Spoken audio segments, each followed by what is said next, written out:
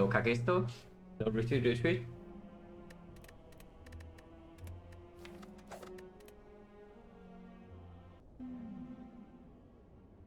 Okay. Hello Captain Nuzo. Hello Papera.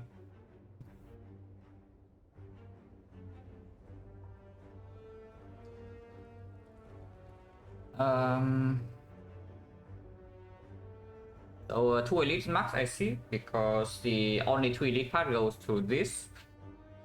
Yeah, Toxic burn elite.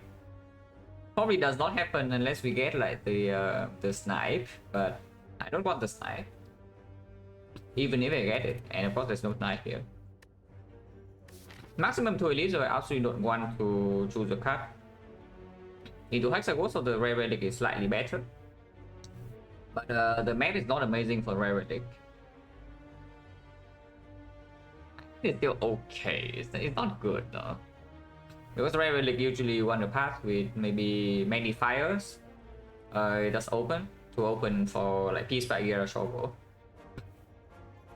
But here the path I see with rare relic is probably like this: 1, 2 fights into steal a shop here, into here 3 fights before the elite, and then fire elite, and then advance away chest, second elite. But here there's like a portion like triple question mark. Otherwise you go to second shop and no second fire. So that's not very good. This portion is like 5 fights, or you can also do 1, 2, 3 fights here into fire number 1, into elite number 1, elite number 2.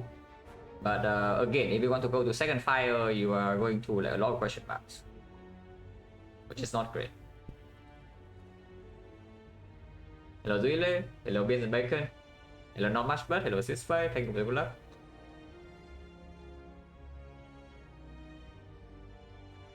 So the other option you can do is like swap. If you swap, you can, I guess, take 1 elite if you're still not ready for the knock here. If we are ready for the knock, then we can take it. If we are not, then we do like same path as rare relic really, but we can take 5 fights instead. So like 5 fights, no shop, fight number 1.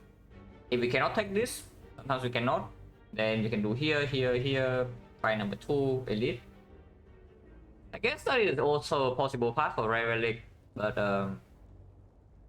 yeah, 15 damage up front into 5 holy fights is not exactly very easy if we do not get a relic that plays.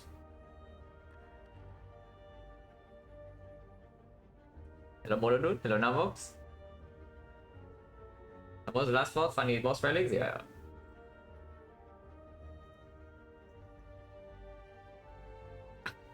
We haven't gotten a lot of like super super good boss relics so far, but we'll see. Yesterday I played like a few runs off stream on Silent, and I don't know, it's like every run is like 2 pyramid. Interesting. Honestly, every single run was end up like 2 pyramid, so I don't know. Offline just way too good, I guess.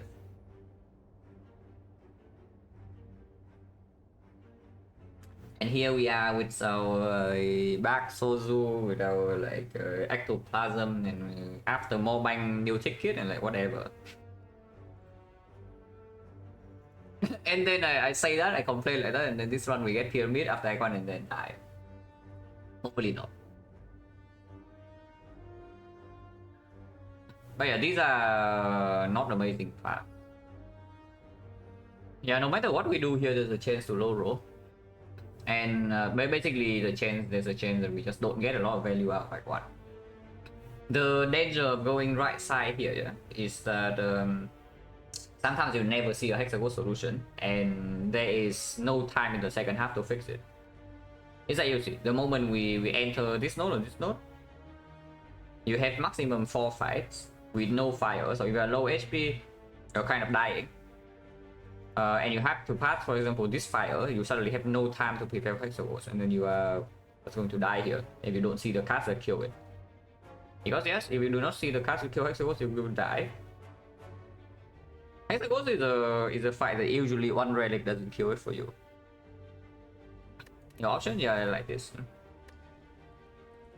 If you want to go to the late shop here, then either we have to take also this early shop, or let's say we go to this early shop and just buy a potion and nothing else. Yeah.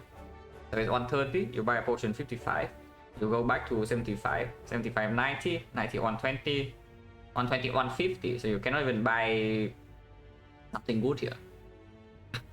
This portion of the map is okay, but yeah, one fire in the entire act, a ton of fights. So even into Hexagons is still not completely safe, and this shop is not even going to save you for the Hexagons unless you go this way. So it's like 3 question marks, 2 fights. Extremely concerning. I mean, I dig the size and die having so much fun playing unfair. Just unfair. It looks so easy. It looks so easy, really. when I played the run for like 5 hours and still almost dying, like was that really easy? I know I win on stream. Yeah? Like every run I play on stream with size and die is a win, but it didn't really look easy. It certainly didn't feel easy to me until the actual final run I play on stream. It's difficult, and it takes a while to form an understanding. I would say that you probably can win more than can win a lot more than in Slayer Spire A20 in on unfair, but definitely not an easy game.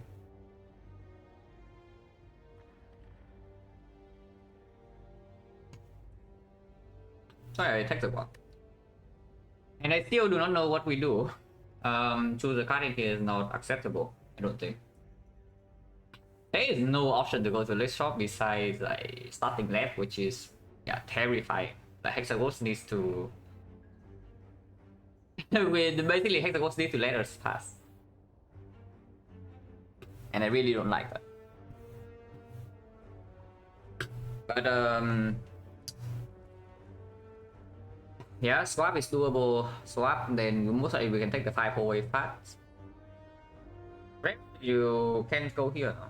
I mean, it's not like swap you cannot go here, but probably with swap you prefer to go this way because you are not going to fight this elite in a lot of cases. And if you're not going to this elite, then I don't actually want the shop that badly.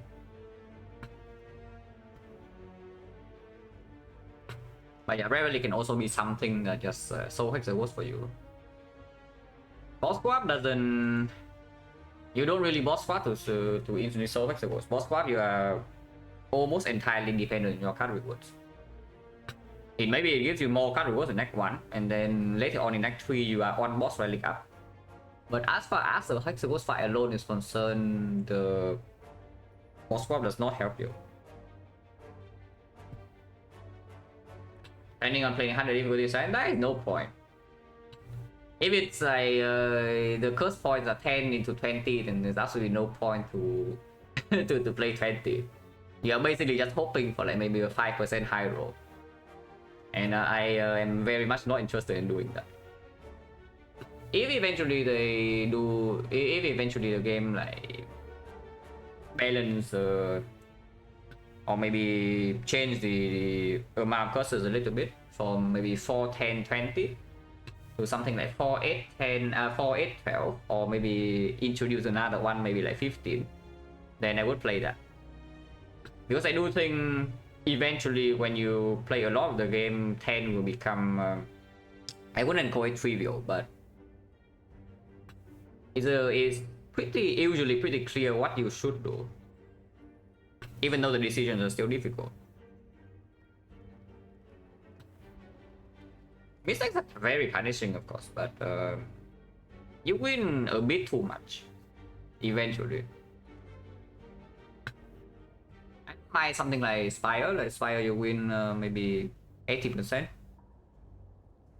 80% after working on it for a very long time seems like fine to me.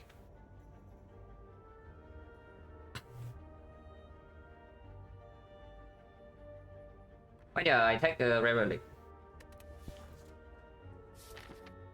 Well, Hexagons better let us pass, because if Hexagons does not let us pass, we are going to die. just telling you. Yeah, if the Hexagons does not let us pass, we will die. I mean, maybe we will die before Hexagons because I literally just took 15 damage for, yeah, nothing. Eventually this can play, but not in Act 1.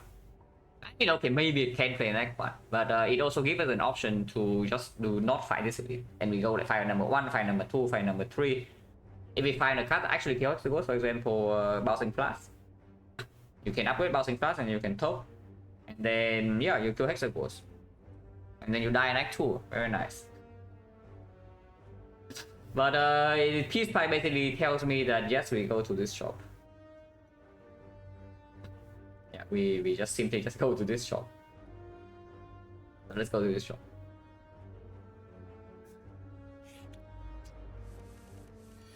Oh yeah, that's basically a complete brick. Well, for Hexagons, this fight also need to let us pass. Yeah, because this thing can happen. I will block 2 over dealing 3 damage, so we'll see whether that punishes me or not. Because it looks like it's going to punish me. Yeah, the silent, the silent. No, very nice, yeah. This is floor 1. We have no neo bonus and we are 34 HP. So that looks like a nice start. Okay, peace out. Honestly, yeah. With this kind of start, like we are no longer in grid mode. This is now survival mode. We are not even ahead for the mid game or late game or whatever to play super safe, but if we try to grid in this act, we will die. So it is time to yes, not grid at all. You can transform here, you can upgrade your P-Staff. If you upgrade your P-Staff, you open up yourself for a rest, and of course you can upgrade most of your deck into removing. If we break this transform, it's going to be run ending. Yeah. From this spot, if we break a transform, the run is just going to end. And yeah, I don't want to do that. We just upgrade. So it's right now. If you transform anything, here's a defense. First transform or remove. Do not do strike. If you do strike, it's usually later on in the act, after you have fought knock, or you are very sure that you are fine against knock. Like for example, you have added 2 or 3 damage cards to your deck, and not any block cards, and maybe you also have a knock potion. Then sure, you can do transform or remove a strike. Otherwise, first transform remove almost always a defense. But here we are just avoiding prison stuff. Because yeah, we are already down at rest. Yeah, so I'm just already down at rest, and this act we are not allowed to low roll anymore.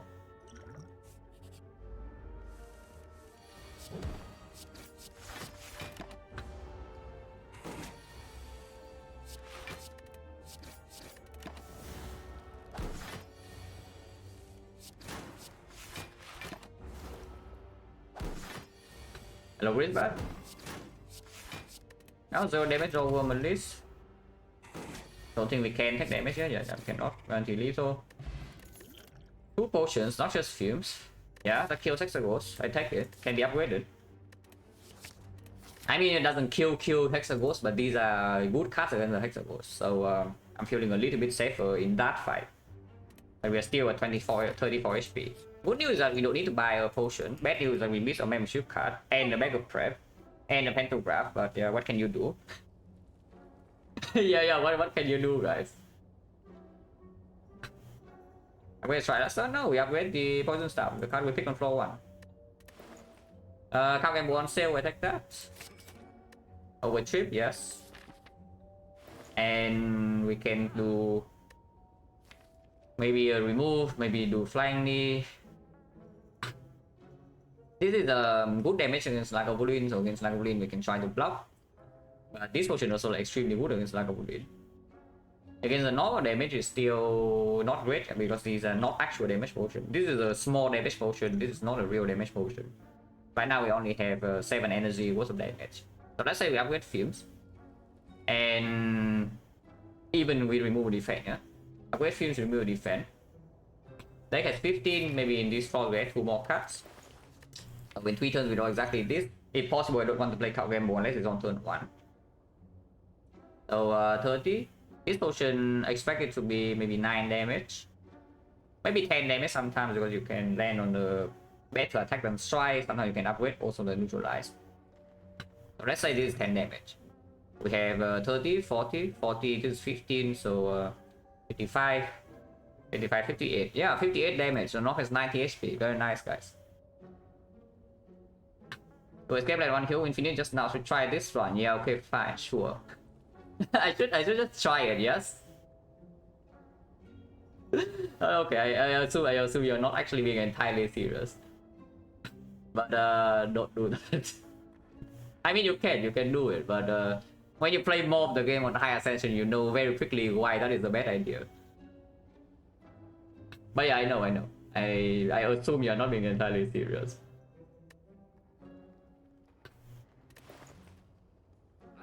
Okay, what are we doing here? There's I can buy the flying knee, I can remove defense. I think I will just remove a defense.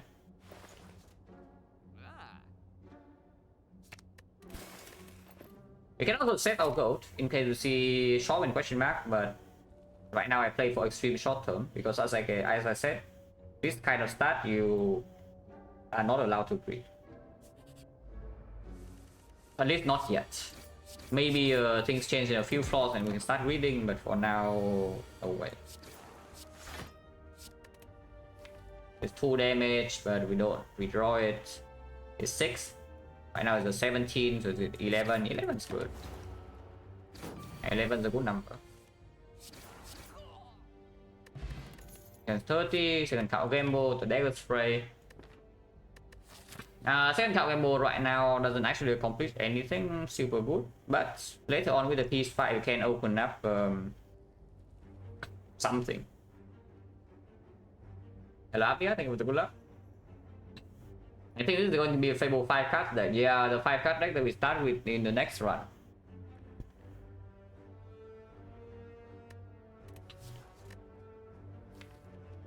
Second count gamble is excessively greedy, but it's not actually that bad because you do draw into your poison star faster, yeah. Even in the Hexaghost fight, it's I would honestly say second count gamble right here is comparable damage to the dagger spray in the Hexaghost fight, but not outside the Hexaghost fight. Because right now we will do counter damage with the knock. We have like 58. Yeah, 58 in 3 turns. That is completely unacceptable. So if we let's say we add this dagger spray, it's plus 8, so 66. And then we add another card. That's still going to be only like, yeah, something like maybe 75 in 3 turns. Yeah, not amazing, but we can fight sentries, we can fight like a Budin. If we do not want to fight this elite still and we just go like, let's say this way, what do I pick here? Because one fire will be for the Fumes upgrade. We cannot talk still, no? Yeah, just imagine this kind of deck. Let's say even you add a second count gamble and you keep talking, like you upgrade your Fumes and you keep talking, and you enter Act 2 with this. Let's say 2 strike, 3 strikes, 4 defense, 1 relic because you only fight 1 elite. Okay, plus the chest, so 2 more relics from here. Team plus, poison star plus. Yeah, how does that do in Act 2? Well, yeah, you run into the teeth first fight, you lose 25 HP, you run into the avocado second fight, you lose another 20 HP, and you go for the classic silent strat of, yeah, okay, now I see apparition, so I die. Nice now, is it? And that's even assuming the Hexaghost does not kill us. Don't think that just because we have P-Stab Teams plus, the Hexaghost never kills us. That's simply just not true.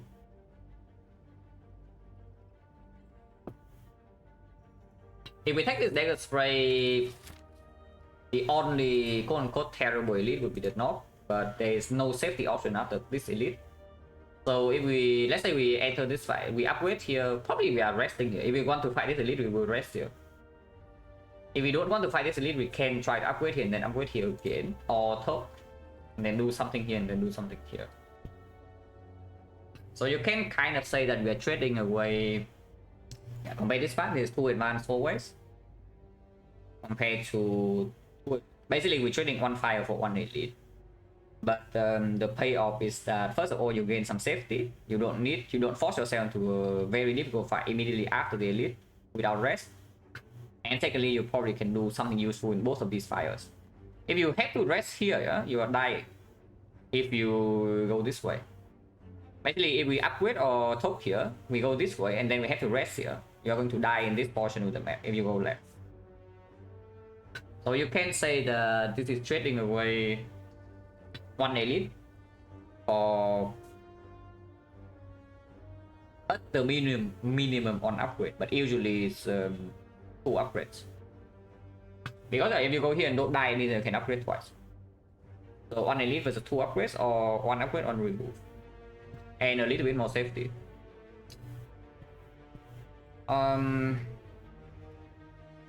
We can still take this fight, depending on what this fight gives us. Because I have a feeling that I should just take this dagger spray and then upgrade it.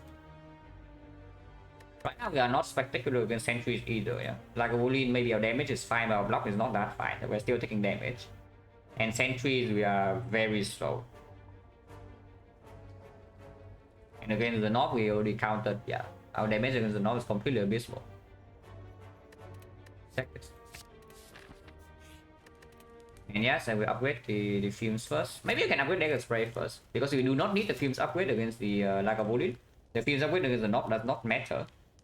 And the fumes upgrade against the sentries also have dagger spray plus, which is a stronger upgrade there anyway. Because you are just comparing between dagger spray and the fumes. And dagger spray upgrade plays better here. Yeah, let's upgrade dagger spray first. I just ignore this piece fight until I feel safe.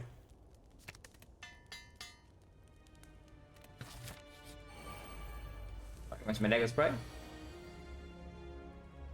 Where is it?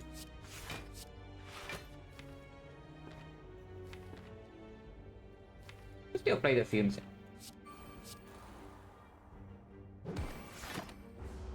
This is guaranteed to attack, but if we draw the spray, maybe we can kill this. We don't. So next turn, this guy will attack. This guy might attack. This guy never attacks. Dagger spray is how much? Dagger spray when weakened is 8. So we are dealing 13 AoE here. 13, 17. 17 is an ugly number. Hello, Closerer. Thank you for the good luck. Yeah, 17 is an ugly number. I should probably take 2. And I guess I will.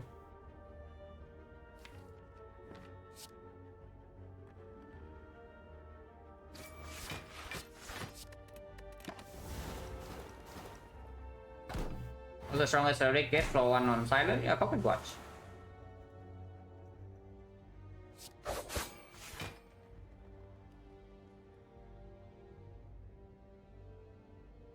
So we can kill here, but we are 1 off from killing this. Did not draw defend.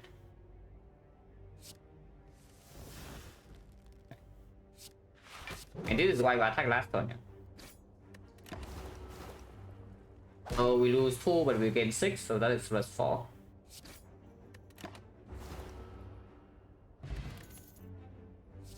We do not need Power Charge against Hexagons. The Chop doesn't do it, and for the elite, no potion drop. We lost 3 HP.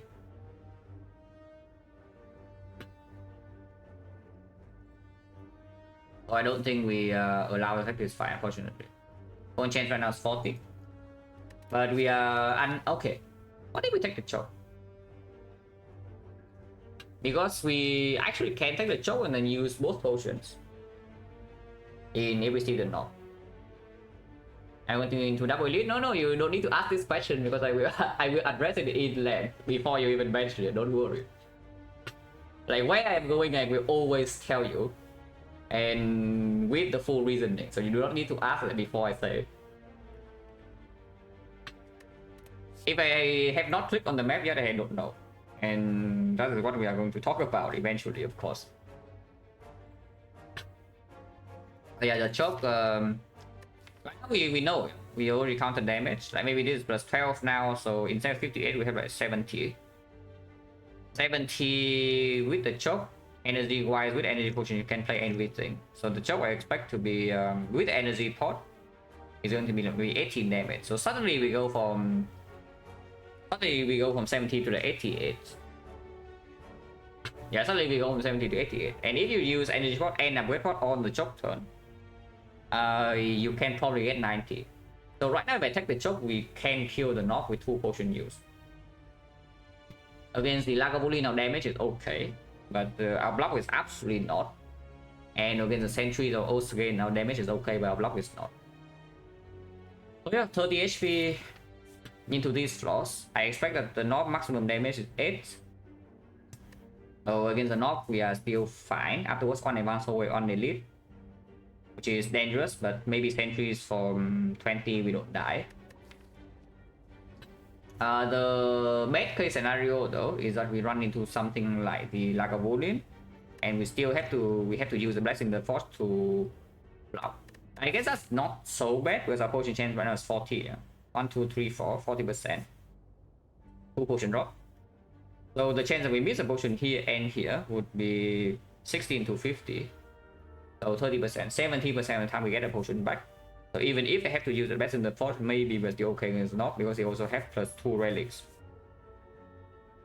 Against the sentries, maybe we use this energy potion, but I don't expect to have to use 2 potions against sentries. Sentries you can always get taxed though. So you fight sentries first in here from 30 HP, it's dangerous into the second elite, no matter what. So funnily enough, we were saying that we were better against the Knob, yeah. But the only good case for the elite, if we go left right now, is that we see Knob. We take this choke, we go left, we see Knob, and then the act is in an okay spot. If we take this choke and go left and don't see the Knob, our act is done. So if that's the case, I would just not take the choke. You know? Yeah, if that's the case, I would just not take the choke and then go right. So let's do that instead. On chance 40. We are fighting 1 elite. 3 more fires to go potentially, but ideally I don't want to go here. But we'll see. Still pretty decent chance to straight up just die to Hexagons. And then Act 2 is not exactly playable right now, but we'll see.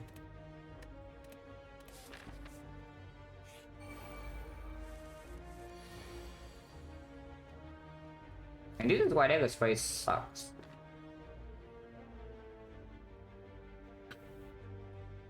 No, really, and this is why Dagger Spray sucks as compared to Piercing Will. So we play Dagger Spray, if we don't finish off the Mad Gremlin, we are taking 9 here and then 9 here. I mean, we can kill the Mad Gremlin. If we can. If Dagger Spray here, this thing dies. We strike here plus neutralize here, this thing dies, and we defend, we take 4. The other line that we Dagger Spray here, strike here, neutralize here. So he goes to 8, so we take 8, but we deal a little bit more damage. Seems pretty bad though. The line that we potion for 4 HP. But if we only take 1 elite into Hexagon's Act, this is also healing event. I don't want to. Yeah, potion chance only 40%. We use the potion here for 4. We don't draw a potion, suddenly this fight can kill us. So I will just take 4. It's not that 4 is the end of this fight, yeah. Because this guy is attacking you for 9 every turn and it's being shielded. But we have block in here to block 9 for 1 turn, and then afterwards the shield dies and we have some poison to finish this thing off because it's a 9 HP.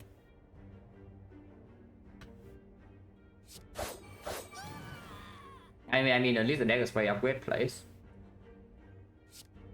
Okay, this is a 12 HP, not 9, that's sure.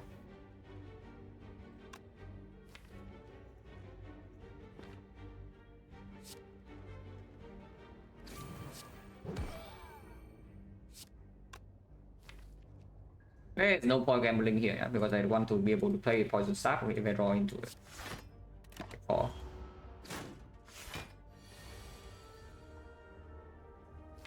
And yeah, this is what I mean by saying that we can probably block the 9.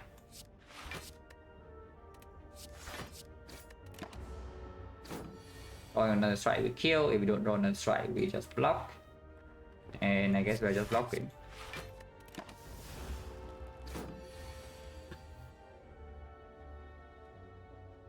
After your survival block on defense, you open yourself up to low roll the turn after. Though.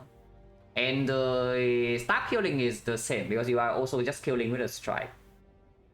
So the only out you get with the cow gamble is a survivor. Sometimes you don't draw any blocks, sometimes you draw too many blocks, and then the turn after you get old. The only thing that is slightly better on turn 1 would be the survivor draw. Because you are still killing this with a strike anyway. You kill it with 1 strike, you're not even killing it with 2 strikes. So it's essentially the same thing. Potion, yeah, potion 50. Here's an acro.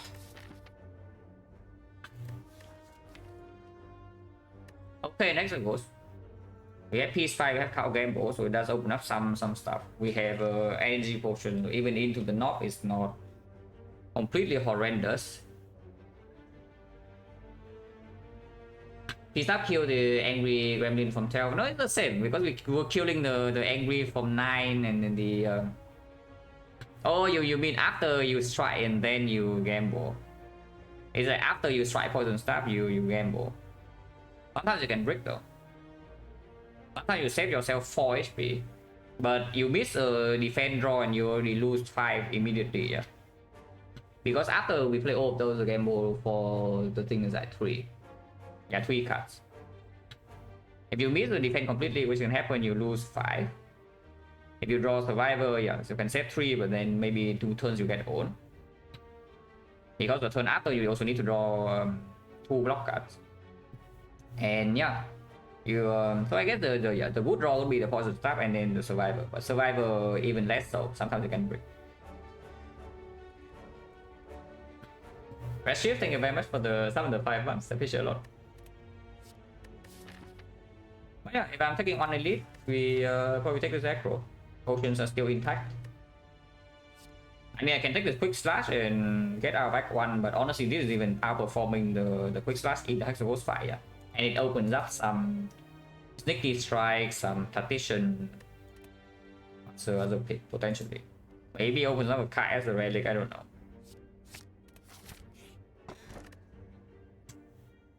I mean, I don't key this, I don't expect it to do anything for a while, but I don't key this. Infinite, yeah, if we are not dead, we can go infinite. Right now, I'm very scared that we're dead in that one. If we are not dead, we can talk about infinite. Upgrade fumes. Do we ever die to knock? Do we ever die to knock here? Because I did not take the choke, yeah. We still have 2 potions, but I did not take the choke. But I can play this, so in 3 turns we have 11 energy. 1, 2, 3, 4, 5, 6, 7, 8, 9. So we can play 2 more energy worth of attack. With the upgrade potion, I expect 2 energy to be maybe 15 damage, maybe slightly more. We counted. This is going to be like 10. Yeah, this is going to be like 10. In the first deck cycle, second cycle, we only count as like the upgrade attack, so we don't count this again. So 10, this first deck cycle is 40, 40, 55, 55, 67, 67, 70, 70, 80, 80, so yeah. Usually we can kill Knob in 3 turns with 2 potion use. Burn chance is 50% that we are entering Hexaghost with like no potion.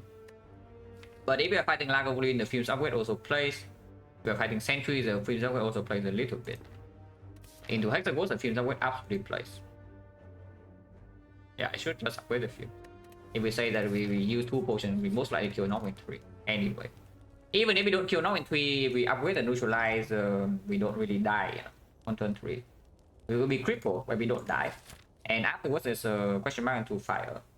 So 20% of the time we see a fight here, which is slightly dangerous if we go very low here, but usually not.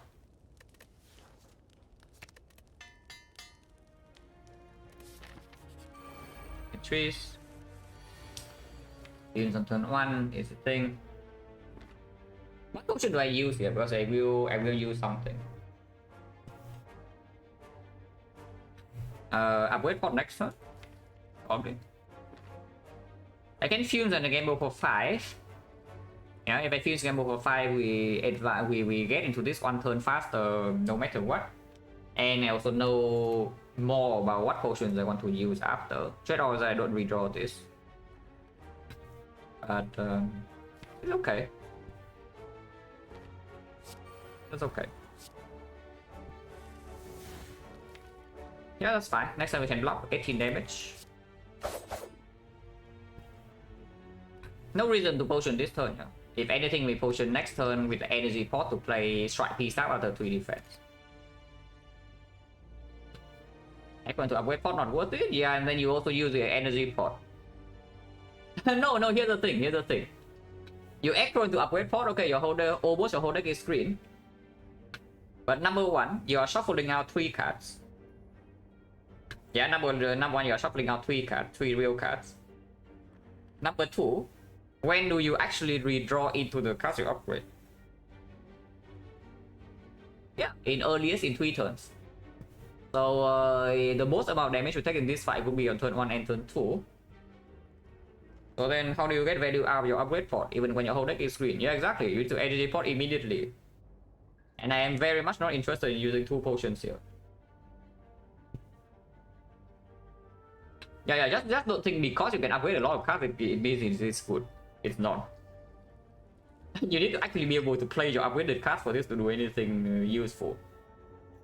And I would also say that this potion is way stronger than this potion in the Hexagons. So if we can only get 1 potion, preserve 1 potion here, and this fight does not draw a potion, I would like this to be my potion. Because yeah, honestly, just the card game upgrade already improves the potential by quite a bit in the Hexagons fight. Just by making this upgrade with the pressing. But sometimes we still need to rest even before Hexagons. But yeah, next time I can see energy potting here. So we strip artifact here. Next time is 3 poison, is 7 poison, 15 damage, 21 damage, 21 damage, 7 poison, turn after 9 poison. So 21, 7, 9 is 37 damage. Which means like we can strike elsewhere. Because I can neutralize here, and then next time P start here, it dies over 2 turns, I can strike elsewhere. Let's do that. Double check. This goes to 30, next time is 3 poison. I just played the P stab. Yeah, 30 HP, 3 poison, so 30 HP, 7 poison. And 22 HP, 7 poison. So it's going to be 7, 9. Yeah, it's 7, it attacks, 9 doesn't attack, 11, and then it's dead.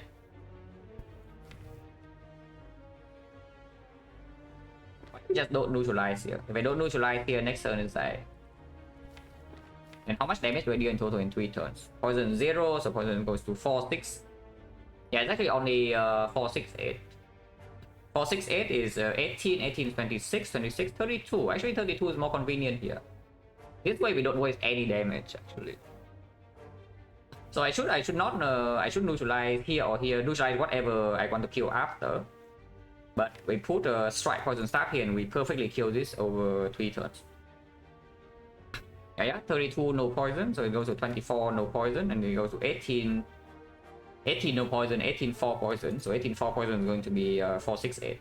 So it perfectly killed this. Let's say I put the neutralized middle then. Neutralized middle, next turn it becomes 25 3 poison as an attack, and then it's like 3 5 7 9, which would be 24, so we still need to put 1 more energy worth of damage here. If I go here, it's like 30, and then it goes to 3. Yeah, 3, 5. 3, 5, 7, 15.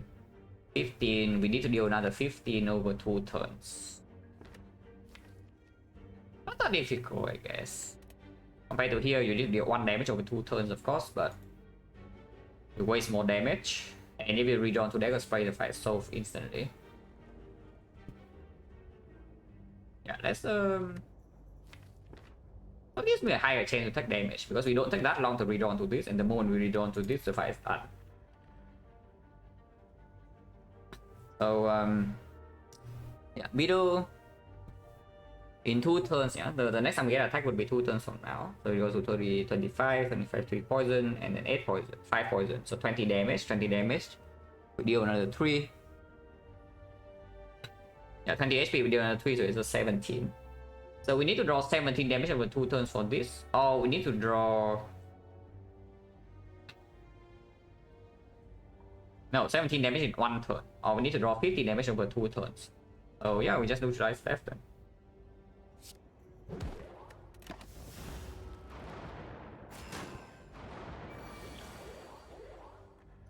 We counter damage exactly already. This is a very clean kill.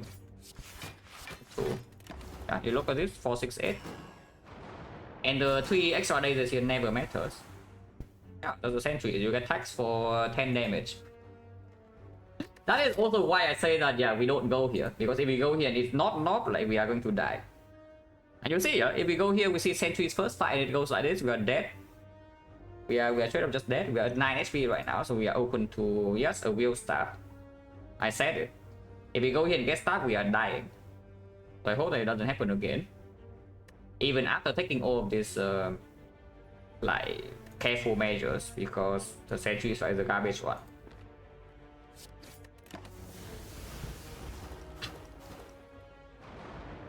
Is that, yeah, sentry strike in the second cycle is completely random. Even when you line up your cards like this, you can never prevent all the damage.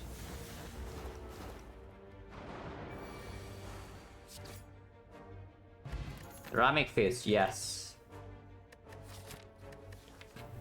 We don't actually need to rest at all. If we enter the Wars fight with 9 HP, I will play the fight with 9 HP. So we can upgrade or we can top. I am slightly interested in this prepare because it actually opens up a very early like Eviscerate or Sneaky Strike. Pick an act tool and it's going to be real damage. Or you can take this Clone Dagger in just say like a block cut. But in the Hexaghost fight, I guess they both perform because if we enter the Hexaghost with like 9 HP, then we are not allowed to take any kind of chip damage.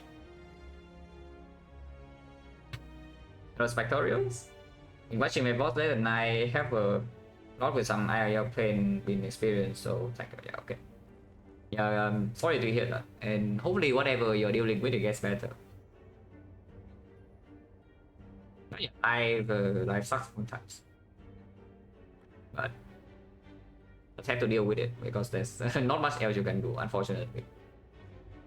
So I hope that whatever you are, whatever bad things you are experiencing, like hopefully it's gone soon. Anyway, we can prepare into upgrade eventually when upgrade top gamble. If we ever use this piece, I would expect the prepare to outperform the yeah, we can. It opens up a reflex play. If we are ever using this piece, I expect this to outperform this. Nova Chip, thank you very much for the prime sub and the 2 months. Appreciate a lot.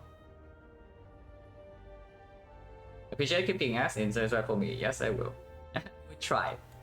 Right now we can die on this floor like very easily. We go here, we get stabbed again from the wheel gremlin, we are dead. And that is outside my control, but we will see. Oh. Whoa, perfect timing, guys, perfect timing. What did I say?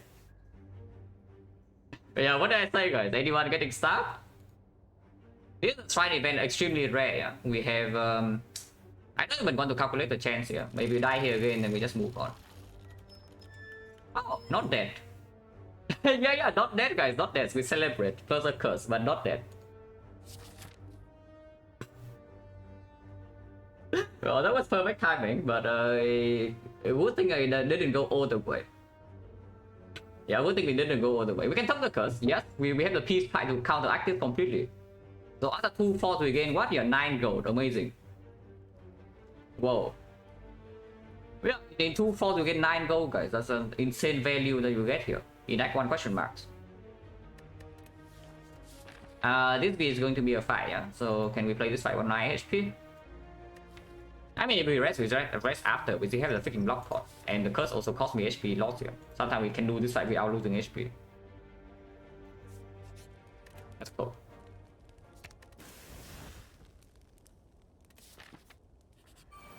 Yeah, sometimes this is a fight that we can do without HP loss. So we try to do that.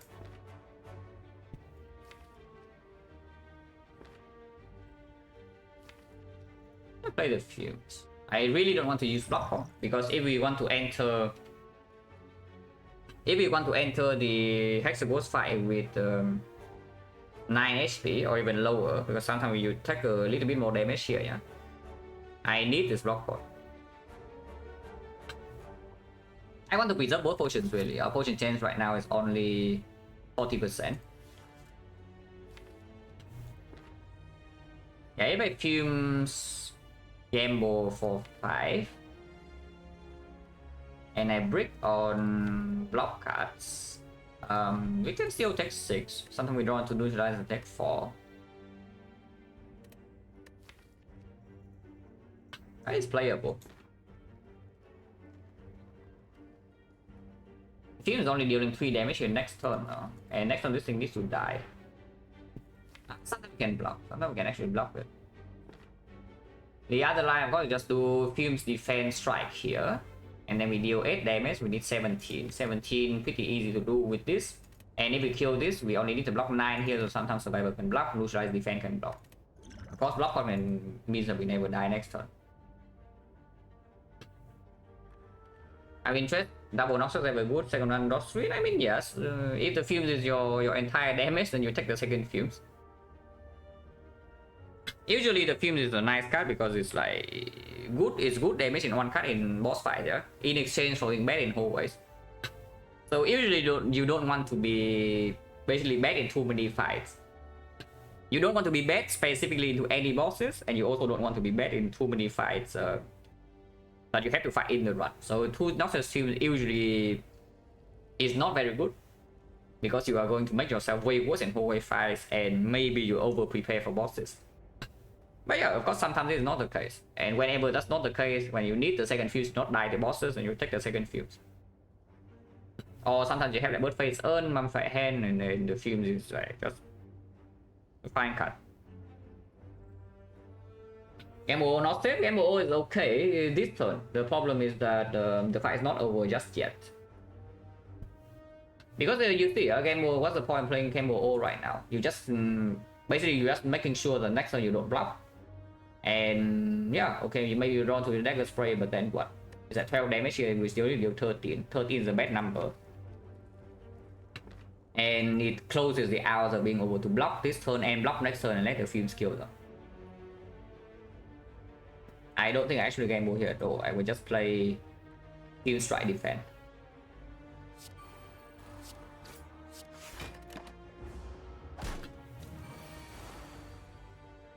If this guy buffs, then we can also do this. Yeah, next one is dead. So losing 1 HP, but no potion use. No thunder proc though, but it's okay. Yeah, no potion get. Well, second Acro Infinite or bouncing fast so that we never die to Hexaghost, but we are ghost into Act 2.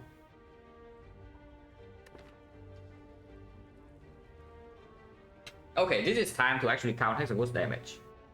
It's important here. Because I really want to take this Acro, because I do think that right now you see with these kind of relics in Act 1 and our deck being like this Act 2 is currently not playable unless your boss reverse bail you out. We do have an early Act 2 shop. It will take a card here, so it's 137, 144, 200, 209, and yeah, 220. We have a 225, maybe 250 to early Act 2 shop. So you can bail yourselves out with the shop in Act 2. But usually you enter Act 2 with this kind of deck, you are very bad. And yeah, if you take the poison staff, you don't really open yourself, you don't really open any potential to get better. It's like you are just going to bleed like crazy in Act 2. And yeah, the run never looks up. If you take the second Acro, suddenly one tactician, a few tops, and we can dodge all Act 2 elites, and suddenly we are still strong. We are even near infinite. So if I can, I would up to dub to take this Acro. Let's count damage. Turn 1 I roll 7. Slowest the fumes can come down would be on turn 3. But usually with this deck it comes out turn 1 or turn 2. So let's assume that we have a bad draw and it comes on turn 2, yeah? Turn 2 in the Hexaghost fight, we don't need to block. If I enter Hexaghost fight with 8 HP and an Acro pick, I would upgrade my... What would I upgrade? Neutralize Khảo Gamble? Probably Khảo Gamble. Yeah, probably upgrade Khảo Gamble and then we upgrade Potion to neutralize whenever we draw into it. But let's just say, yeah. Let's assume that we have neutralize plus and Khảo Gamble plus.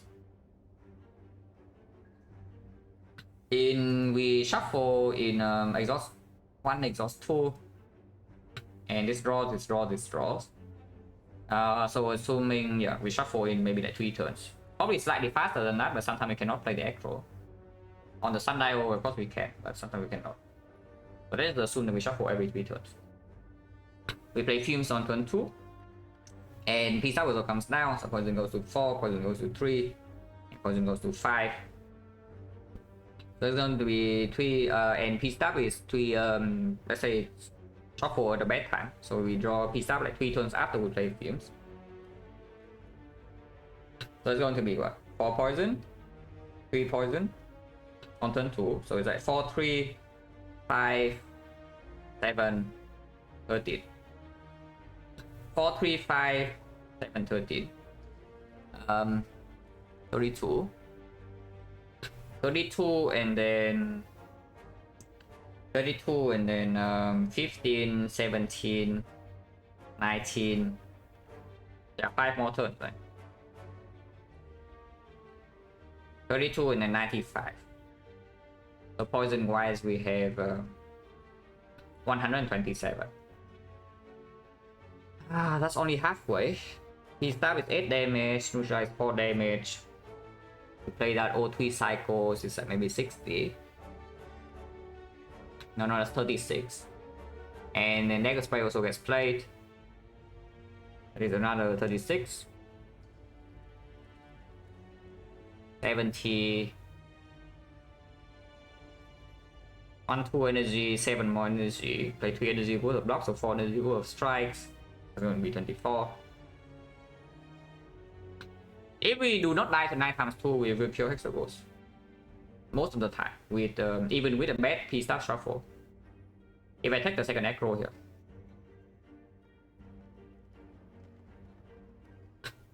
So the biggest concern is that we have to use block pot before the 9 times 2.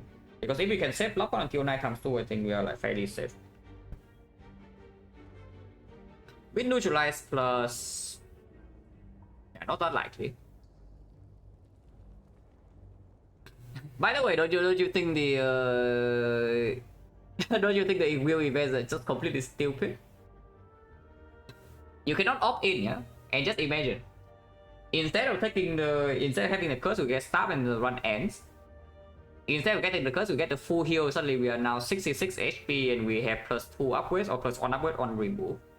And I can very safely take this Echo and we never die to Hexaghost without potion use. Isn't that just completely stupid for an event that you cannot choose to opt out? But yeah, here we go. The wheel.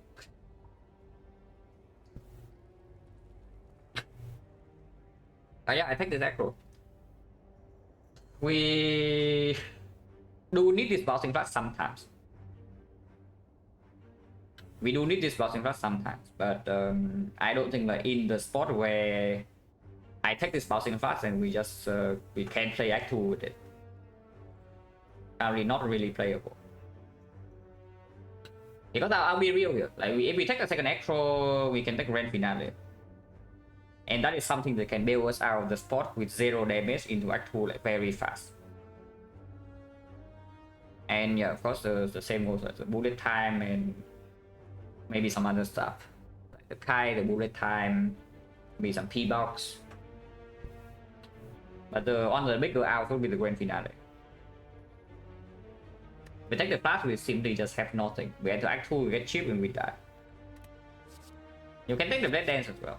I don't think this is doing enough. And yes, we are definitely not resting here. Yeah? We need both of these to be green in the Hexaghost fight, and upgrade potion can only do one of them. So you can try to talk here. So you can try to talk here, but I think I will upgrade Cloud Gamble. It also opens up like maybe a Fusion Hammer if we see it. Fusion Hammer, suddenly we have Cloud Gamble plus. With these things, and we can piece tie some stuff away. We play safe and act 2, and maybe we can go infinite with the Sundial.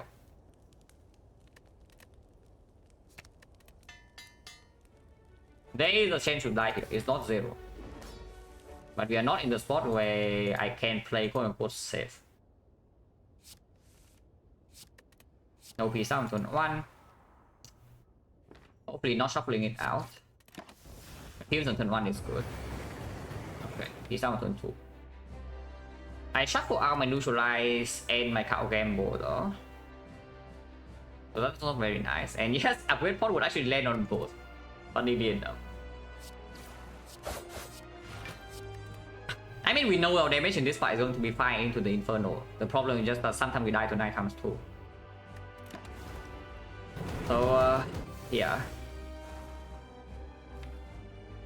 I can upgrade pot now, but just to make sure that it's weakened for the 6 times 2 next turn. And upgrading prepare is good. And I know that eventually I want this neutralize to be green. Let's upgrade pot. Yeah, upgrade prepare is also better than whatever base card we see.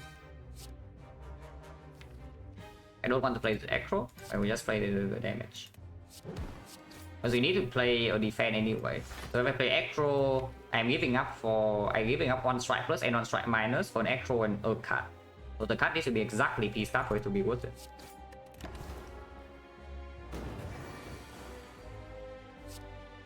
Take 3, and yet I would never use a blocker on this spot.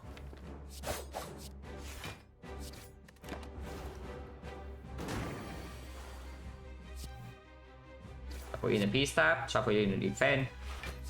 Nile energy. That's not good because we don't have weakness on the 9 times 2 now. And the Cloud Gamble is drawn at a bad time. Oh, that's scary.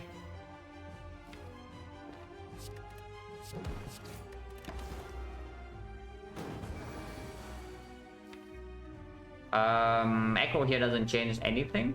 I mean, shuffle out 4 of these cards, but shuffling them in doesn't actually matter too much at this point. Because I was saying that our damage is fine, but looking at this, maybe our damage is not fine. Because the P-Stab was played late in both deck cycles. Even with films on turn 1. So poison right now is like 19, 21, 23, 25. Which is 88 damage only. We still need to deal another... Yeah, we need to deal another 51.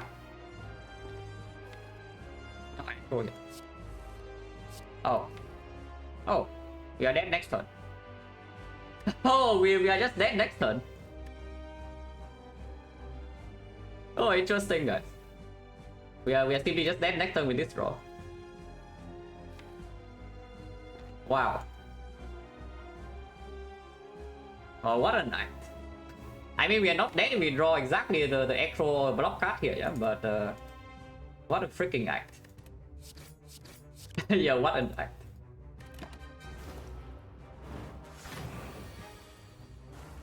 Oh, defense plus, so never mind. Not dead, not yet. False alarm, right? False alarm.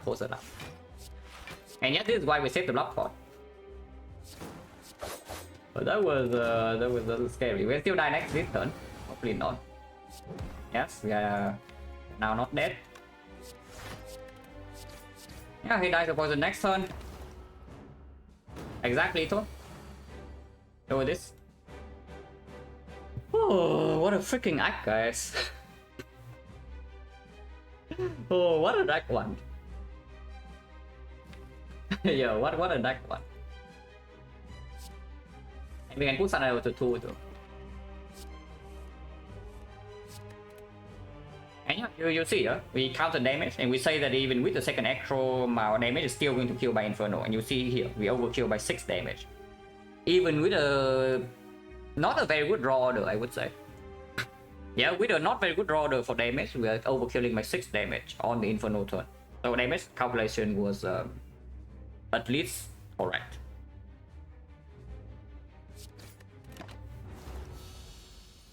Well, that was scary. And yeah, no potion drop, so Act 2 will not be very good. Is the red form? Does the red form bail me out of anything? Because you can also just take this adrenaline and, you know, maybe you go infinite. But your deck right now has no damage.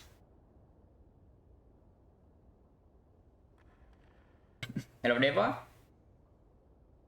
Oh, it's not been too hot? Yeah, it was almost too hot in the Hexaghost fight. But we barely live.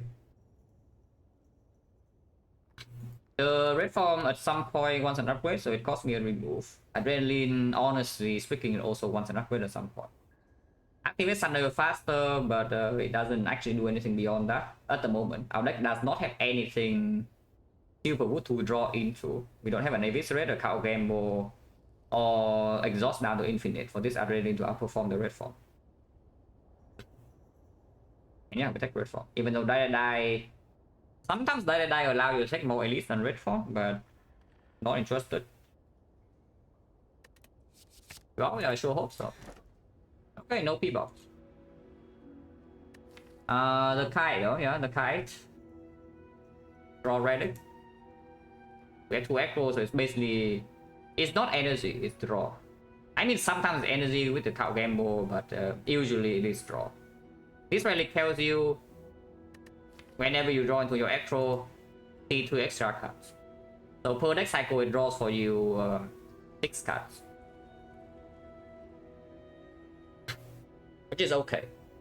Probably Rip completely free if we see buys first question mark back 2, so surely that will happen, right? Yeah, we see buys with fish and 5 strikes. You click the buys and then you get your free energy. Very nice. Kite going on? Yeah, probably. I don't like Kite so much, but Kite will proc pretty often in this deck. We also have the Peace Fighter to proc. And the more important thing is that the Reaper is terrifying.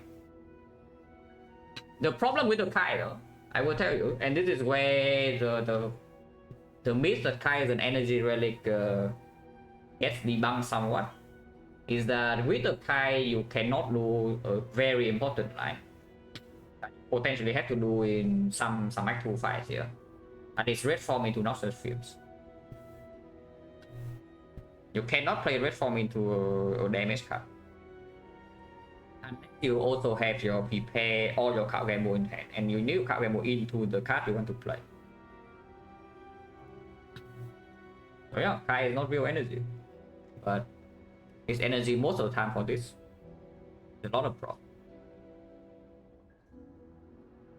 But yeah, more importantly, I just do not want to play with Reaper because honestly, with this deck here, even though we are pretty crappy right now, like we are extremely bad into Act 2, it only takes a few good things for us to suddenly become really strong.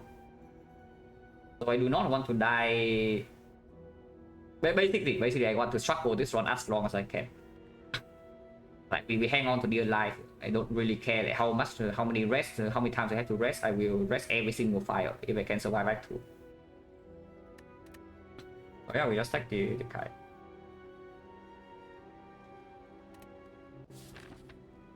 Because I do not want to deal with Reaper. We do want to go to early IQ shop for sure. Yes. We are forced into an elite. That's exactly what I want to see with this deck. Yeah, completely forced into early elite. But we can shot number 1 here into shot number 2 into fire here. Yeah, so elite before fire, that's pretty bad. But then we can do fire number 2. If we can top, we can top. And then here we don't have to fight the elite. If we are strong somehow, which can absolutely happen, we can fight the burning elite and then go to short to double remove again. Like go closer to infinite.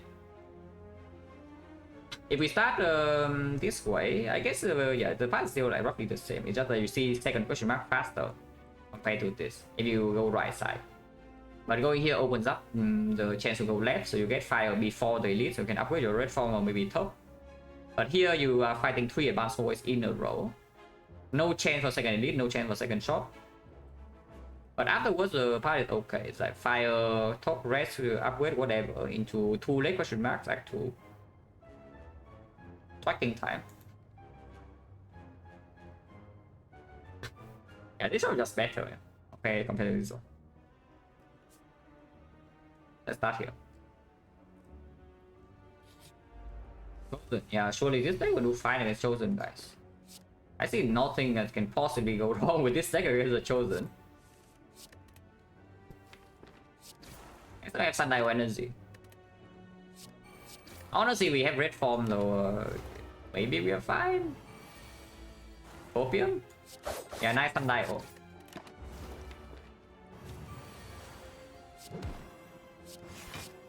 -8. Okay, here's a red form.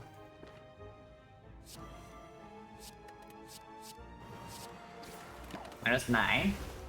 And now it's dead. Shuffle for Sundial. Shuffle again, I can. Actually, no, I cannot. This game move for 6. Yeah, it's like 1 card off. Because I also want to play a defense here, of course. We're actually just 1 card off from Sundial to 2. And I don't pay 2 HP for the Sundial or the Sundial prop. Yeah, 1 card shot if I can move first and then block. No potion, potion 50, piercing wheel plus, a catalyst minus. Yeah, give me a freaking piercing wheel plus, please. So you can tongs here. If you tongs here, you can remove pain immediately. It also does mean that the next question mark we see will be a fight. So no bites here. And if I take the if we take the tongs, we don't have upgrade from upgrade if we want to go this way. Yeah. And we are one remove now, and removing this deck is valuable. I would just take the menu upgrade and red form, go to the shop, and maybe we see a mirror and we be crit. Yeah, there's always a chance that we see a mirror here. It's not a mirror, but there is a palace. There's also a tactician wireless plants. There's a preserved insect. Well, we are too poor, guys. Once again, we are struck by poverty. yeah, we are struck by poverty. Tactician must get in our deck. There is no way in hell this tactician does not get in my deck. And what about the wireless plants? Because we can buy tactician to preserve insect, that makes us somewhat safe into the elite.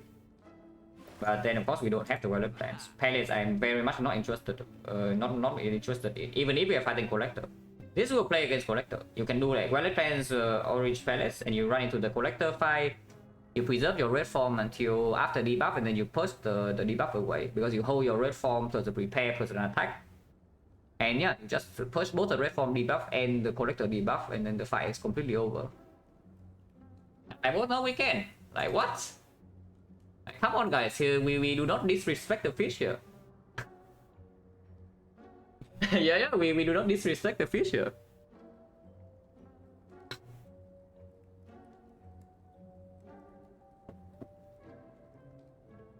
But if I do not take this statistician and we never see one again, I don't know how we're actually scaling this run. Palace does not play until exactly the collector. So I think buying the Palace here is completely stupid.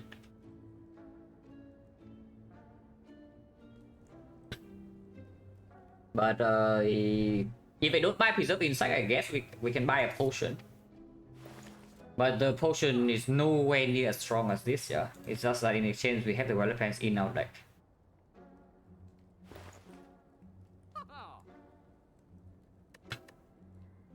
Yeah, Wireless Plants, Statistician, and a potion. Potion chance right now is 50. We face 2 more fights before the elite.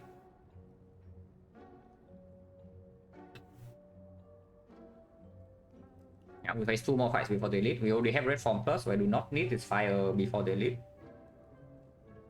15 to 40, 20% of the time we throw away a potion, but we still get to choose 2 of 3.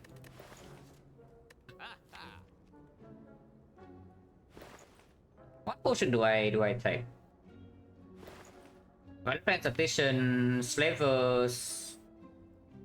still a complete menace, but we can maybe red form fuse in 3 turns is going to be maybe like 8 AoE damage. Dagger Spray can be played twice, sometimes 15. Piercing Whale can block 1 turn. So Sonus can spend like 900 gold. Yeah, if we have enough gold to buy this, and this, I'm very confident. I mean, of course, if you have 800 gold, you're confident. But if you give me 100 gold more here, or even 50, if you give me 50 more gold to buy a potion, or you give me 80 more gold to buy these 2 cards and the relic, I would feel fairly good here. Right now, I'm still not feeling good into Act 2. But the book, yeah, the book we have Wallet Plan facing a 1 turn block, with form 3 turns block, so that's 4 turns. But our damage is completely unsolved. It is slightly better than before though, because we do have Tactician, and we have 2 screens, 2 cards rewards here to see Sticky Strike or Eviscerate. And yes, Wallet Plan also opens up like Grand Finale out. And again, Wallet Plan with red form just good.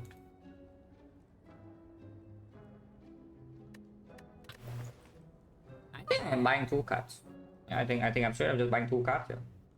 Wallet Plan Statistician, because sometimes we don't even want to fight a second elite ever. It's like we fight this elite and we just completely dodge afterwards, and then maybe we can win from off of that. Because this shop is honestly good enough.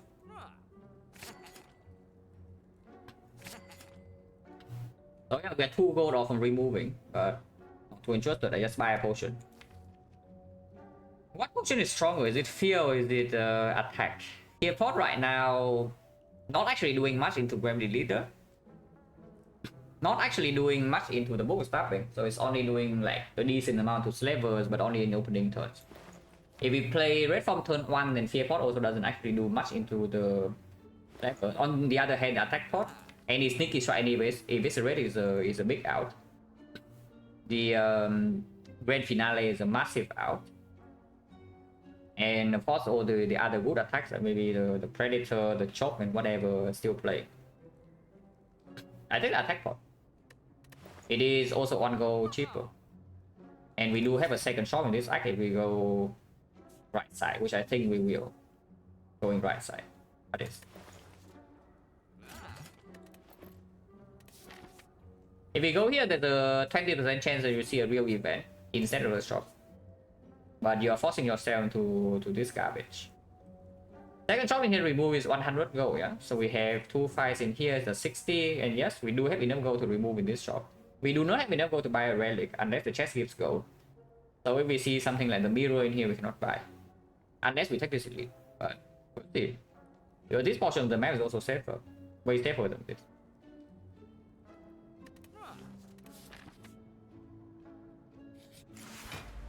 Cardo. Turn 1. Yes, we take 6.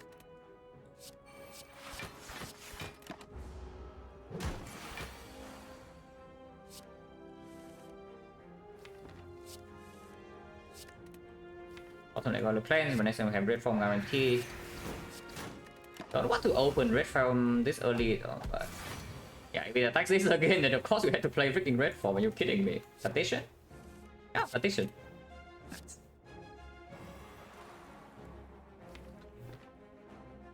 So I can play wallet plans here, take 1, I can play defense, take 0. In 3 turns this thing needs to die. So we have 9 right now, 11, 13, and then 15. Which is 48 damage, is at 19 HP. Thunder energy also comes, we can attack over the next 2 turns now. No reason to take this damage, right? Yeah, no reason to take this damage like what? And also this advance always there. So we are going to enter the elite fight with fairly low HP here, which is pretty dangerous. But we'll see. Going left means that you can rest here, but afterwards you have to fight 3 advanced always in a row, so it's like you buy yourself 19 HP. But you have to fight 3 hard pulls. Which is not exactly great.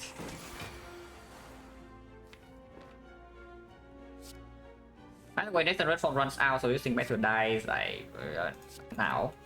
Which it looks like it's not going to die yet. And it's 21 Ming, 20 using 21 on Tien. Is it dead or not? It better dies now. I think it's dead.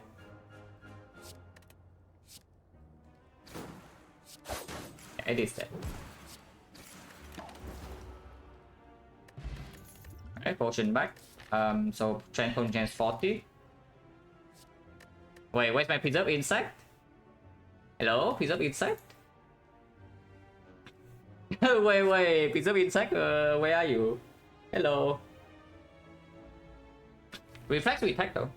We can take this reflex for sure.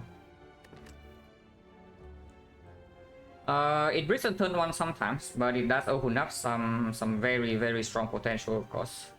Basically, taking this reflex means that if we survive Act 2, usually we win the run. Usually.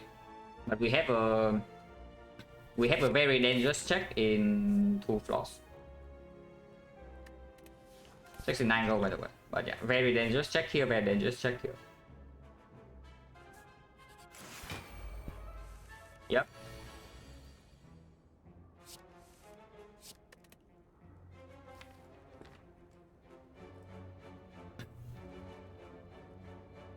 Well, that's about what I expect. We can power pot, or we can save 2 potions for the next fight. Potion change on us 40. And this is what I mean, yeah? It's like you go here, yeah? Let's say you go to this question mark first. Sometimes you get a real event here as you roll a shot. I guess if you roll an event here, you also roll a shot. So it's the same thing. You still go to 2 advanced always regardless. And then you have to set into 3 other ones. Which is not exactly very good. Right now I'm taking 8. Which is admittedly not the worst, but it's not good. Weapons is in play with weapons minus red forms not in my hand. Fumes is not down. Last time we had Fumes down turn 1 and then red form on a clean turn and on turn 3 and we still barely kill it, yeah? So if we had to red form next turn, I am slightly afraid.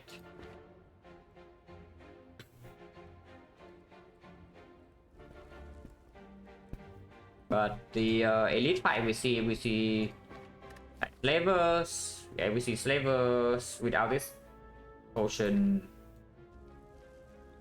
It might just die. 8 HP, 28. Afterwards, I expect red form turns we take maybe another chip here or there because we actually cannot take the hit from this guy after intangible runs out. So we probably lose at maybe 10 here, full chance 40.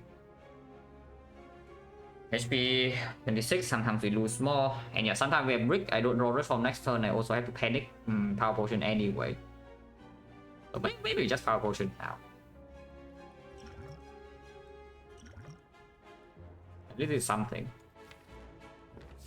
Some damage. I don't know whether it's real damage or because this thing is also real damage, yeah. The cow chops. Even the infinite blades. That's only real damage on this guy, but not on the avocado unless we attack. We will attack. Our shot 3 damage per turn. It is also kind of 3 damage per turn, but only if you get through the armor. Sometimes 4 damage per turn. Okay. And also kill this. More importantly, you can also kill this in case we breaking next turn. I mean, you can block here and not play the Violet Plans, but I think playing Violet Plans here is very important. We reflect Statation in the deck. And the Kai, like, and we must play Fumes and Red Form if we draw them together. So I really want to hold this prepared here. 8. Hopefully we don't get destroyed this turn.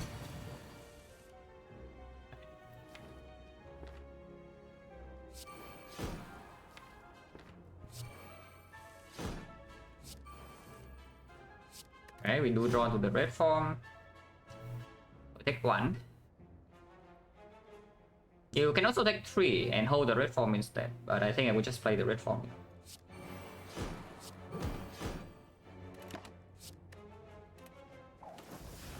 We take 9 damage, 1 potion use. The fume's down quite late though, so this fight is scary. I can take another 1 here, but it also heal this guy by 1 in exchange for 6 HP. So we're trading 1 HP here for 5 damage. The form is running out, but now we do have Reflective Protection in the deck, so we can shuffle a little bit faster and gain more energy. Let's block. Let's block.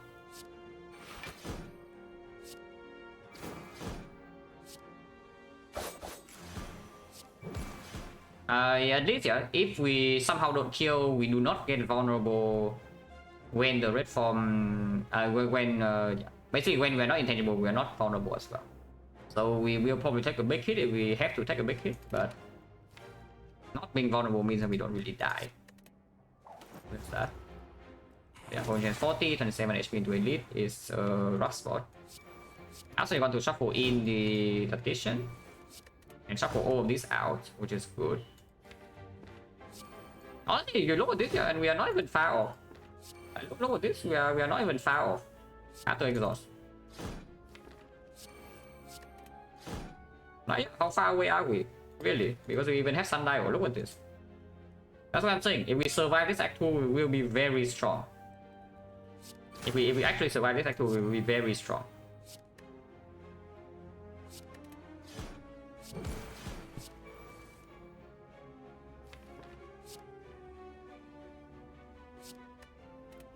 I want to set another to 2 before killing it. Looks like we can. We most definitely can. This is also why I waited to game more in end of Act 1, by the way, over the Survivor. And also why I took the second Electro. And you see, you just see. You just see. If this is a bouncing blast instead, we are never going to die to Hexaghost. Yeah, we will never die to Hexaghost with this being with the bouncing blast, but you see how much worse the Act 2 would be here, and we have no out. Instead here, we might still die next floor. Like as of now, we can absolutely still just die here. But if we survive, we die in a playable spot. Even with a relic bar that's not doing anything. Okay, they are doing something. This relic is doing something. As the lead for leader, I would assume so, yes. Leader allows us to have time to exhaust a little bit.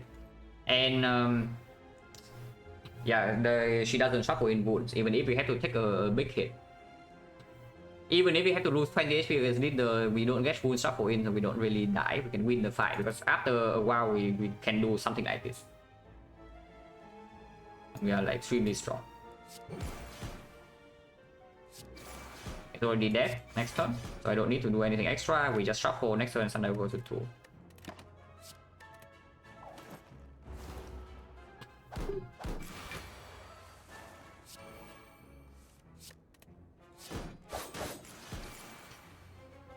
Potion, oh potion so good here. More chance 30. Negative plus. Man, I don't want to take this. Oh, I don't want to take this, but we are so close, guys. We need a few more removes and we already there. But if you just want to survive next floor, this thing is very good.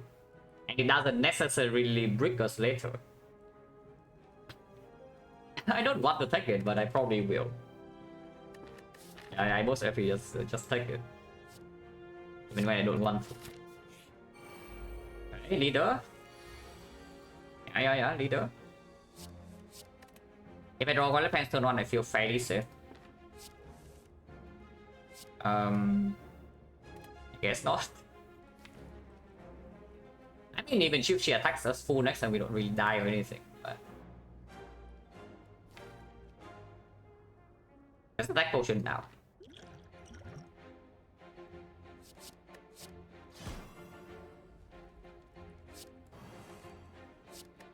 Okay, so we cannot hold the... Yeah, we cannot hold the red form. Oh, yeah, we're still getting more here. Oh. Yeah, nice Sundial turn, by the way. Yeah, we never die when she attacks this turn. Afterwards, we do have the Wild Fence and the Piercing Bell.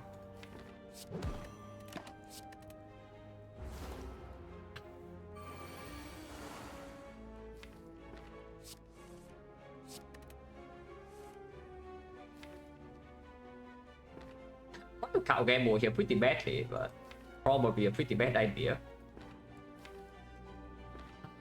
Damage is going to be so slow in this fight though if I don't gamble now. If I gamble now and she attacks next turn, we will die.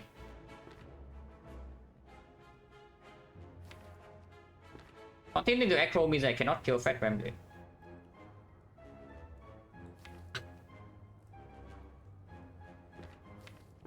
Let's just kill Fat Gremlin in the whole red form. And we play the fight a little bit slower.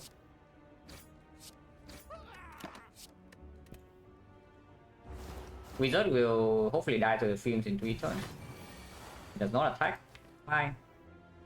Next time we can dagger throw, discard Tactician, and that's our energy. Or we can prepare right now, we draw to the dagger throw, slightly set, but that's fine. Honestly, next turn is very good though. She summons a new one. This dagger spray will kill the wizard. So we have 4 energy, yeah? We have 5 energy, so we can play 1, 2, 3, 4, 5. No matter what she's doing next turn, we are still fine. And we don't even need to play red form always. And poison is like 5 into 7, so dagger spray will just kill the wizard and the new minions as well. I just choke in poison starfish and hold the red form. The next one is good. No reason to even play it. To not keep these cards, I mean. Oh, this turn is very nice. Yeah, she's just dead. Because now we have red forms of you. We're just safe. At most we take 3 damage in this fight. She doesn't even attack. And now she's dead next turn.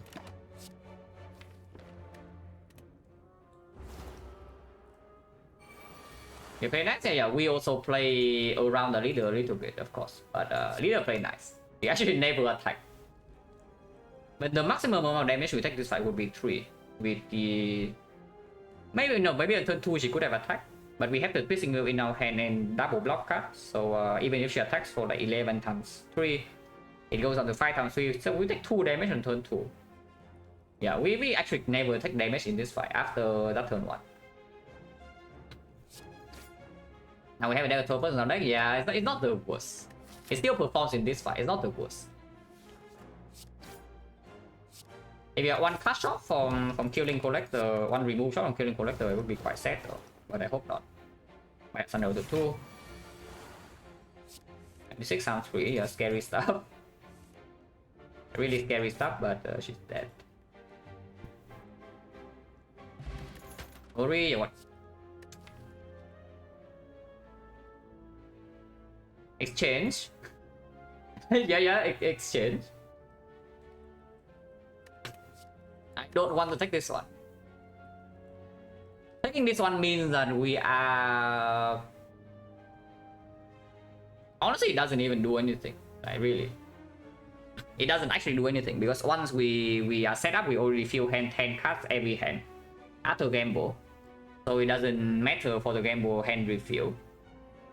And in opening turn, it just breaks us. The Wickable, no, it's just bad. The second reflex is just bad. Second Tactician, maybe, but probably not. The real question is whether I should take the Sneaky Strike or not. Because it is a 0 energy attack that we can play over and over and over. But after we upgrade the Tactician, it will be... if we find tools reset, we still reflect first? No, I don't even take the tools here. What do you mean we find tools? We don't even take the tools for free. I mean, okay, we are transformed into tools, but even then I don't take the reflex. Like we had this conversation like last time. Okay, not exactly us, not exactly us two, I know, but I say we as in me and the chat. We had this exact conversation last time we went infinite. Yeah, tools of trade is not a good card when you go infinite because it just takes your, it just makes your setup longer, and after your setup you are infinite, so you don't need it. I don't just see like, okay, we have like Tactician reflex, so therefore tools of trade is good. Yeah, it's not. Damage a little slow, thinking is good. Yeah, it's just about how far are we from actually being infinite, because we don't need the 0 cost attack. We have the Sundial. So we are going to be energy positive like crazy here. After we are getting there. When we get there, we will be energy positive like crazy. So 0 energy attack is not necessary at all. How many real cards do we have? 1, 2, 3, 4, 5, 9, 10, 11, 12, 13, 14, 15, 16, 17. 18, 19, 20. 20, we can get 1, 2, 3, 4 removes. So we get 16. 16 real cards. 16 real cards. Yeah, not very easy to block Sundial, I guess. But Sticky Strike is also Sticky Strike minus, especially. Yeah, it's not enough damage to actually be the time meter solution. Eventually, we need one. But this is not it. It needs to be either Eviscerate plus Sticky Strike plus. Sticky Strike plus barely gets there. So usually you need like Eviscerate, or you need to way to get like insane amount of block, maybe the Abacus, and then the time meter is never a problem. Or you have a Grand Finale. Like those are the usual time meter damage so for this type of deck. They of course can play every time this guy neutral just good. Yeah. It's true, honestly it's true though. If you're already energy neutral infinite, you can just play your neutral life. But we will be energy positive after we are set up. I don't want this. We just pass our elite check and act 2, we are probably not going to fight a second one. I do not want this. Nightmare? Nah, you have Nightmare, you're infinite immediately. Is there a problem? No. You have Nightmare here, you click Nightmare in your card game mode plus and you're infinite. Yeah, simply it's just that. You have your Nightmare card game mode plus, you're infinite immediately. Time meter, yeah, okay, time meter. But I mean, if time meter, you don't Nightmare your Sneaky Strike like ever, you just I mean, you can just Nightmare red form and you play your poison stuff. You take like a ton of cheap damage there, 1 damage at a time, but like who cares? Because the second fight you're taking 0. And then Act 1, I mean I took like fumes over it, yeah. Oh no, I took Dagger Spray. Oh yeah, playing that Act 1 without the Dagger Spray plus yeah, pretty unfortunate we could not take it, but at least I saw that we could take the Acro over the Flask. But just imagine that Act 1 without this card, you're like, how dead are we? Like, holy crap, not even just in Act 1, even inside Act 2 right here with this card, like we are still in trouble. Maybe you can say it changes for card game board and we are like a little bit stronger sometimes. But without this card in our deck, we are dead. Pretty sad. But yeah, here we just start talking, right? Eventually I want to upgrade plans, I want to upgrade tradition. For now I think I want to talk. Maybe you can upgrade first, because sometimes we see question mark buys and I still take buys. We have 5 strikes. And yeah. Maybe we see apparition and we can change our plan a little bit. And I just upgrade on apparition, upgrade wallet plans. Because talking right now, I see that if we talk, we just talk with strike. But talking with strike is really weird if I click buys instantly. And yes, I will click buys instantly.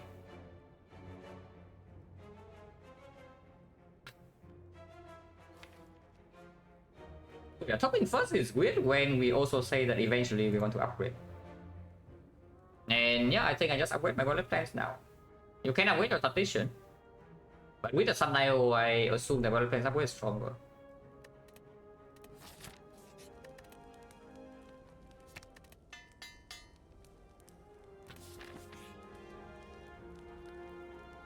A second DK. Now that gets weird because suddenly now there's an advanced always on 9 HP. What a run! What a run! What a run so far is that we get like basically no relics Act 1. We cannot fight elites. We got the wheel curse on 9 HP, and now we see in Act 2 yeah, event avocado mushroom into Forgotten Outer. What a run! And now what? I need to rest here or what? And yeah, no, I actually need to rest here because suddenly advanced always on 9 HP, we die on turn 1. Okay, at least I got some gold. I guess we are not talking. We rest and then we talk. So instead of 4 removes, we get 1 upgrade and maybe 2 removes. Or you fire either way, yeah, but yeah, damage is just better. Yeah. Gain max HP, you rest for more, and The other line you get 9 gold. The other line you get 9 gold, but this line you get more HP.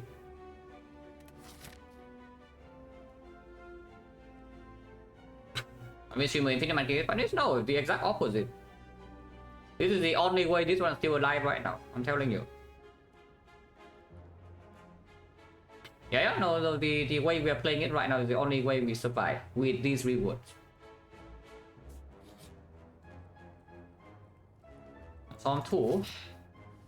Transform 2 means that we still have enough gold to remove.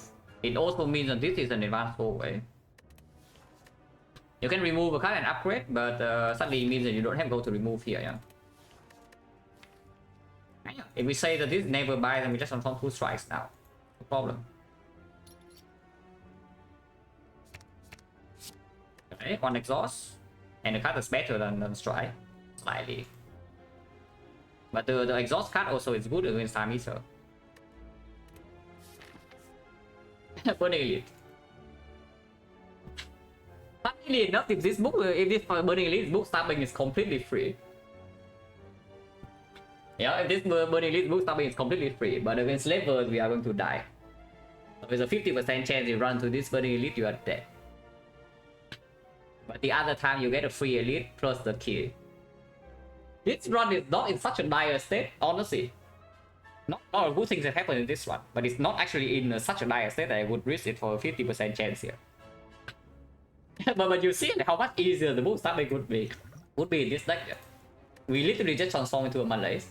We have the Tori, so if it's weakened, even if it's strength book stabbing, we Malaise it and Tori works every single turn. We have Bronze Scale, we have Red Form. So yeah, the book stabbing, no matter what book stabbing it is going to die. On the other hand, Slaver kills turn 2. Slaver kills turn 2. Reserve Ruin around 20, 30? Nah, higher than that. I wouldn't say it's exactly 50 because we don't always die to every single iteration of Slavers. But yeah, let's not. Yeah, let's not. Oh, the Fools, they attack on turn 1 into a Piercing Whale. We have the Piercing Whale card.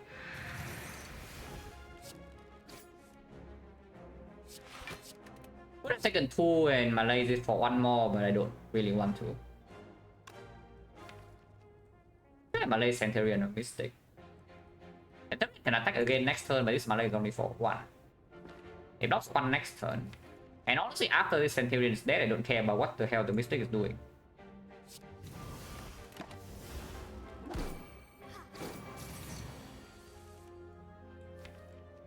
Monka? Right, I'm taking 13. 10 neutralize here and then Cow Gamble to take a little bit less. This is another advanced way there, so if possible, I would really like to not have to use my potion.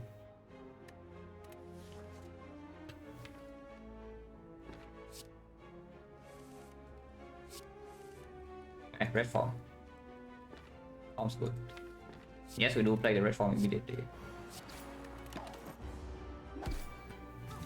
So, Mystic Healing is pretty annoying for us, but it will not be that bad. Yes, no point discarding Tactician right now, so I will hold it.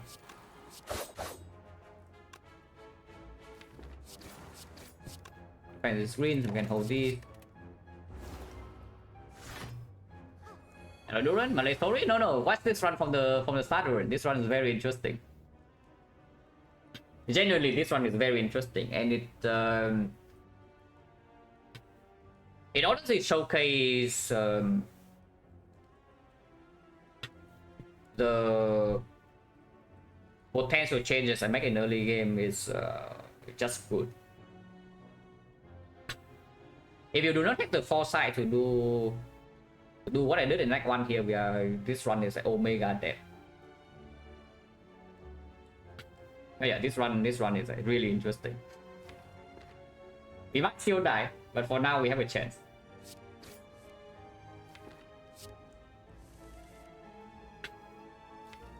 Man, this Act 1 was actually so tight, right? Every single card we took was necessary, and we took the card that when we realize that our damage is enough, we just take the other cards and everything play. No, everything play. This play fully, and we kill Hexaghost by 6 damage. We overkill Hexaghost by 6 damage, so if we take any one card less here, we are going to die. We are living on 9 HP after the elite, so we take one less card, we die. In Act 2 in here, without these cards, it's unplayable, so we don't take these, we die. Inside Act 2, of course, with hindsight, you have a lot of things to do. Like you can, you get a strategy for free, you get a reflex plus for free. Instead of having to buy this and then take the reflex minus. But I am extremely happy with this Act 1, with how I play it. Yeah, we are definitely not out of the woods yet. As you can see, we're 29 HP, our reform's running out, we are not infinite yet. And Collector is coming in a few floors.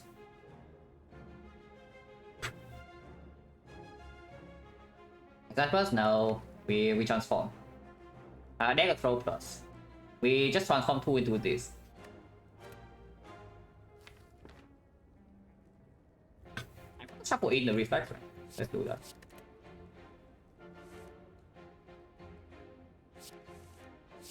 Yeah, exactly for this.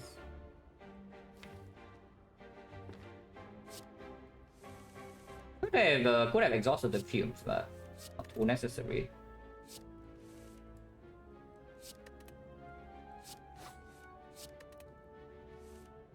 It is healing, no? But next time we do a sundial. Our red form's running out, but she also doesn't attack that often. We should be able to kill the Centurion here.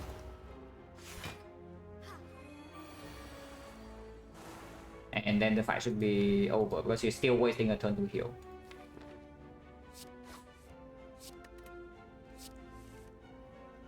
I don't want to use it position, so I will just keep it.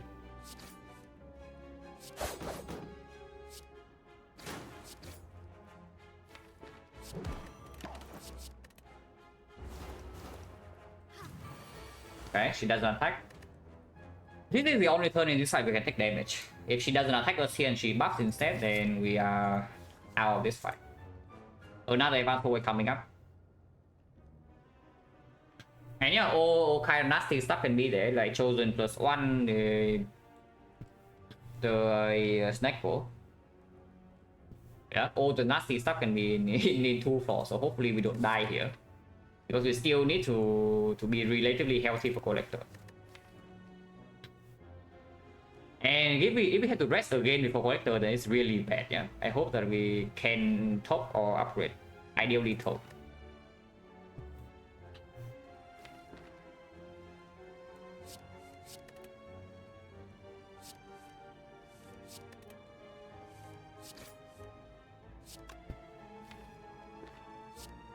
Another 2.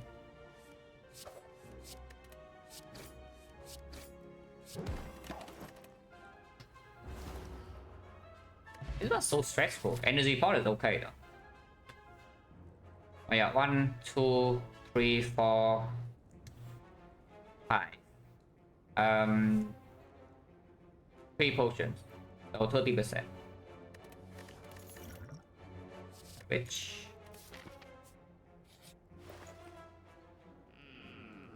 well, that's our block soul. So we do need to figure out our block soul for time meter and the heart at some point. So there goes our block soul.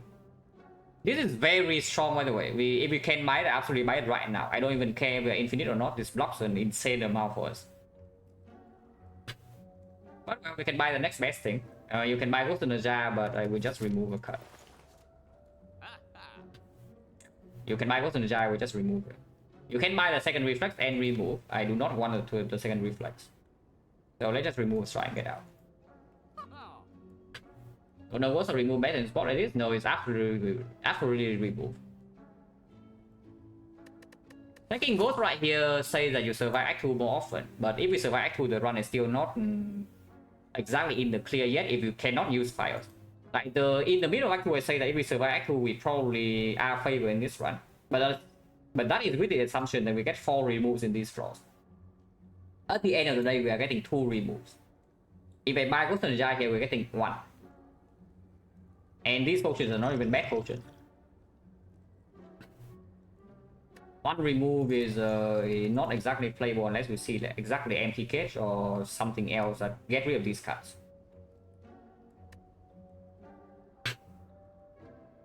If only we touch this satisfy, okay. To be fair, the guy gave me a remove for a very good card. We remove a strike and then we get a freaking melee, so cannot complain that much, you know. Yeah, I cannot complain that much, you know. You get a remove for very cheap because you transform to 75, yeah? You get back 18. So that's 57 go for a remove, and then you also get a freaking melee. Cannot complain too much, even though we cannot buy this. Let's remove the strike. Well, dangerous flaw. Yep, very dangerous flaw. Terrifying. But that's why we have the energy pot. And yeah, Fumes melee for 3, or we can melee for 4. I think we'll do Fumes melee for 3. But this guy is terrified.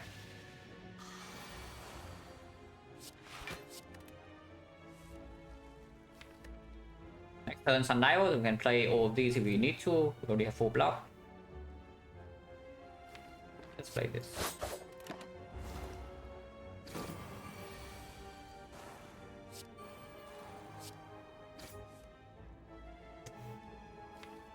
Red form now. Red form now is a block 6, but we need to actually kill it before our thing runs out, yeah? I mean, not exactly true because we do have a physical plus.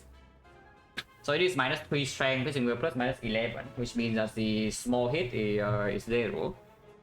And the big hit is 7, so with vulnerable is going to be 10.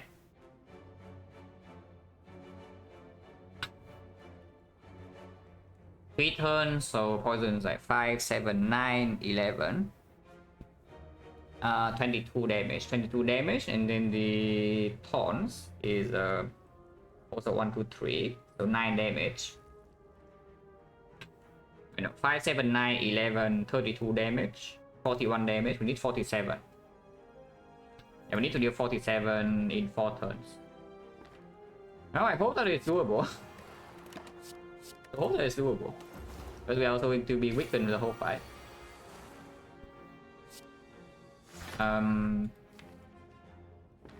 Really difficult to do so with these 3 costs, but I can try.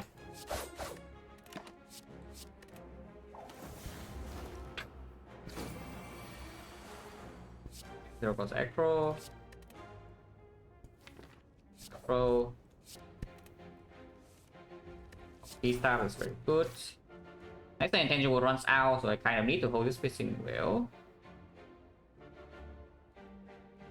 So we are dealing what? 13, 15, 28, 28 plus another 3.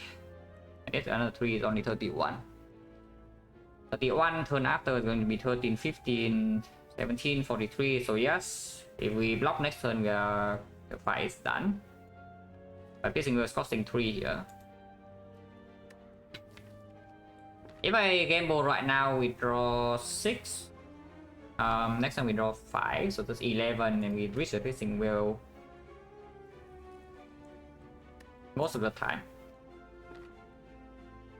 I don't want to have to play 3 cost fishing wheel because it does mean that next time if it's doing the 18. Yeah, next time if it's doing 18, we're just taking 10 with nothing to do really.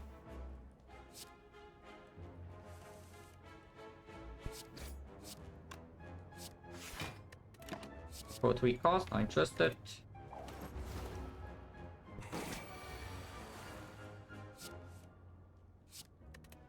That's fine, we take 1. We did not redraw to fishing wheel, but this is only taking 1. I'm fine with that. Wait, we're taking 0. Never mind. yeah, survivor OP, we're taking 0. I'll be here in a while doing challenge, just doing the normal things. I just played once, record them. And play in batches of 100. I know we go to 2. Okay, so we barely lost HP in here, that's good. Sunday doesn't go to 2. Actually, Sunday does go to 2. Cannot stop us. Oh. Yeah. Ghost in the Jar better remove or not, guys? Wait, is Ghost in the Jar better than remove? Wait, what? Is it?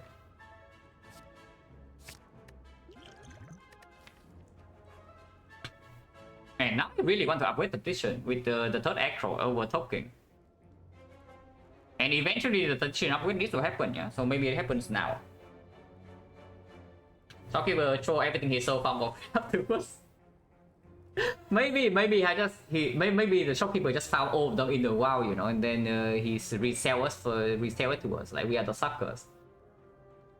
Yeah, we are the sucker, unknowing sucker that runs into the shop, and we just get baited into buying stuff, and then in the end, like the stuff are all found for free in the wild.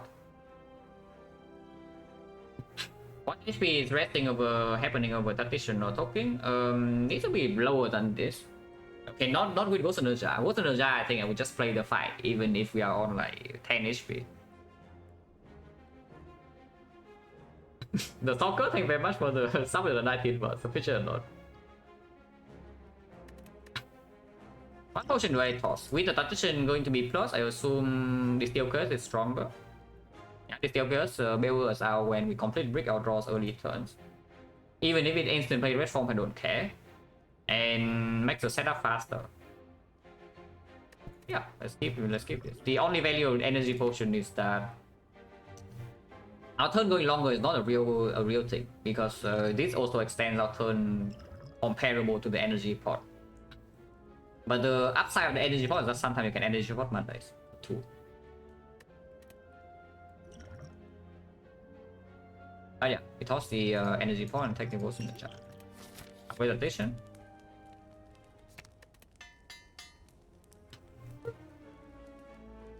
How does the guys work with attention? It doesn't. Unplayable, so just go to this card. Gibson 1 is quite nice.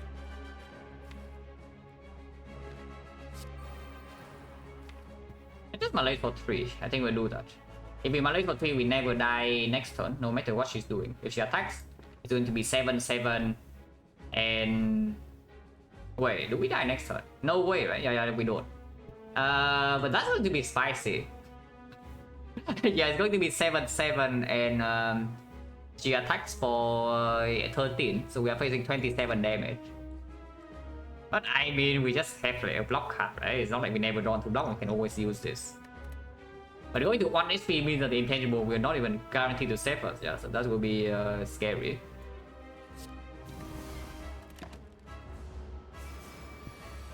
It doesn't even attack, and I will hit the piercing whale for next turn.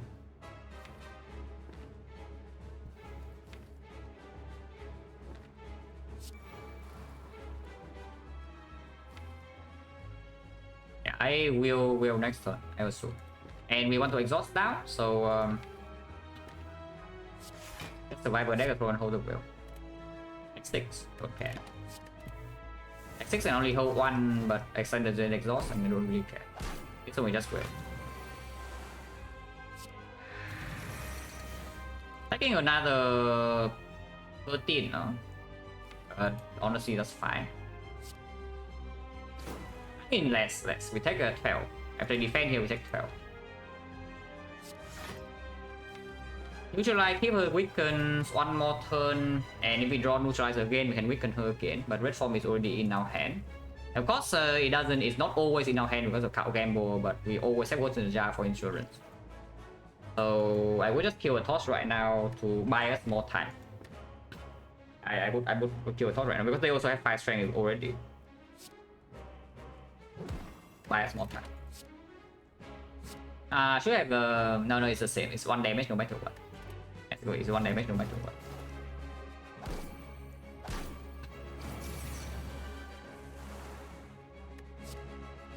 You shuffle out the Vision Plus, which I don't like, but okay.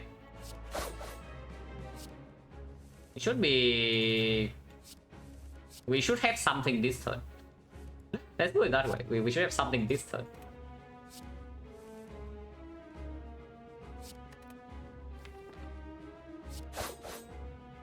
And even if we don't, we have the well left hands, yeah. We don't even need to be crazy yet. But this turn is not... Again, we shuffle out the addition, which is bad, but whatever, we bought ourselves some time already. Yeah, we already bought ourselves some time.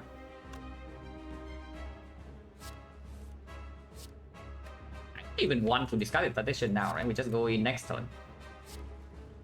And then hold, like maybe even echo addition without red form.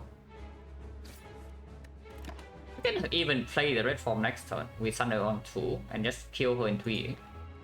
But that lie, if we fail to kill her in 3 somehow, and then she attacks, we are forced to use this. I don't like it too much. Is it going infinite? Yes. If we do not die, this one most likely ends up in infinite. But we do need to figure out a block though.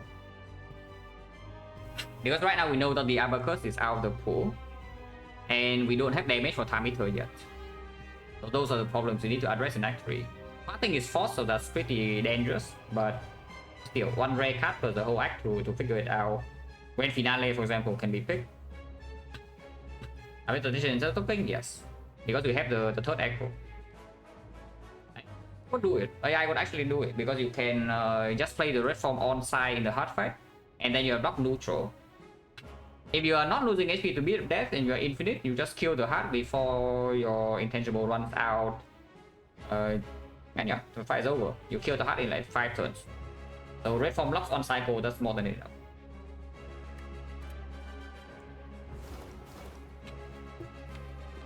You can shuffle in the position right now, which I really like.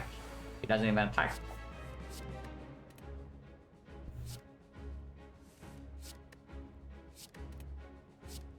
We have 7 energy.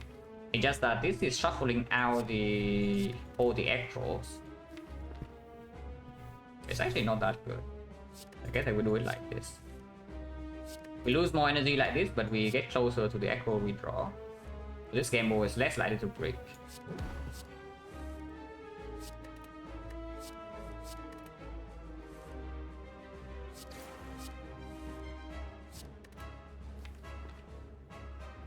We are out of energy this turn.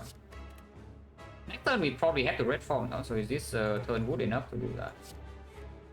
It looks okay.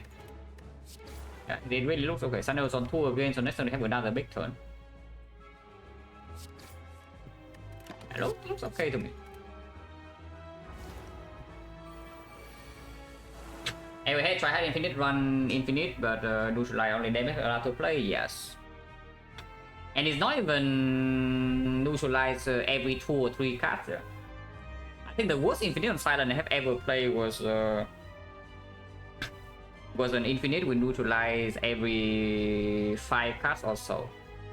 And the kill time it's with being blocking like insanely well. And the counter spot. That was I don't want to play that again. Let's put it that way, I don't want to play that again. But it was something. So we just red form here, yeah?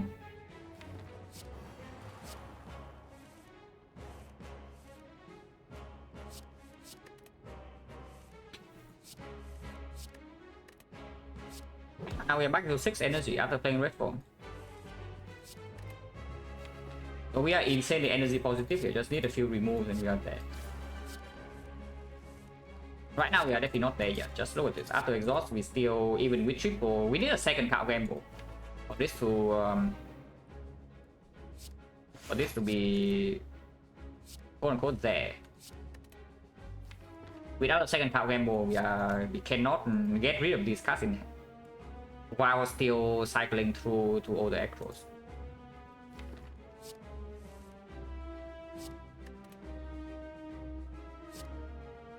But I mean, our turn's not even over yet, so who's to say?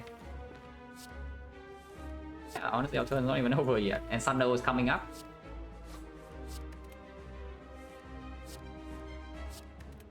More realistically, though, I just leave the Thunder for next turn. Because we already full blocks, and then the Thunder next turn we're intangible and she's dead.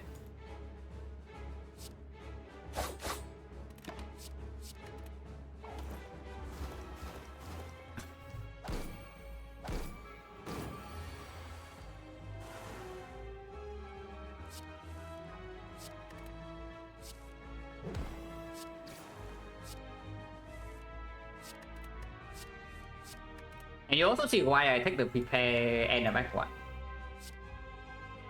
It just like, massively performs. For this, okay, work is good.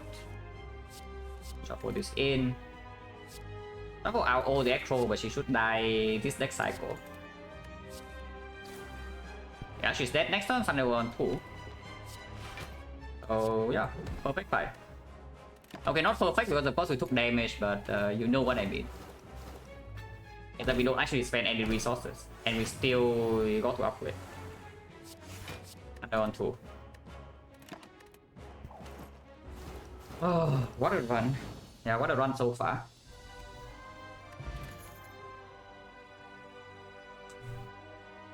Damn. Do we solve damage or do we solve block?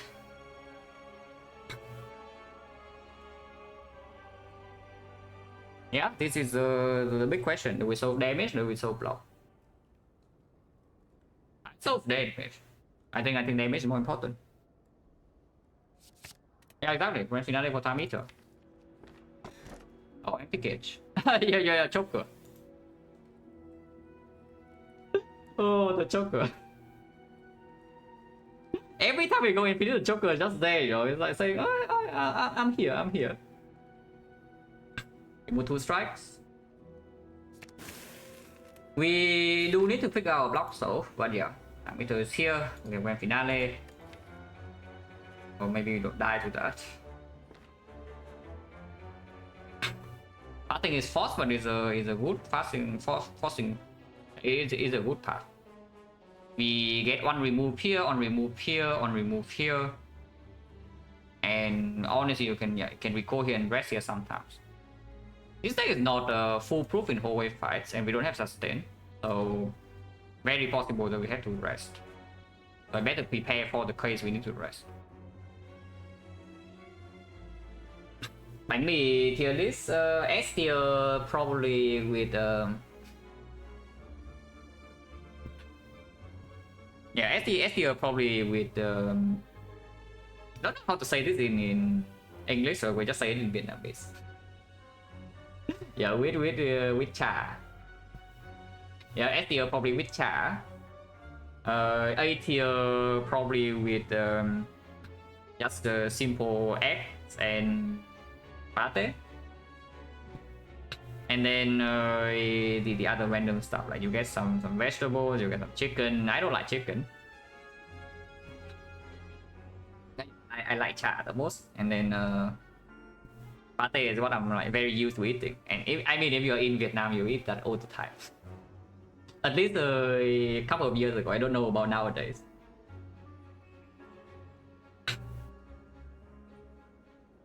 What a Chinese place chả is cooked. Yeah, it's cooked pork. I don't know how to describe the method, but it's a kind of cooked pork.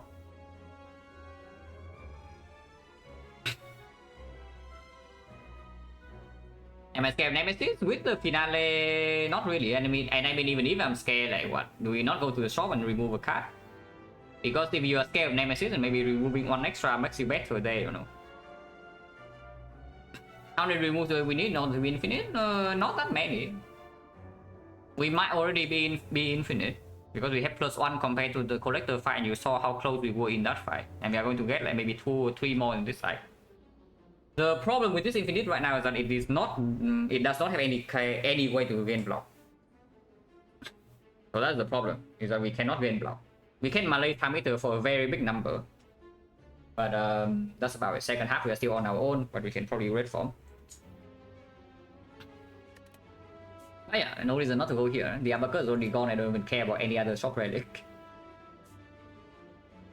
One survivor get up with it depends on what happens when we get to the end of the act. Because I do want to maybe keep a rest open. Upgrade survivor is actually better in the hard, but honestly in the hard fight, I have a feeling that our plan is actually just going to be we be the best one for most of the fight. Is how the hard fight is going to happen. We have red form 3 turns of beat the death 1, and we have ghost in the jar 1 turn beat the death 1. And in these 4 turns the hard should die. So we do not actually need to create a position where we are block positive with beat the death 2. If you are block neutral, will be the best one you are winning. And that is not too difficult to achieve even with survivor minus. As long as we get away, we get 2 time meter with all resources intact, I think we are okay. And we start here. This deck definitely can still break in Act 3, you know? So need to be careful. Like here, this fight, for example, like, it's not even easy. Yeah, look at this. Turn 1 we break. And now we get 4 days in the deck. And this guy's cycle is like 9, but 9 is still in range of double defense into finale.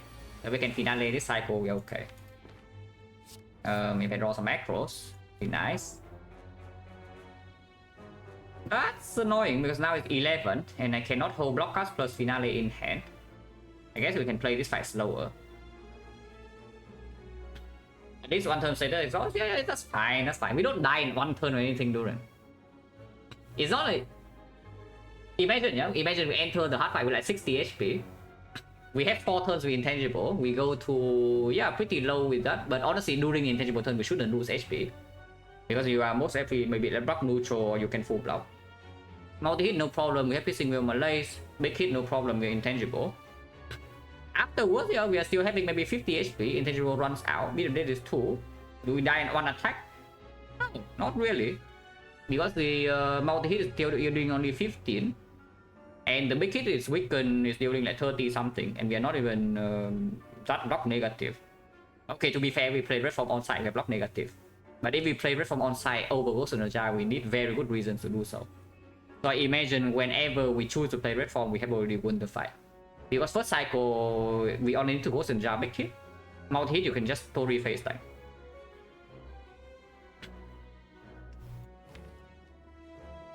Finale first now, we can still get finale. The problem is that we get finale and we take damage from Spiker at the moment. I think I want to be optimistic here and play the long fight. I think we do have fumes. Also my first cycle multi, yeah, we also don't need to. I just face that, no problem. But yeah, basically what I'm saying is that with Ghost Energy, we never need to wait for first cycle. Unless it's a deliberate choice.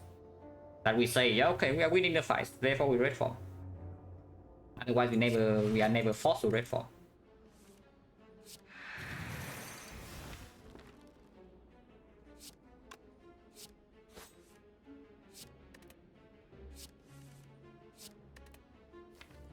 Now Sundial action 4 days, but this guy never attack, this guy never attack. And Spiker eventually dies with fumes.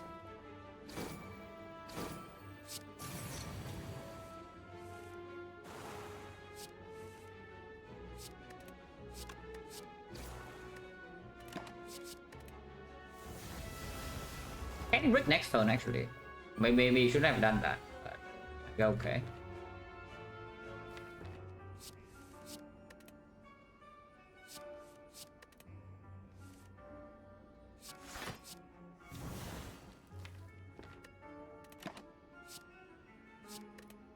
Yeah, we just set up Sundial to 2 and then kill it. Should be extremely easy.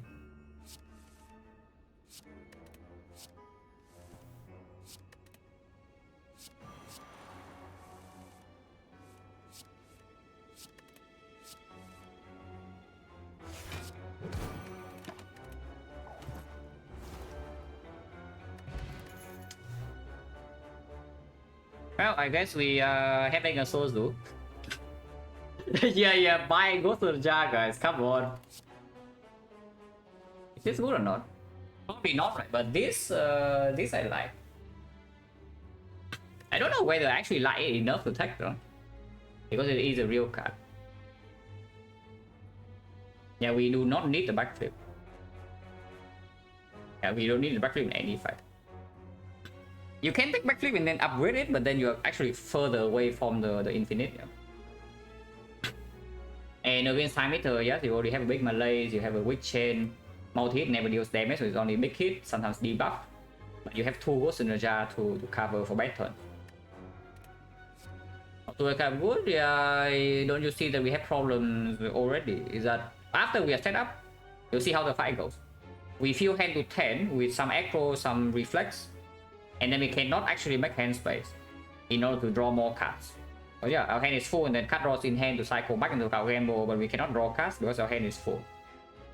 If this is not necessary, just don't take it. I don't think it's necessary.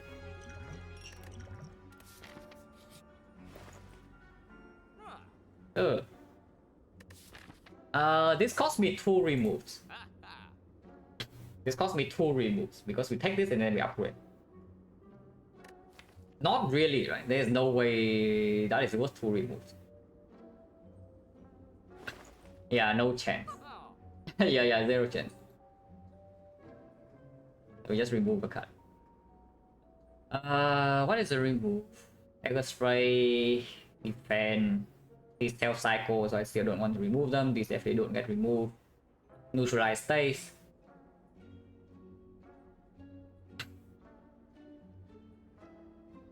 Spray is for Retromancer and exactly Retromancer. Not exactly because we are breaking turn 2 or anything, but the wounds are annoying as hell. If I can go. It does increase the chance of burst breaking early turns and taking damage if we don't have a defense, but we do have these to bail out. After Retromancer, we fight 2 elites in this side. Oh, yes. We fight maximum 1 retro.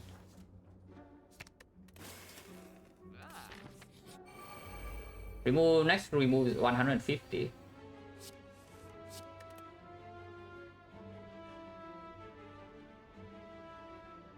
No reason to take 1, right? So I won't.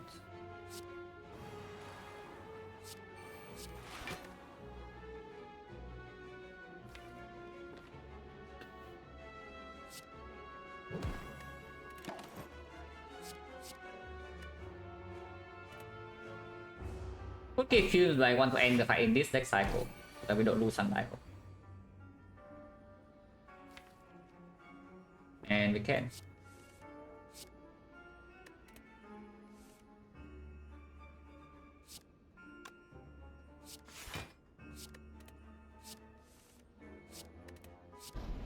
Yeah, that's why I keep the dagger spray. Look at this.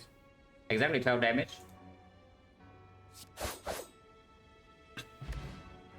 How often does Quick Slash even play? I mean, not very often, but just imagine a Nightmare turn 1 with like you draw all your bricks. Then would you prefer to have the Quick Slash to see 1 more card or not? Because I would probably like to have a Quick Slash. Okay, this one we don't need to take, yeah. You can take another Acro, but I don't think it's good. You can take a second Tactician, I also don't think it's good. Especially with the Sundial. You can take Sneaky Strike, but we already have Finale. Oh, choose, thank you for the good luck. Oh, yeah, so we skip.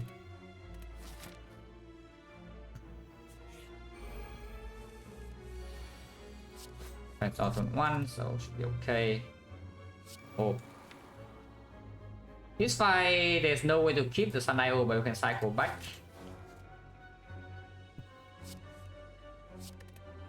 One more card to exhaust.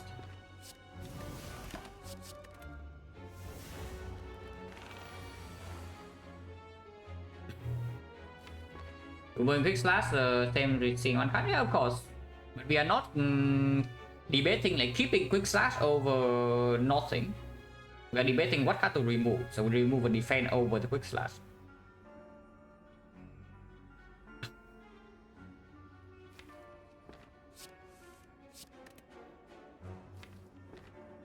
And Finale here, but if we Finale here we take damage. So let's not take damage.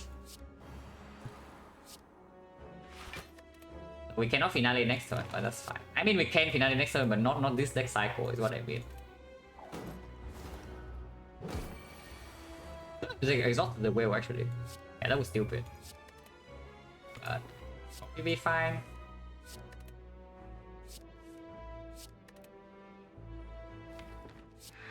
Now exhaust the whale. You can Finale here, but I don't know whether I would like to or not. Probably okay.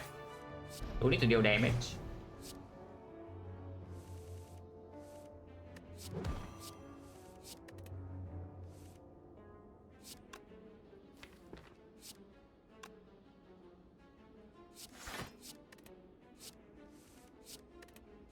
And That's what we pick to solve time meter. You see how the time meter fight might look like. We just do this in like 2 or 3 turns and it's dead. I consider second red form to be positive? With the finale, maybe. With the finale, probably yes. Because we know that we have enough damage in the deck to end the fight before intangible runs out. And taking cheap damage once does not matter in the end game. If I plus actually play, yeah, of course. This is a wood card. That's completely fine this deck. Next time we finale again. I can finale this turn, but it doesn't die to this finale, so my Sunday was messed up. So just finale next turn.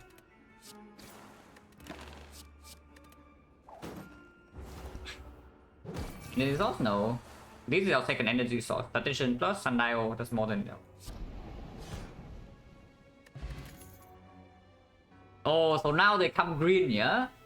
They see that not being green is not enough to bait me, so now they come green.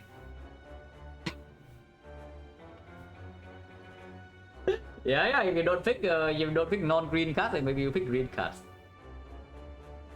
But no, really, honestly, one of these should be good. Don't know which one though. All of them can be good. Deflect can be a block plan against the hearts.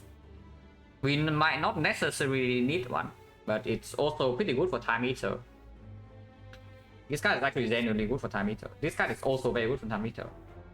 Funnily enough, I think Acro Plus is the worst card in this on this screen. yeah, Acro Plus, you might think we have Kai, we have like Sundial, Attention Reflex. Acro Plus, it must be the nuts, right? But yeah, it's probably the worst card. Right, by pretty far, by the way. It's not even close to the other two.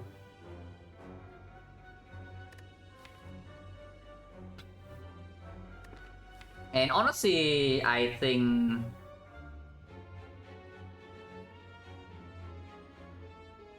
Yeah, I honestly think the Defect is weaker than the backflip because we do not run into energy problems. No, just remember the collector fight that we run into. We create like 9 energy per turn, like pretty easily. That's after setting up, yeah. So after setting up, the backflip outperforms the Deflect. And it's even, we are getting energy efficient more and more after we get more removes. And more importantly, again, we just talk about turn 1 draw. Do you prefer to draw Deflect on turn 1 or do you prefer to draw backflip plus on turn 1? Because I would definitely like to draw the backflip.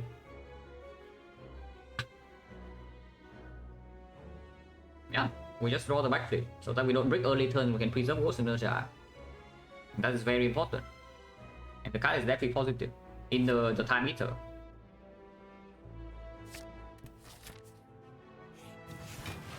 A Monka.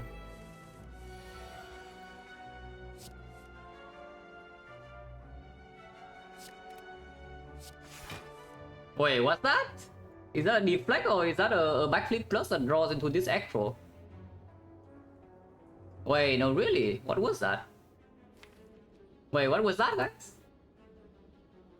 Wait, why is our hand having this Echo right now and not stopping into dagger spray after playing Quick Slash? And now we have to go to Najao, we have to take this like massive amount of damage.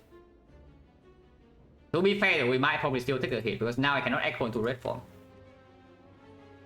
But there are some outs we can draw into Kissing Wheel, we can draw into Tactician, we can draw into Card Game or activate Sundial.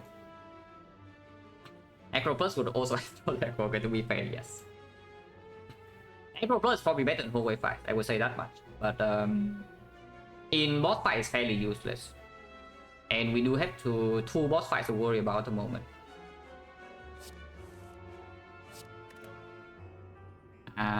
Still haven't drawn into anything good. That's slightly scary. Oh, Monka? No, don't do that. Yeah, don't do that. At what point do we damage control and just take this hit? We go to Acro Plus? No, it's true. It would actually be good here. Yeah, we actually can still break early turn like this. Only need to rest once though. We can rest for 21. So if we damage control right now, let's play double defense Malays. And no wallet plans. We don't need the wallet plans. The fight ends like very soon, probably next turn. If we just double defend Malays here, we block for 18. So we take 6 into another 11, that's 17 damage. Oh, that's so much.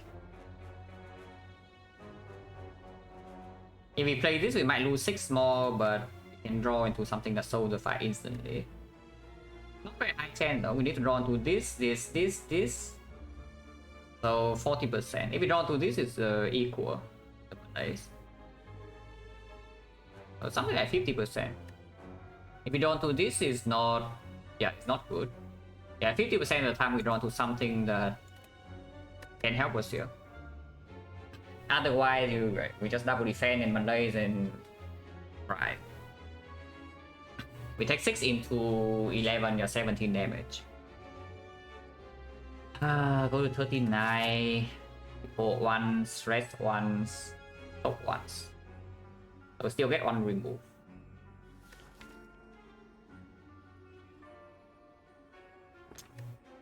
Not good.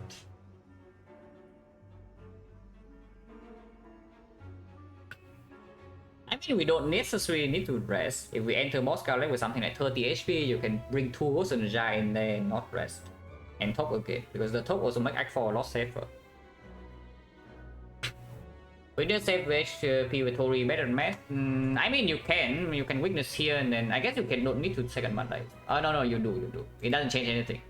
Just right now, if you double defend, you're taking 6 on this guy, yeah? So in order to get Tori, you need to weaken here or here. And if you weaken here or here, you don't weaken this guy. So you just take the damage. 17, 39. You go to 39. Otherwise, we lose 6 extra, so we go to 33.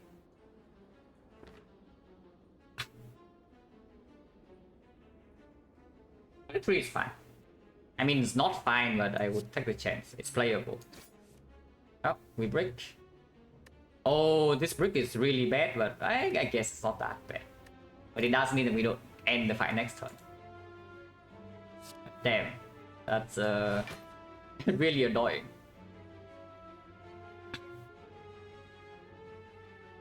Do I even Malays now? Defend block 5, Malay block 6. Oh, I guess we just Malays. Ow!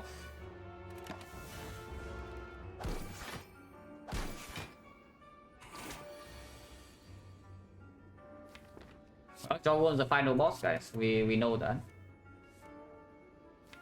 We already know the Jawwons are the final boss of this game.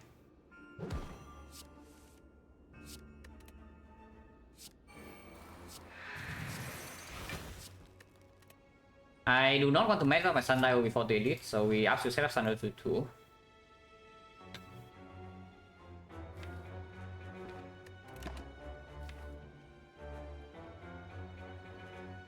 Reform Rambo? Should probably even play Reform this turn.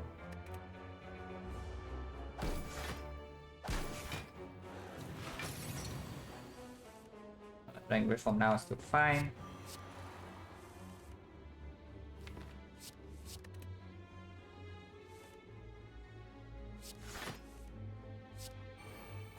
Still don't want to finale this cycle, of course, but we won't.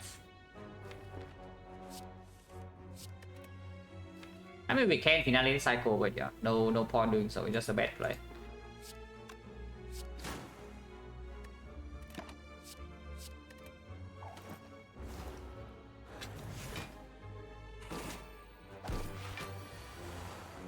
Yeah, finale is glowing, don't care.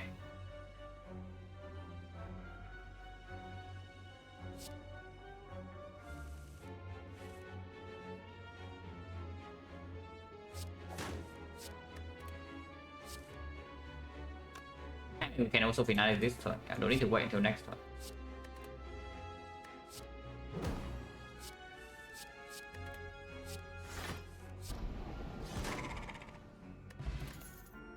Oh well, that hurts. Is there a Mancer, so Dagger Throw can Dagger Spray can go away after this.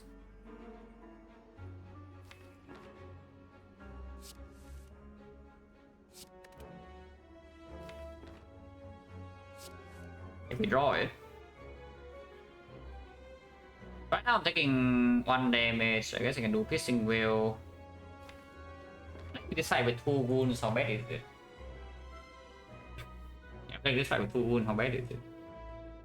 Because I really want to play this warrior class. Expertise plus underrated card. Yeah, it's bad acro. We don't even take acro plus, so of course we don't take it here. I mean the card's fine. It's just, yeah, again, it's a bad acro that doesn't play early game. So it doesn't play early game, doesn't play late game. The only case where it actually plays that you have some like several concentrates or something. Or you never see acro, but you need something to still draw. Or you start with draw 0 finale and then expertise is genuinely good. Otherwise, yeah, it's just a sad card. For the end of the game, yeah, I wouldn't go that far. It's pretty bad.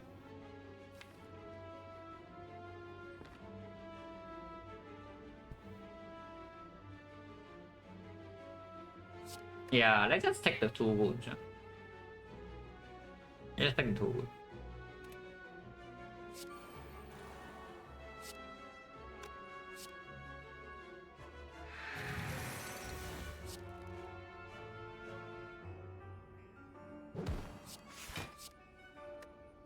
I blocked this 1 damage.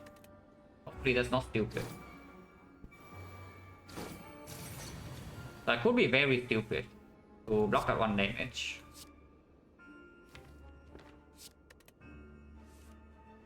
But looks like we're fine.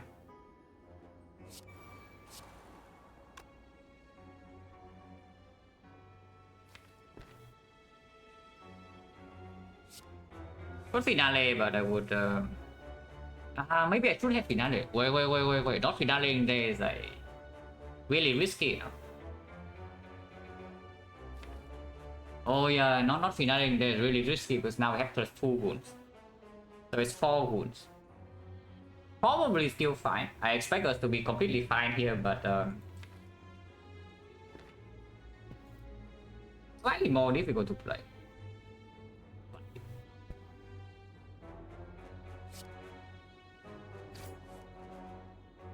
Yeah, 1 off from killing. So we are going to have 2 wounds. 4 wounds, I mean.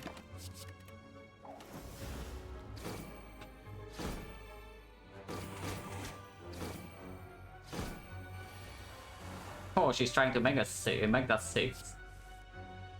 Hopefully not succeeding. But she's trying. Maybe we'll still be able to kill her quite fast.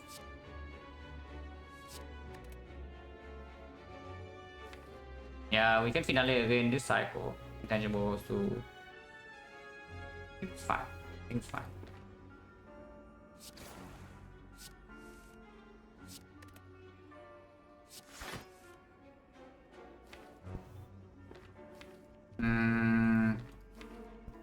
Well.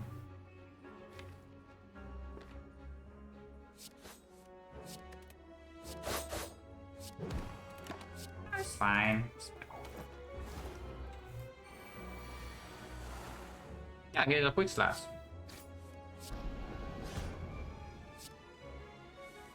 No, she's trying really hard to put wounds into our deck, I tell you. But she won't succeed. She's trying really hard.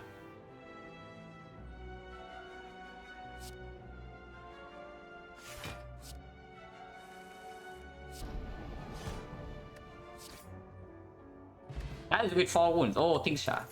Wait, where's my after image? Wait, after image come back? Why do I get finale? I mean, I know Grand Finale has been saving a freaking life here, yeah? But now I would line up the image. Wait. Yeah, wait a second, what the hell is this? But cow gamble has to be better. Like, there is no way in hell you can convince me the nightmare is better here than the cow gamble. Like, absolutely no way in hell, because the nightmare again is a brick on turn 1. Even if it lines up like nightmare red form, whatever. Second gamble is just infinite.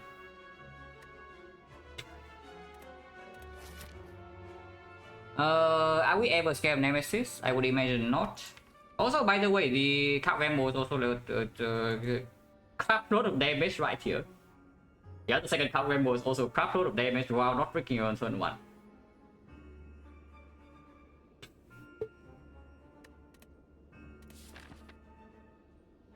I don't actually mind going here and getting a full heal event from the more ahead at all.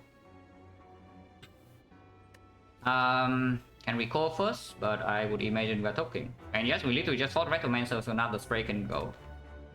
I took the dagger spray immediately. Hello Matt, thank you for the good luck. And still recall into red, and of course we have this.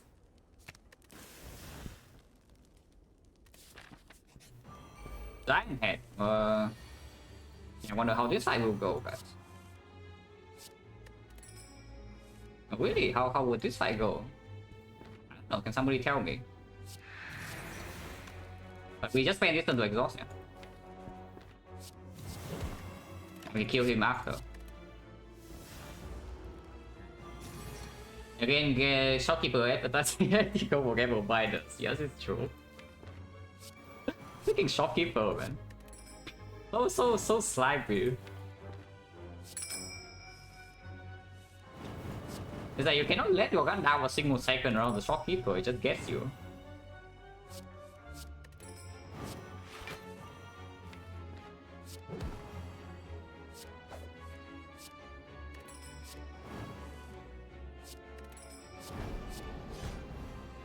Honestly, I shouldn't even be playing the finale, but I will.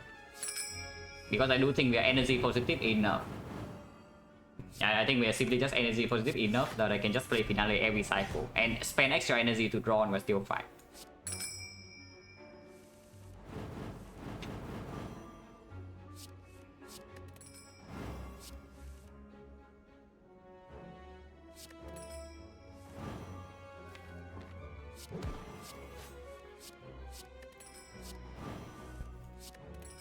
We're just there, we are already there. And we are going to get more reboots. Bandage is excellent quality of life, I would say, because bandage allows us... we do not need the tough bandages to win the run from this spot, but tough bandages will make the time meter fight a lot easier to play. Because right now we need to actually think quite hard in the time meter fight if the attack pattern is bad. And yeah, we have, of course we have not even played Red for. Need to. We will have enough gold to buy medkit in the aqua shop sometimes if we go all 5 here, but it risks running into the Nemesis, and sometimes Recommencer rematch can be ugly. Honestly, you can even take one extra fight over question mark if you want the gold for like medkit. Remove is 150, so we already have enough by default.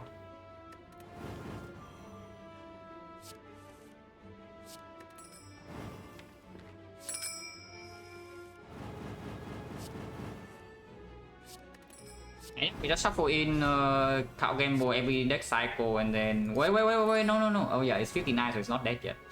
I was looking, it's low HP that would scare it dies to Count Gamble, but it's fine. 59 HP is a lot.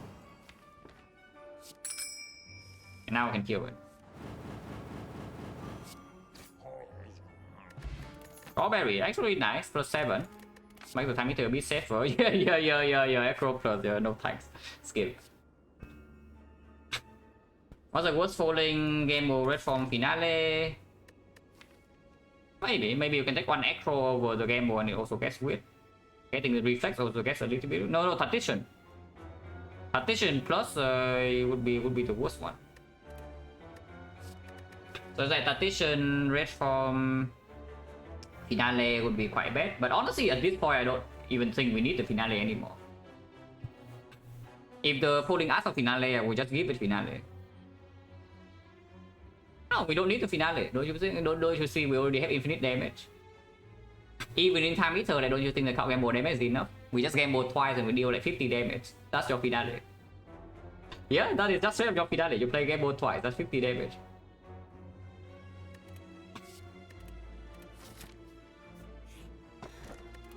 Oh, 27 gold. That's big because it also means that if we go here, we always have enough gold still. I had to live in Act 1. How did survive Act 2? Yeah, with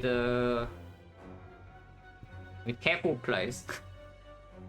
And with the draft we made in Act 1 to open some hours for Act 2. Originally, no, it's there was no way to dodge Elite. First Elite was forced, and it was even after one advance forward. We did not fight Elite in Act 2. We fought one Elite, but the Elite we fought was forced. We started at Quick Flash, and Malay was the Strike Transforms. And this one's very nice. If you have time, definitely recommend that you watch this one from the start. Anyone who missed the start of this one, this one's so sick actually. And it's not actually that easy to see, yeah? If you're not the type of player who force infinite every run. If you are forcing infinite every run, then as long as you pick enough cards, you still need this. As long as you pick enough cards to survive Act 1, you will still play the run roughly the same way.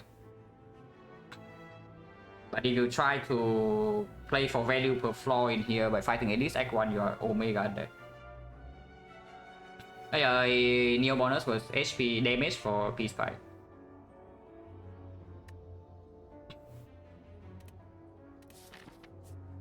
Oh, we just pipe again, or you can recall here. I don't see anything I would upgrade over talking, no, so I would just talk. At this point, we no longer need Poison Staff, so it can go. Artifact Strip irrelevant. Yeah, so we can talk the Poison Staff.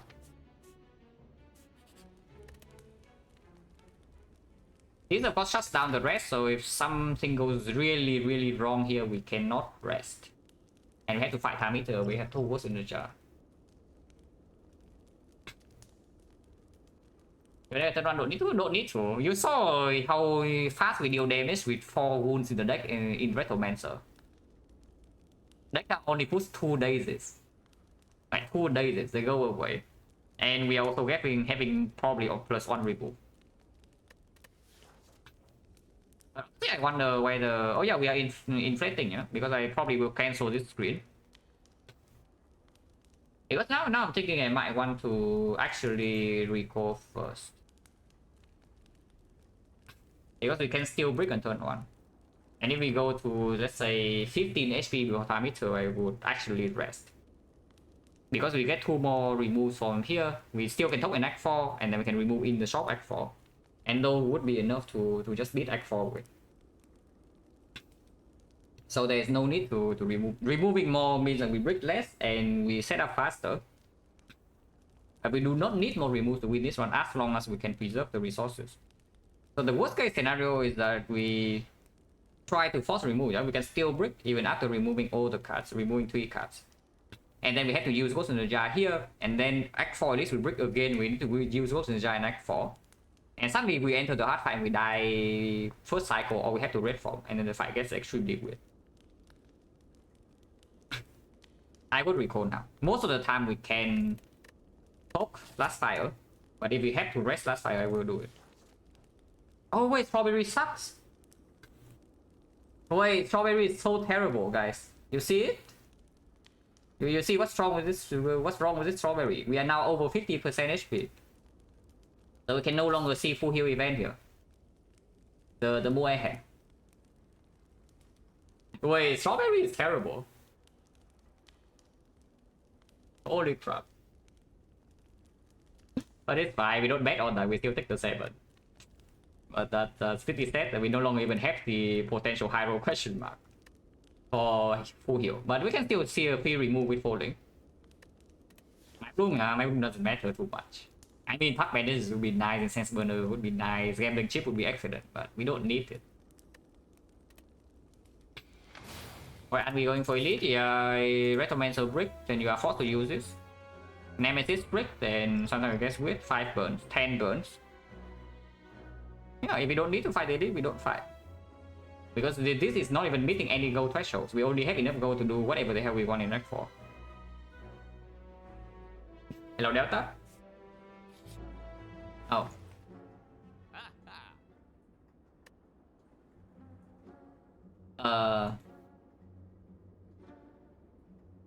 If we remove now, our X4 shop is empty. Yeah, if we remove now, our X4 shop is empty. Happy enough go? Yeah, okay, fine. I don't no longer happy enough, but whatever. This can be old coin, you know. Like we go here, old coin, remove again in X4. Does the Mackie better remove? Yeah, we don't need Mackie. Mackie is only +1 remove, and it's not even true. Because you brick turn 1 more often in speed and shield, and even in the heart. You do not need Mackie. I would probably buy Mackie over removing, but I would not refuse the remove right now in order to buy the medkit. To have a chance to see the medkit is what I mean. Yeah, peace up and go.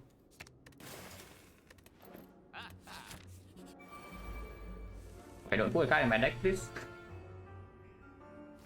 Please. Would be nice. Exhaust this, complete trash card.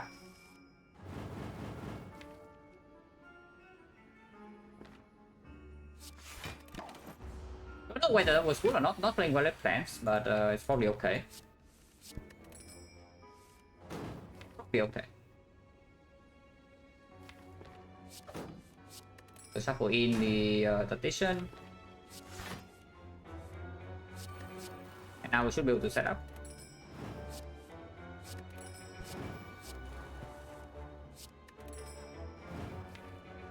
Yeah, just let it exhaust. Next turn we still intangible, we can play finale. No need to go crazy.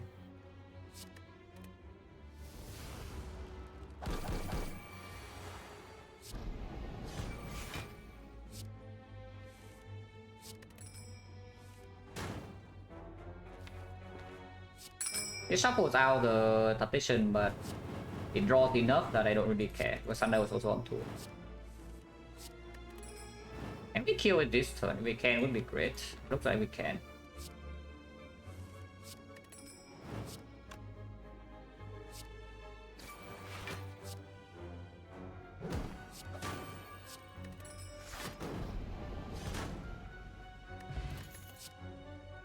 Savage.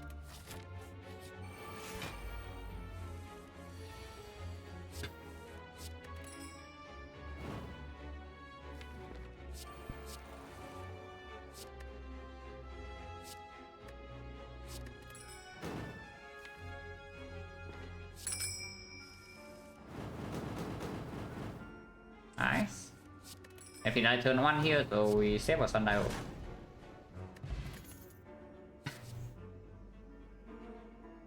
How many echoes have we seen this run? 2 in Act 1. We skip 2 in Act 2. Now we pick 1 in Act 2 and we skip another one, so that's 2 in Act 2. And 4 in Act 3, right? So we have seen like 8 echoes in total in this run. Is there any slow? Nah. If we have like top bandages or like the abacus, then maybe. But honestly, if we have the abacus, we're fine. If we have top bandages, we're fine. Without Ghost in the Jar, yes. Without the Ghost in the Jar or without the red form, I would consider this flow. Because it's good in Time Eater, it's good in to prepare on turn 1 of the hard fight. But we simply do not need it for anything. The mouse faster. Go here. We pick basically no cards besides like Adrenaline. Maybe another card gamble plus it would take, or another red form would take. Question mark can be falling to remove, or can be yeah, go old coin. I mean madness, which we don't take, but fine. Oh, can be this. Yeah, can also be this. Anyone like a free remove? I like a free remove. Let's remove Defend. And we are talking, so talking. I don't know, honestly, quick slash and go now. I play quick slash on turn 1, of course we brick less often with the quick slash, yeah, it doesn't defend. But I don't want to spend energy on quick slash, honestly. If I see a hand that bricks with the quick slash, I would prefer to just, you know, like maybe play the defend. Roller coaster, yeah, Act 1 from Act 1, right? Oh yeah, Kuro, were you here for Act 1 of this run? Because we could have died again to the wheel. I got 9 HP, yeah? I was leaving the elite fight with 9 HP, and we go into the question mark, and it was saying, oh yeah, question mark here with the wheel, we die again. And we saw the wheel, and I got cursed. Yeah, and I got cursed. But I didn't die. So this one is also with the wheel decay in Act 1 into Forgotten Outer second question mark in Act 2. So that was something. But yeah, it's like not being able to skip the wheel is just completely stupid. Because losing this one like that would be so insanely sad. Because this run we make this one we make such good decisions in the early game. And suddenly the game decides that okay, sometimes you die here. That would suck. But good thing it didn't happen. yeah, good thing it didn't happen. Wait, I was just saying like remove quick slash. And now I can talk with defense. Basically I was thinking that if we talk full defense it gets a little bit good. And now I can talk with defense.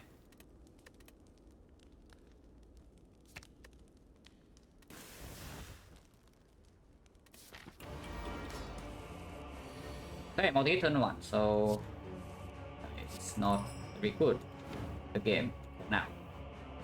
Maybe he becomes better after, but for now it's not very good. 7, that was to 4, to play this. After the plans, play the wallet plans. 1, 2, 3, 4, 5, 6, 7. 7.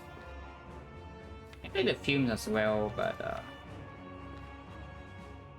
yeah, play prepare, then our hand is still the same, then we can move for 6, so we still are 1 off.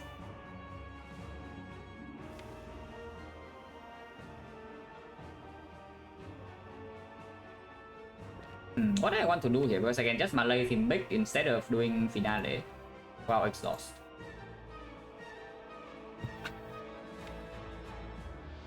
Just melee can deal damage after. And I mean the Ting Sha is also like quite a bit of damage here as well.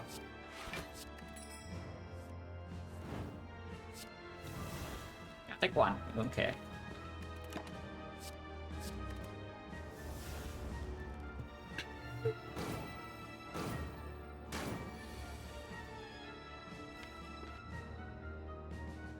Go down, slightly annoying, but should be fine because our damage is high enough.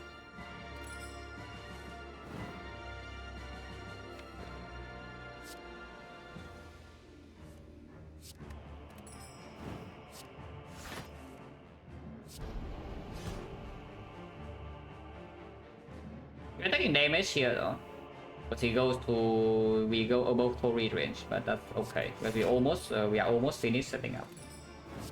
Almost. We are about to get shuffled in 2 slams now, yeah?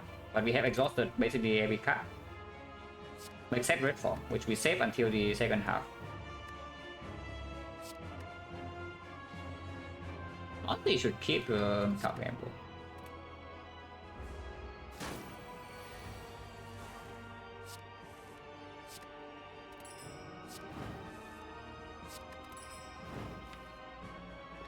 Don't like this draw.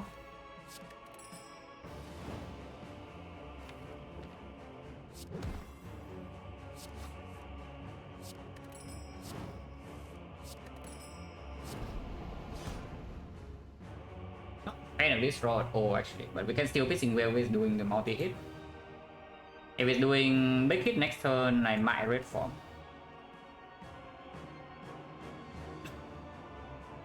And we'll try, yeah, we enter question mark with 9 HP and the wheel was there to curse me, but didn't get stopped this time.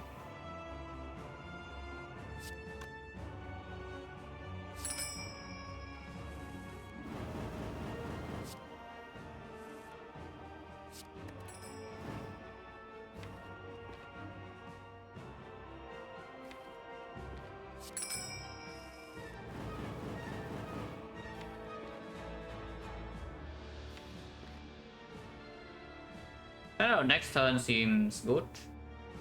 So no split, yeah. But if it's doing the multi hit, we can piercing well. Otherwise, honestly, we can red form. Could I have Acro into exhaust? No, Acro and then discard position exhaust slam. I guess it's possible. Yeah, I could have done that. But don't need to. Yeah, I definitely should have done that was next time with Thunder Energy. But yeah, I guess I'm just holding Echo Petition. 3 damage.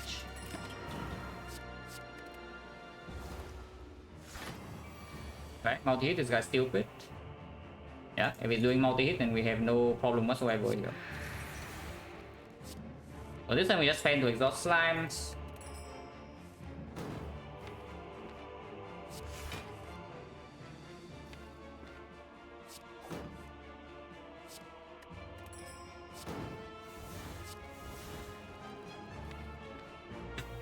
Kill him. Hello Zoo, thank you very much for the bread. Yeah, can we kill him? Probably not, right? Yeah, probably not. But yeah, we have not lost any HP, and then we can play red form. He has like 2 strength. So expect the fight to be completely over.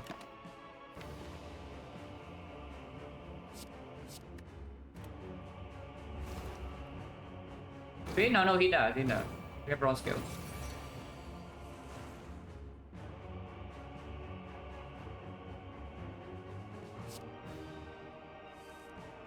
I want to advance Thunder to 2 this turn.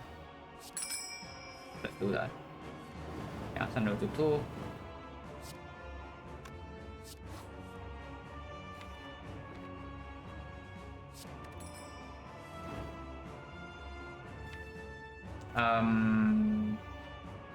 Wait, this is awkward. Every card in my hand draws. Yeah, every card in my hand draws, so I cannot open next turn with a Finale. While keeping this Sundial. wait, that's pretty awkward. Our deck apparently is too good. The no cards, every single card in our hand draws. And for Finale, it's possible. We just play Red Form Finale, like neutralize next turn, and then Sunday will turn after. Take a bit of damage is completely fine. Which honestly is okay. We should be able to kill him fast enough in 3 turns. But I think Finale next turn is not even a lot of damage because he blocks 32, so maybe we just don't do that. Maybe just don't do that. Maybe just Finale this turn for fun, and the next turn we can do whatever. I can Sundial, so I don't even want to hold these.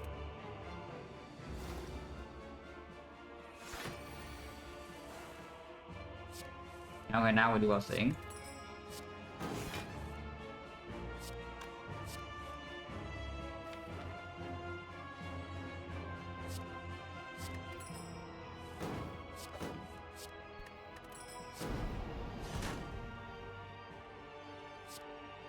Okay, no need to play red form.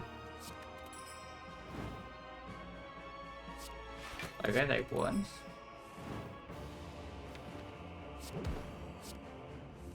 Red form sucks. Anyone else thinking red form sucks? Or just be? Yeah, red form sucks, but it just exhausts. It dies this turn.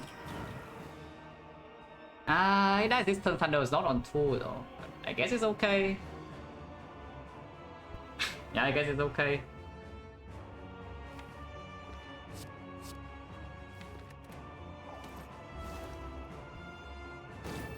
Maybe we can cycle back 3 times. Like, we can probably shuffle 3 times. No? Don't you think we can shuffle 3 times? I think we can shuffle 3 times. Yeah, we just shuffle again and then it's dead. And we don't even need to Finale, it dies to Tingsha. Okay, we can Finale here, I guess I will. But now it's dead.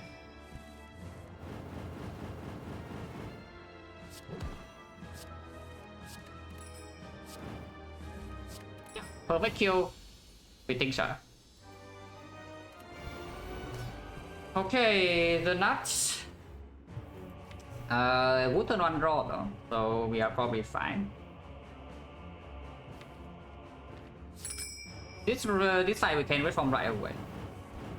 This side we can straight just reform right away. It's completely acceptable.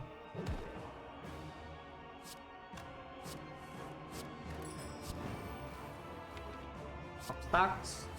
Malay sucks. Saneo does not suck.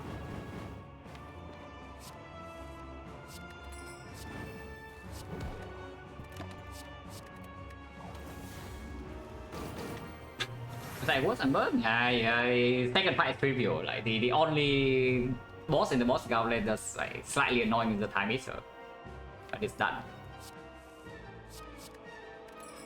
Whatever, this fight is trivial, and I don't even need to play finale, but I will because it's faster.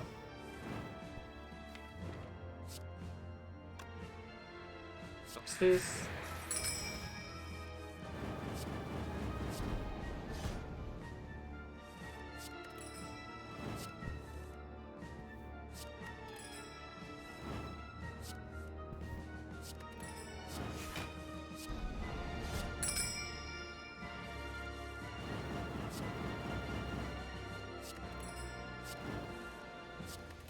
Don't play finale this cycle, no? If I play finale this cycle, they are both dead, and then one Sunday on 2 for sure.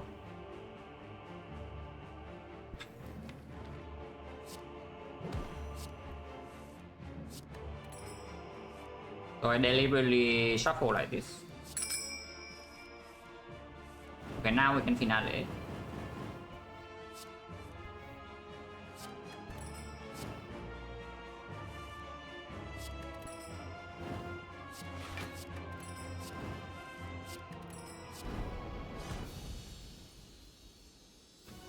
Is it infinite? Yes, it is.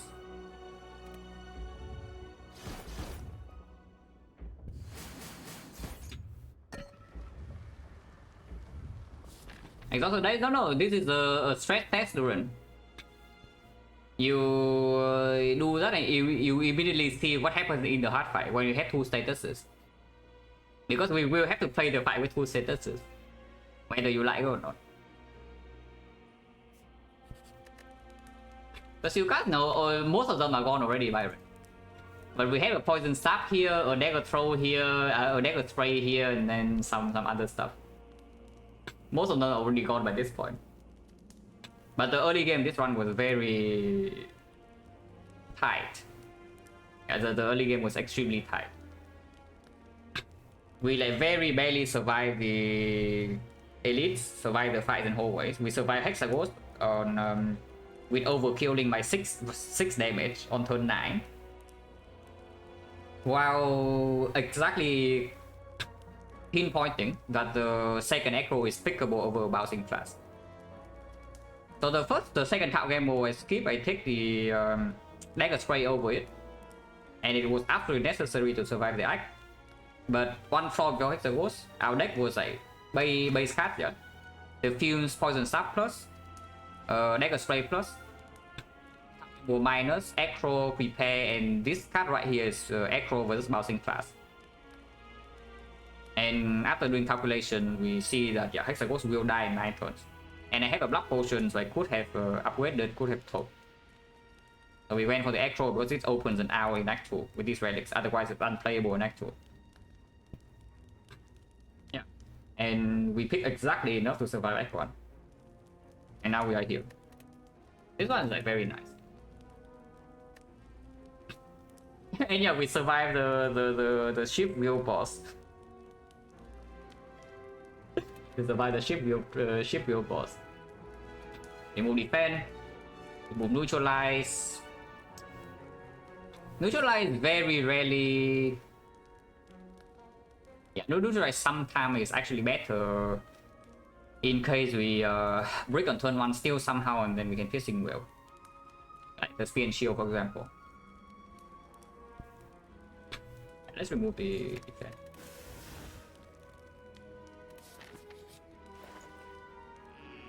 Okay, fine. That was a medkit. Yeah, okay, fine, guys. It was a medkit. But we move on.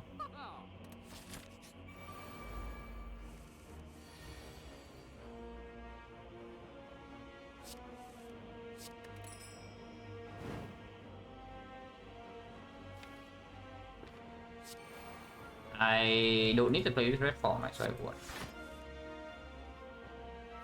I do not need to play this red form, so I won.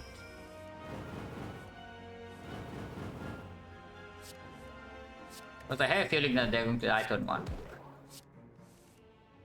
I just have this small feeling that they are... I mean, maybe they don't die turn 1 per se, but they're not going to be very happy.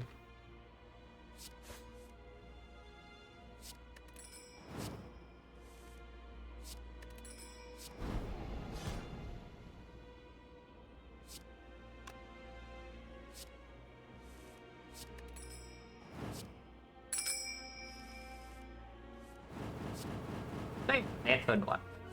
Let's be real with the death turn 1.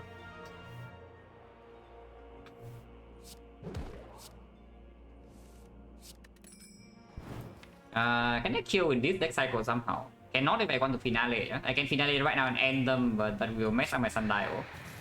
I will get them live for a few cards. Play this instead.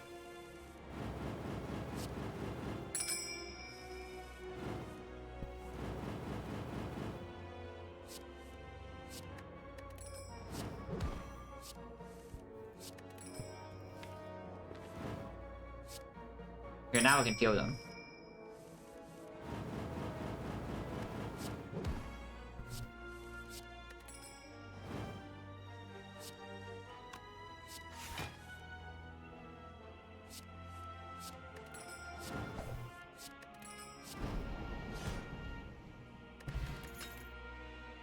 Another acro, but yeah, of course not.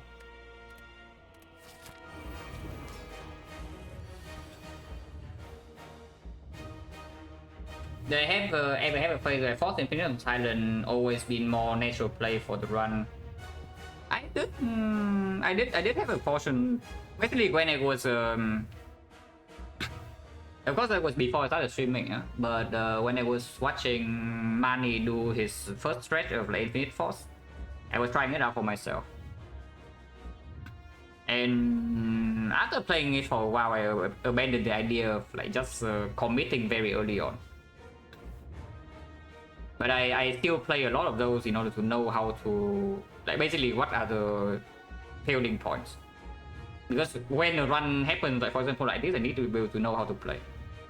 So I played quite a bit of Forcing Infinites, but there wasn't any phase where I was thinking this is what I'm going to do and it's the best way to play.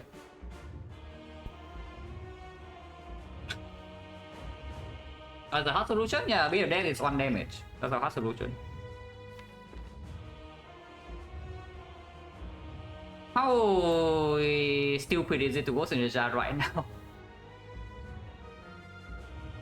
How stupid is it to Ghost in the Jar right now in order to get rid of that one? Probably stupid, right? We just do it later. We have 67 to spend. We have 67 to spend, so let's patient here. Because we might even break this turn, yeah? There's no energy source in hand yet. Never mind, we don't break. This, I play this.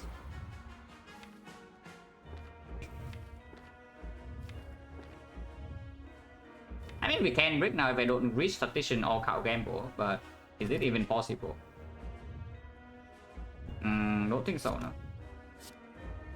This is drawing 2, yeah, this is drawing 2, so I cannot break. At least not on energy, but I can break on other stuff.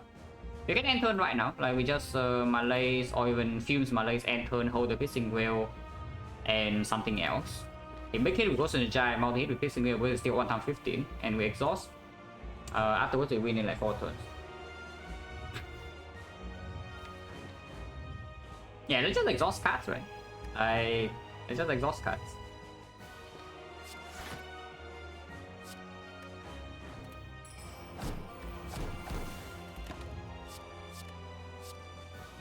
I don't know why I hold this. I should hold this. We are never playing red form this early. I'm 15, yeah. Just whale here.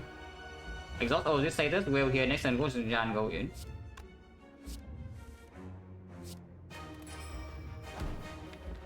Protect some me of death, but that's fine.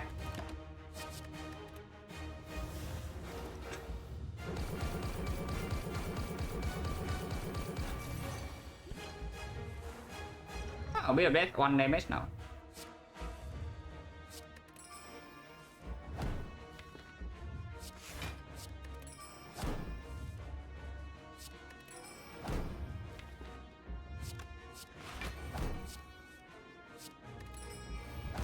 Honestly, I should probably just play this, but I don't want to yet.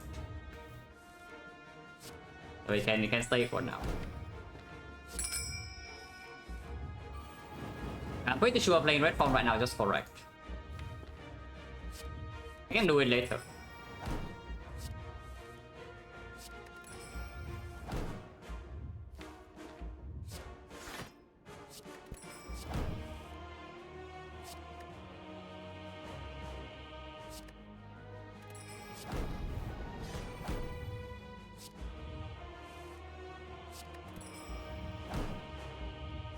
Now? Not yet, right? Thunder to 2. And then I can play the red form.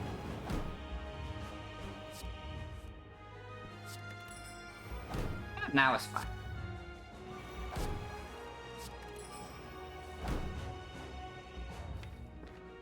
Exhausted days. Play this for fun.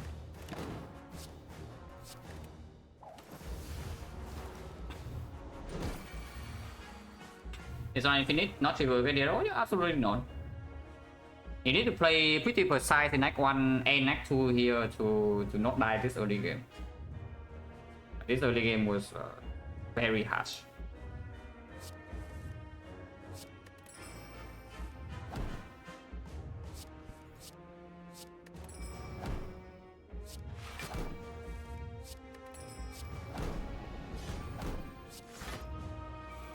And by the way, the backlit plus, of course, not that it's necessary, but it's convenient. It's a good quality of life. Yes. Yeah, definitely excellent quality of life here.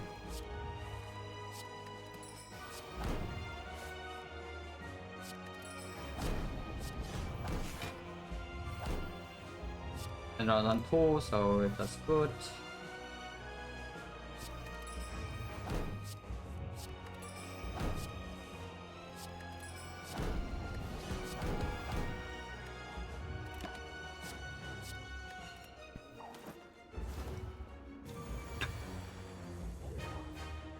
We are intangible 2 more turns, and the heart is under 400, so it dies in 2 turns. Plain and simple.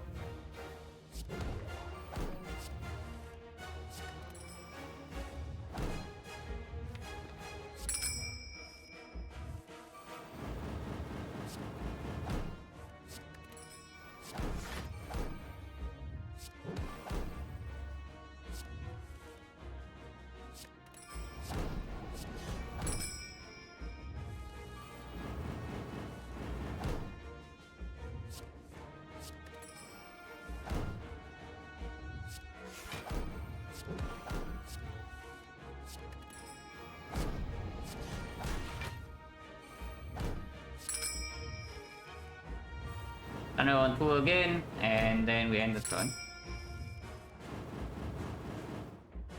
Yeah, Thunder on 2. Try to block this, I guess. Not like we need to, but I can. Yeah, full block.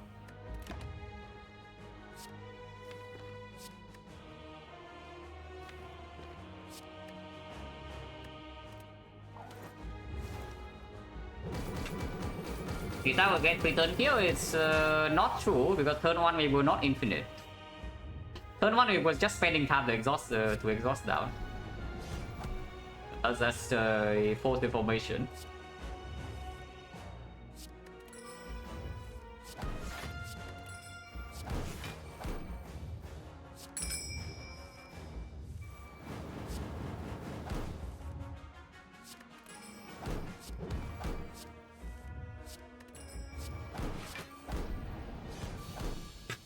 Okay, good run.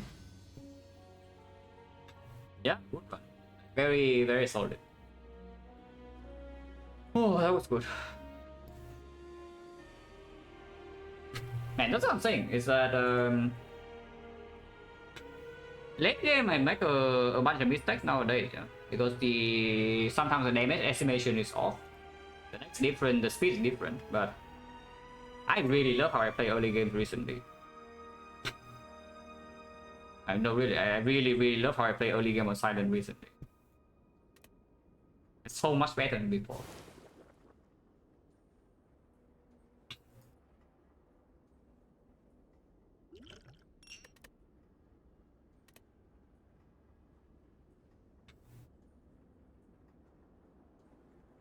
And man, that was a spooky act one.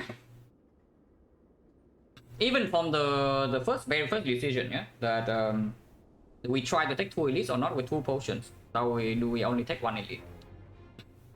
Is the whole run entire stream? So far, yes. But I do another one after this. I do a defect run. What did I change about early game? Basically, if I see the taking elite is impossible, I do not force it.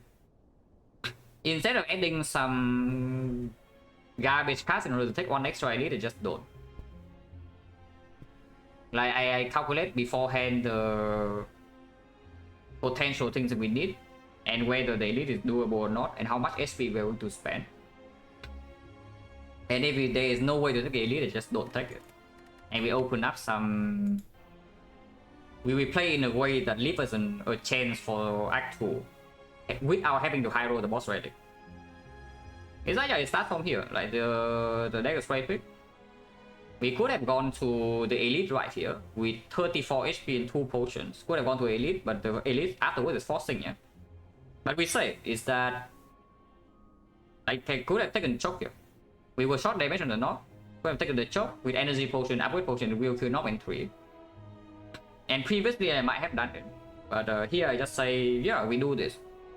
The knob is no problem, but then we are not even getting such a good trade-off. And if the elite is not the knob right here, we are going to die. And you can see right here, this is a sentry, a 3 frost later, 17 damage because you just get sentry tags. In this side, there's sometimes damage you cannot prevent. Oh yeah, by the way, could have died here. But they start the run with 15 damage P strike, so that's almost a complete brick. Floor 1 low roll the slime 5 minus 10. For 2 is good, poison stab, upgrade. For 3 draw worms 5, and then here we buy a card gamble and we move a defense over doing potion or trip, because trip or not it doesn't. Again, it's the same principle. You buy the trip here, you are more aggressive, you are stronger for the short term, but you still cannot actually get the elite safely. So if you go to the elite fight and the fight goes badly, yeah, your act is over, your run's over, you have no way to come back. So just don't do that. And again, got to 0 damage. And here, first big decision, we see the oh yeah, dagger spray. Taking dagger spray over second count gamble. This early in the run, it seems like it's pretty clear, but again, at the time, if you're watching the run, you know that yeah, Hexagon is here extremely dangerous. And the count gamble is better than the dagger spray in this fight. And it's going to be way better later. Because we know that we have peace fight first relic. But yeah, I need this. If I don't have this, I die. You can see right here, if I don't have it, I just die. Triple loud into Gremlin Gang, and yeah, choking near skip, because we decide that just taking the choke into elite is not worth it. And here, acro, first acro, because we are only taking 1 lead in the act. The knock fight still no problem. With 2 potions. This acro I take because yeah, peace fight cow gamble already in the deck. But now just absolutely don't play that. But it doesn't play short term. Upgrade the films. In case of Lagavulin, eventually before Hexagons we need to upgrade. And it can save HP here. It did save a lot of HP in this fight, but we still got taxed by 10. So this is not removing so the card as much anymore, really. And remove cards more than I do before, you know, because I play slightly greedier sometimes. I have never been a remove monkey. Yeah, I have never been a remove monkey. But I'm more flexible nowadays. Maybe I should say that. And yeah, we almost got we could have gotten start here. We move, and this is the one of the biggest decisions in the run, whether to take the second acro here or not over the bouncing fast, because we are at 8 HP. And Hexagons is coming, and our deck at the time was 1 poison stab plus, 1 noxious film plus, a dagger spray plus, a cow gamble, an acro, and then the rest is base deck. If we take this bouncing fast, we are done for. I will tell you that much. I mean, maybe we're not done for because we saw like a lot of acros, but still, it makes us weaker into Act 2 when you saw like Act 2 was already like pretty close. Yeah, so again we go to 9 HP because the second question mark was the freaking outer. So having one more brick in here maybe make us be infinite, one fight slower than that snowballs downhill. Silent 5, defect 0. How high silent? Can check. 1, 2, 3, 4, 4. Silence 4. Defect is 1. Defect 1.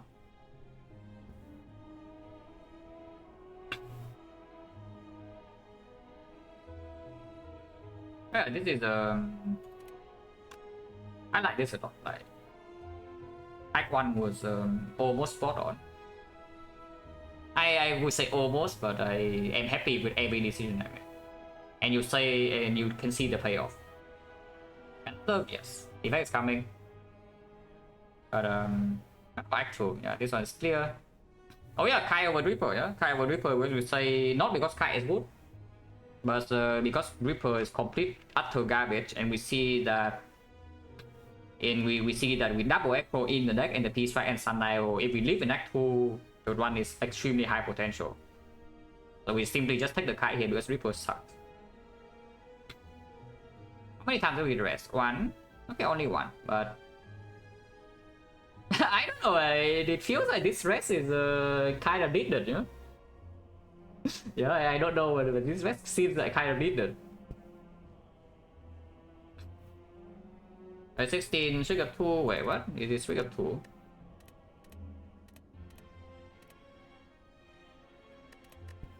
Oh no, title is not updated yet. Title is not updated yet. It's the 39. I haven't updated the title. Wait, what's the title? Oh, now I'm confused. Okay, I check my sheet. Oh no, it's only 38. It's not 38. Oh, title is already updated. There's like 2 wins here and then 2 wins there. Yeah, streak is 4.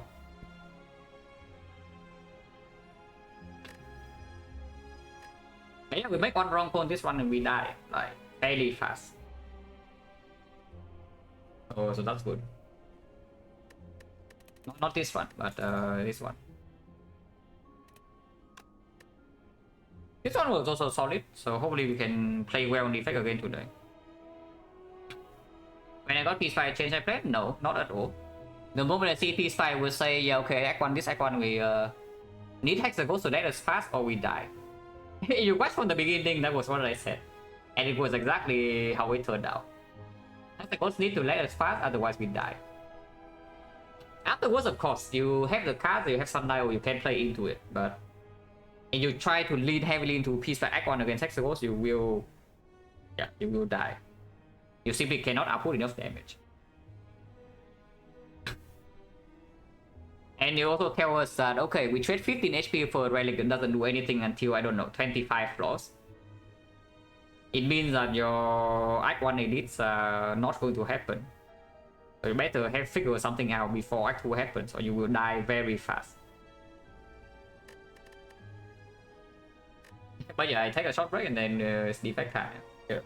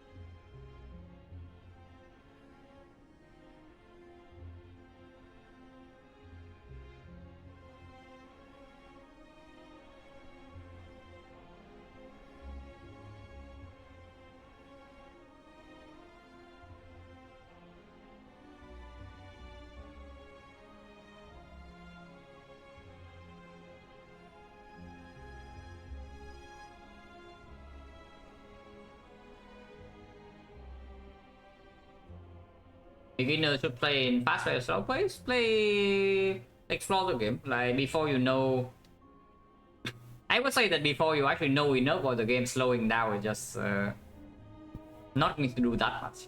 You just arrive at the wrong conclusions, and then maybe you spend a lot of time on those you believe in them. So yeah, play a lot of runs, get the information first. Maybe copy some better players. Even with understanding, I will still say that. Until you form some kind of understanding on your own, and then you can take your time and start experimenting. Basically, you need to know exactly what your aim is, yeah, when you do something. If you take your time playing some lines inside the fight, but you don't have a purpose, it's like, yeah, you just think for a while, you calculate some random numbers, and you click random cards. That is very unproductive. But if you aim to get something out of the run, for example, you say, okay, this run I feel like I'm strong early game, so maybe I would try being a tiny bit greedier by skipping this one card. If you know that, you know what you're actually trying to test out the run, yeah? And then you slow down your gameplay, to play the fights properly. I always say this. If you actually slow down in the run, spend the time to play the fights. Do not spend time thinking about some other nonsense like, yeah, okay, maybe where should I path? Okay, thinking about pathing is important, but don't spend too long, because before you have enough understanding, you are just going in circles. You arrive at the wrong conclusion because your assumptions are wrong. But if you take the fights, if you take the time, a lot of time, to play correct lines inside a fight, then you can know whether your assumptions would be correct or not. Like, for example, you believe in your macro gameplay. Your strategy, for example, is like, okay, we play Watcher, and Act 1 you see maximum elite, you just go to that. You run to every single elite, but the first elite must be after a fire. So you are testing this theory. If you misplay inside fights, yeah, and you just randomly bleed HP here and there, you throw away potions, and then you die inside the eye. Like, what do you learn? What is the conclusion there? Is the strategy running into maximum elites correct or not? Yeah, don't know, because if you play the fights properly, maybe you would win instead. Then you just waste your time. Basically, the flowchart I would recommend is that you play a lot when you are new, to get yourself familiar with the cards, and maybe naturally you develop some kind of instincts. And then eventually, when you have enough understanding to actually form a coherent strategy in your head, test that out. But the way you test that out is by playing the fight very precisely. Otherwise, your conclusions will be wrong. And then you, rinse and repeat. You have that one theory of how the run should be played. Maybe go maximum always in Act 1 as Defect. Maybe take a lot of block cards. Maybe preemptively take like Act 4 cards. And then you just play fights properly and see how that works out. If it doesn't work, analyze and then think of another plan. But if you try to play very slow from the start, you need to be the correct type of person to do it and be productive. Otherwise, you just get nowhere.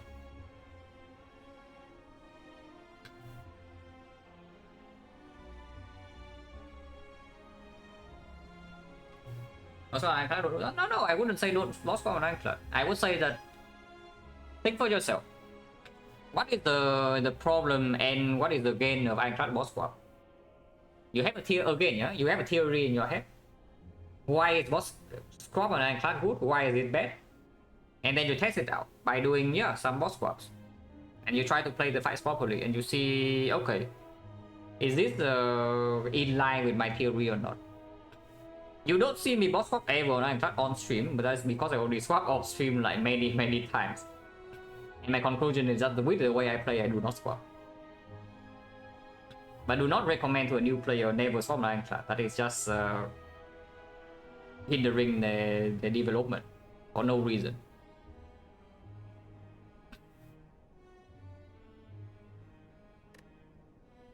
Yeah, even I would say that if the boss battle on Ironclad is perfectly playable as a person who never swap a single time on stream.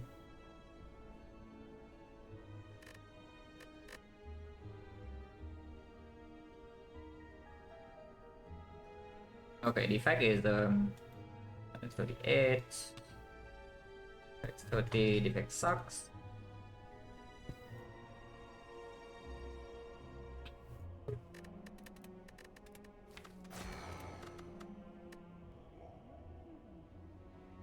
Wait, defect doesn't suck. Empty cage? Infinite? I kind of want to run into this 4-6 burning elite though. Remove 2 probably doesn't let me do that. This maybe lets me do that, but not always. It only lets me kill the burning knob. But burning sentry is still extremely ugly. Burning Lagavulin even you can bleed, and then the knob next floor finishes you. Always feel like something slightly wrong with the whole run boss swap. Yeah, if you are very familiar with the starter battle, it can feel that way. It's like, yeah, you play with non-muscle Ironclad like forever, and then you swap Ironclad and you see, I'm missing 6 HP per fight. That's just weird. And you also need to draft differently, of course. You need to pass differently, you need to draft differently. So, it's not exactly it's not exactly very easy to play. Yeah, remove 2 strikes, and if we cannot go here, then fine, whatever, we go here. Buy some potions, take elite number 1, elite number 2, elite number 3, elite number 4. Or we can go to second upgrade over the final elite. Yeah, let's do that, yeah. We are strong. And I mean, of course, I take these 2 fights first. If you are really strong, I can take 4 fights. That's all, yeah, remove 2. I like remove 2 a lot. I like remove 2 on defect like so much more than transform 2.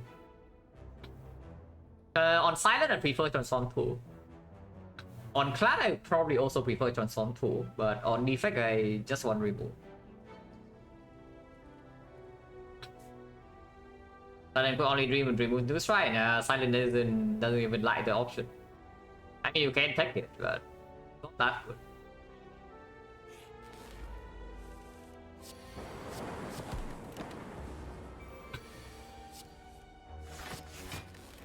Yeah, remove 2 strike, kill Countess on turn 3, that's a defect. Oh yeah, remove 2 strike into beam cell, nice.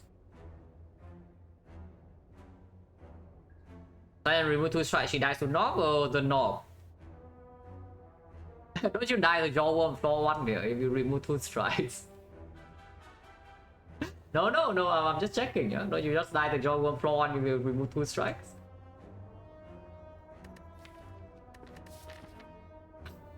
It's a rebound, right? Rebound also plays in slime boss. Later on, compound rival is way better, but we probably want to go fairly aggressive here. And rebound with a remove 2 stat also gets a little bit better. This also only draw 1 at the moment.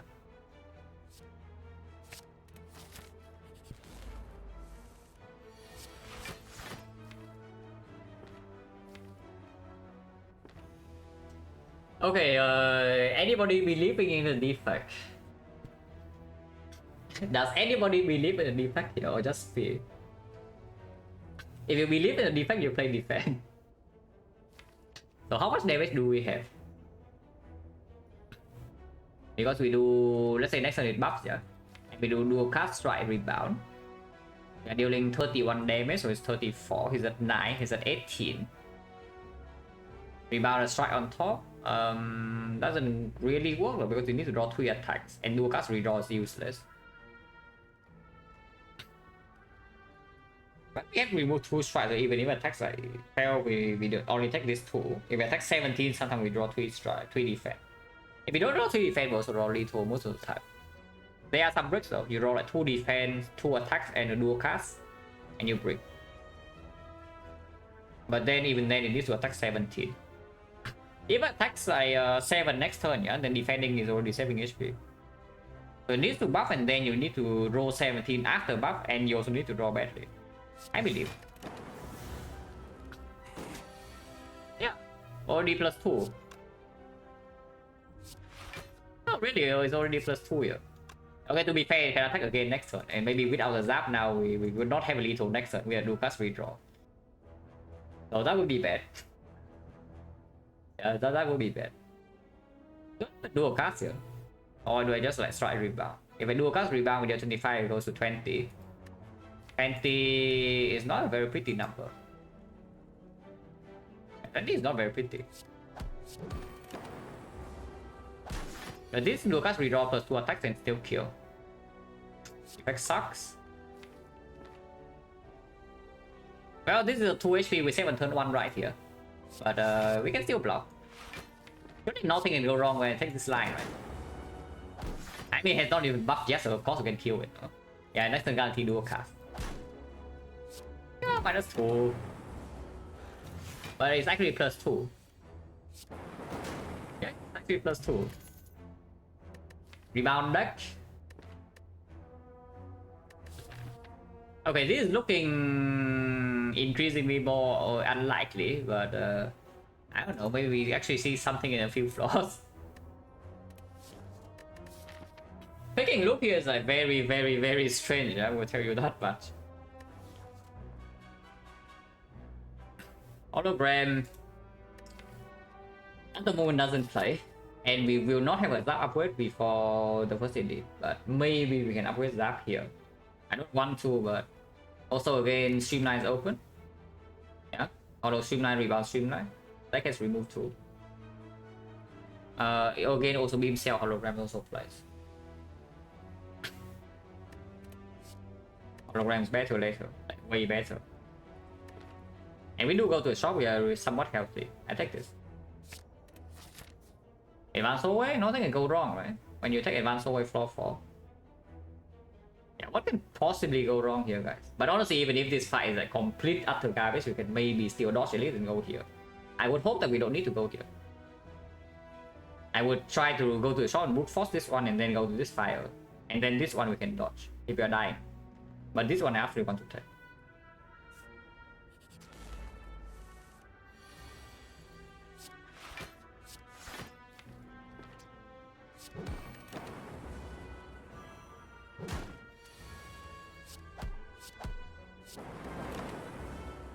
Strike kills. And go no potion, so 70% potion chance now. And we are low rolling go a little bit. 44 go in 3 fights. Very slightly below average.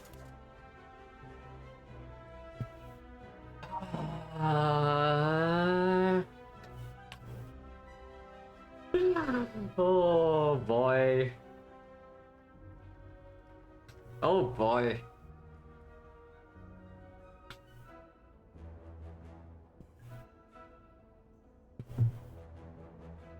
And the recorder? Why? Why?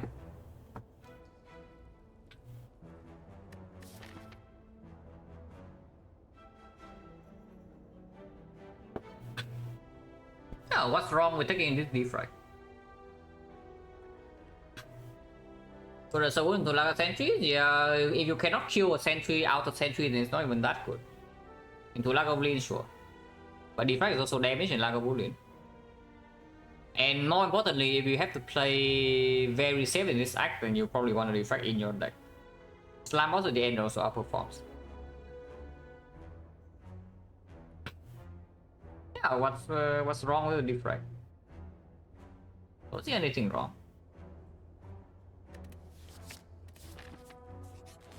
That does mean that we will take extra damage in the short term, yeah. That most definitely means that we will take extra damage in the short term, so hopefully it doesn't kill me. But it does mean that if the act goes really wrong, then it also... If the act goes like insanely wrong, then it also give us a way to play Act 2 and the slime boss fight. How do we do this? Next turn, this guy attacks for 21. Yeah, double defend ever. Double defend rebound. Yeah, double defend rebound goes to 30, 30. 30, so no, there's no hand that deals T2 next turn. If I do defend zap rebound, or even defend rebound zap. If I rebound zap into zap, hollow zap next turn, how much damage is that? Rebound zap right here. We deal 50, so 27. 27. Not enough. 27, 21, 21, and then we deal 11 next turn only with Zap follows up. So that definitely is not enough. Defend, rebound, strike, 18 damage, 24, 24, 18, 18 we need 15, so also very unlikely.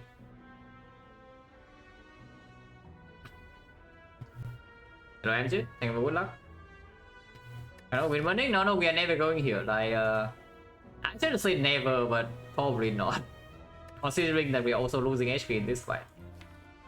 Hopefully not that much though. I mean, I can do a damage control line of rebound, defend, yeah? And next time we just do defend, hollow, defend. So take 0 this turn and 8 next turn. Instead of taking 4 this turn and not having lethal next turn. Yeah, Zap, defend. Next time, no, we need to rebound. So rebound, defend. Next time we defend, hollow, defend. We are dealing in total 15 damage, is 27. I'll do a cast plus rebound, redraw will kill, but there's no lethal line next turn. Is there not? 30. 30 dual cast go to 15, so no. Yeah, with the rebound defense we can never kill next turn. Hello, Blur.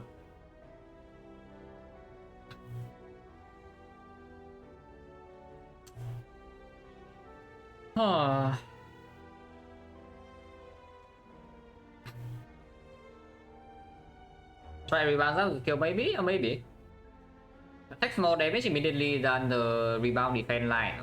Because the rebound defense line we're taking only 8. Sometimes we entangle next turn, but then we can kill over 2.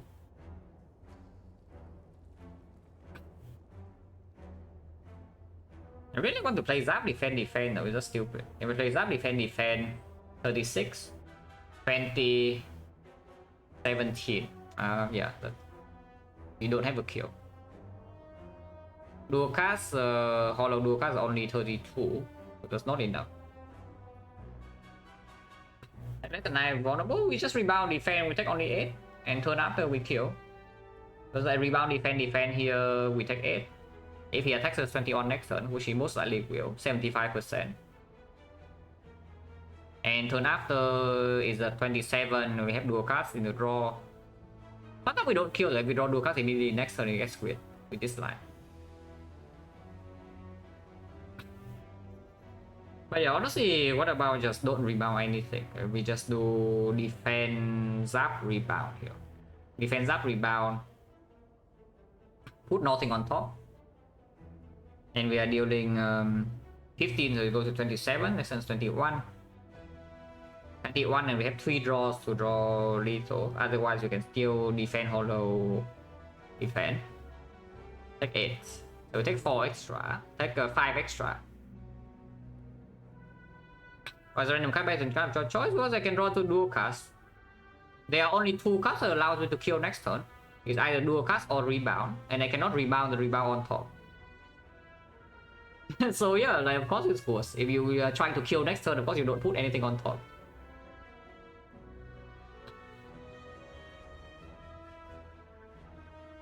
I really wonder how viable that is. Because yeah, we draw 3 and the deck is 9. I cannot really block either. If we just buy the bullet and take 9, then I think we just go safer route. Yeah, what is the safer route? yeah, that's a good question. What is the safer route? If you can tell me, would be great. Because at the moment I don't know. But yeah, let's say we take 9 this turn, how is it? And yeah, let's try rebounding strike. Honestly, we don't need to count the thing. We just count damage this turn and we see. 6 damage plus 15, 21. 21 is 21. 21 with 2 lightning. So we need 15 damage next turn. Which means if we put a strike on top, we draw nothing, we are 3 damage off. If we put the zap on top, we are 4 damage off. So if you want to do the kill line, you do like zap, strike, rebound. But even then, you don't have guaranteed lethal. So no matter what, you can be screwed here next turn, depending on what you draw. No matter what line you take.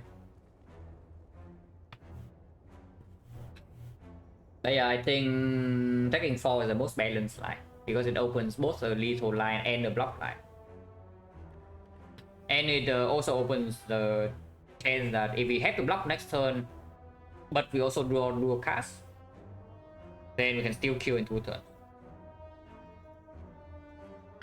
Another evoke, yes, but it's 11 damage. You are spending 3 energy to deal 11 damage. And you see how bad that is, yeah? Because you rebound the strike, you're already dealing 12. The rebounding zap is just 1 damage worse.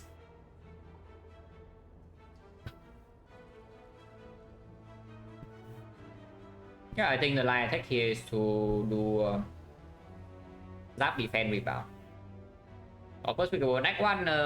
You can, if you really want to pick it, you can. I would recommend you don't add a single claw to your deck. But you insist on picking claw, then go ahead.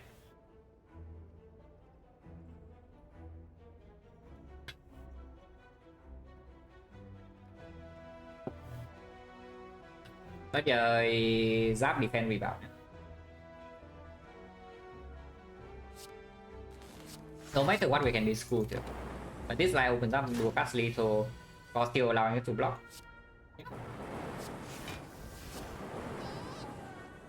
And we need the third damage, otherwise the double dual cast doesn't kill.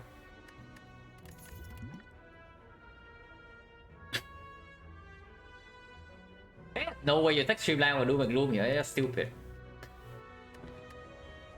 Yeah, there's no way you take the Streamline for the Doom and Gloom, that's just stupid. Now the problem with this Doom and Gloom is that it doesn't block at all, so into Lagavulin right now we are bleeding. Into the north maybe we can do fine, and into the Sentry we are bleeding, but maybe we can still get out of the fight. Best case will be we run into Lagavulin and still need to use a potion, then the second lead is not ever doable. But I mean, not thinking this is also stupid. Am I Vietnamese? Yes.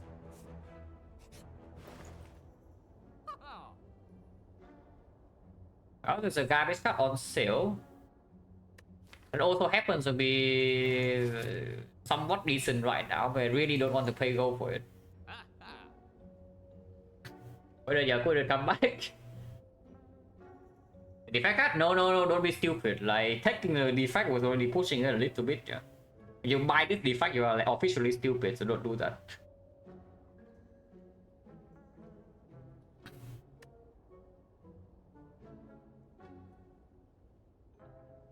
Black spot? Nah, if you buy a potion here, you take the focus spot, it's just way more damage.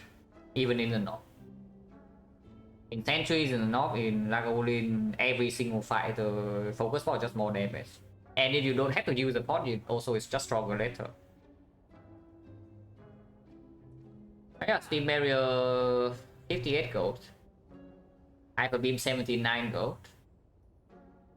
Focus spot 57.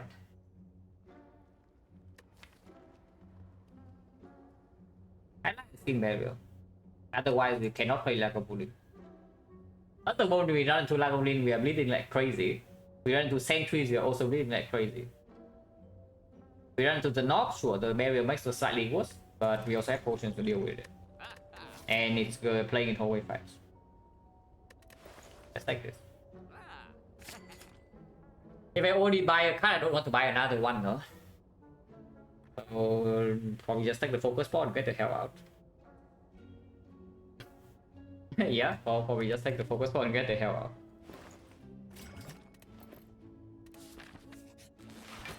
Avoid Steam Barrier we have to perform here because we don't have any other kind of block. Okay, I don't like this draw unless we wake up right now. If we wake up right now, we can do barrier, hollow barrier next turn, block 14 into playing Doom and Gloom. And our damage is fine because you have 2 force in 2 zap in play and then the thing. If we try to open next turn, it's like Doom and Gloom strike, but we shuffle out the barrier, we shuffle out the hologram. Yeah, if our damage is completely fine, we do not play this line ever. Let's just open now. If we really are short damage, for some reason we can use energy pot. Total chance at the moment 1 potion drop and 4 5 to 60. I guess I am willing to use this next turn. Sometimes. We'll see. But yeah, we wake up right now.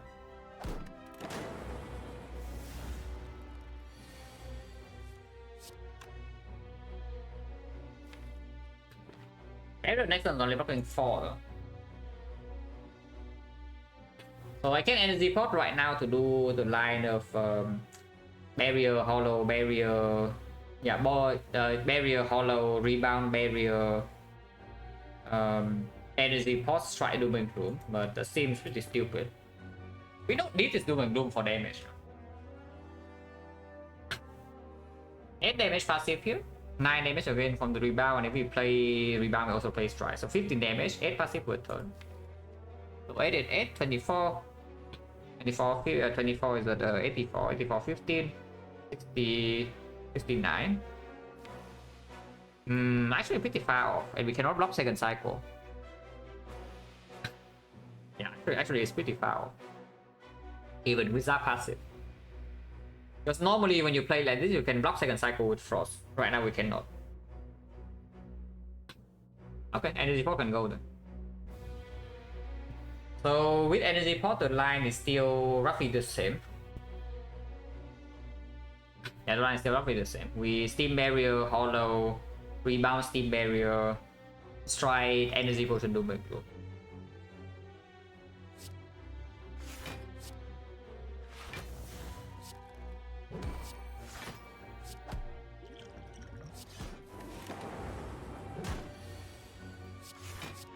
Yeah, barrier block for 15 in this fight. That's pretty good in my book.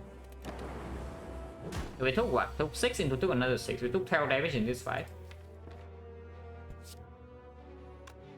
There's no way to evoke this Dark Orb though.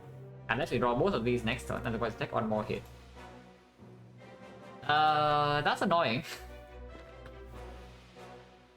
Yeah, that's annoying. But I mean, not playing dual cast is nonsense, it doesn't change anything. Of course we play dual cast. If we draw both, we do.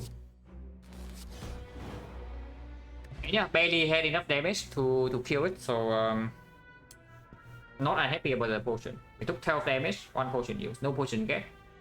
Potion 70. Flash battery.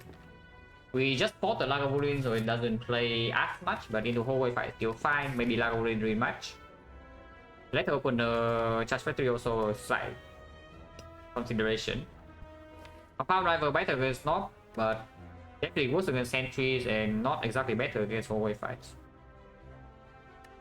And yeah, let's open the with barrier as well. I take this battery. I wonder if the upgrade is still Defect though, or we upgrade like Zap or what now? Because the Defect upgrade will not play for a while. I mean, okay, it doesn't take that long. We upgrade Defect, here we see a Frost card, and suddenly here it blocks for like 20.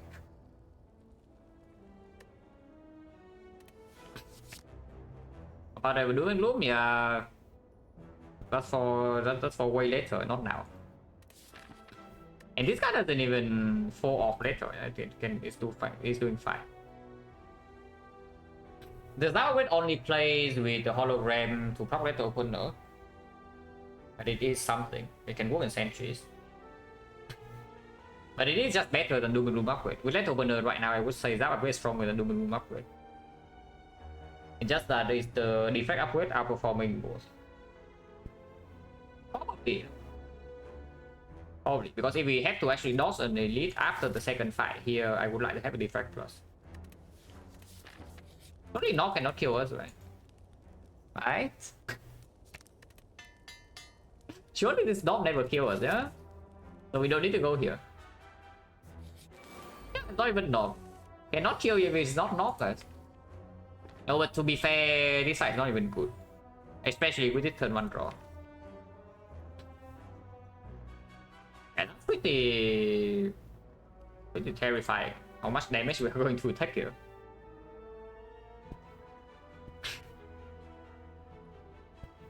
It's not scary enough for me to open Focus Pot because Focus will just damage. Sometimes the Focus Pot saves you 10 HP here, but not always. So I don't think I will open it.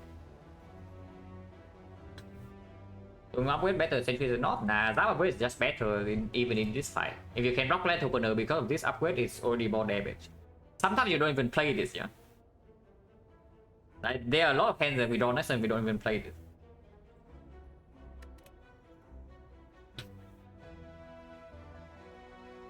I thought that is greedy. I will tell you this defect upgrade is exceptionally greedy. And I hope that it doesn't kill me right now, but it can.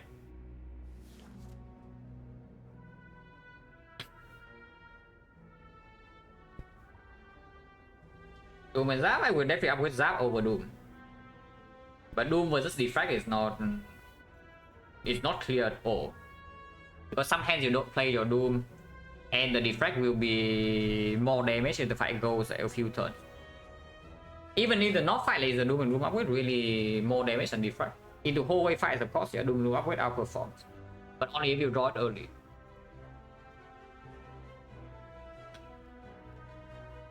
I don't know what I do this turn now. Hologram turn 1 with nothing the hologram is like really awkward. Steam barrier not here, touch battery not here.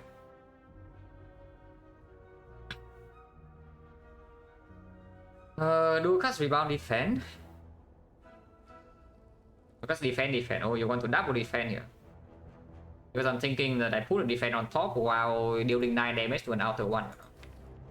And next time we can do triple block.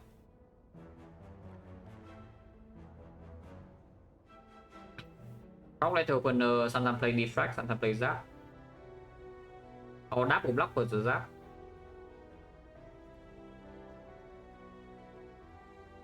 Otherwise how are you killing another century ever in this fight? I know seriously how. Yeah. So cast C direction, and then I can rebound whatever it hits. Hopefully it doesn't hit double middle. 1 out of 9. Okay, no direction, I see it. I mean you can defend, get it to window. So it's like 4 less damage, but you don't get a defend on top. 4 less damage pinpointed. 5 HP is also nothing, so maybe we do that.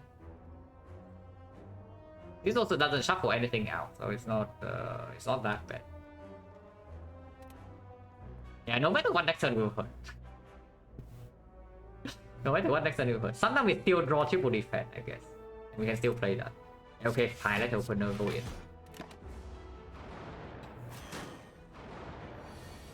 Oh wait, we take 0. Wait, what? Who was scared? Okay, next time we take 10. Next time we take 10, but that's beside the point.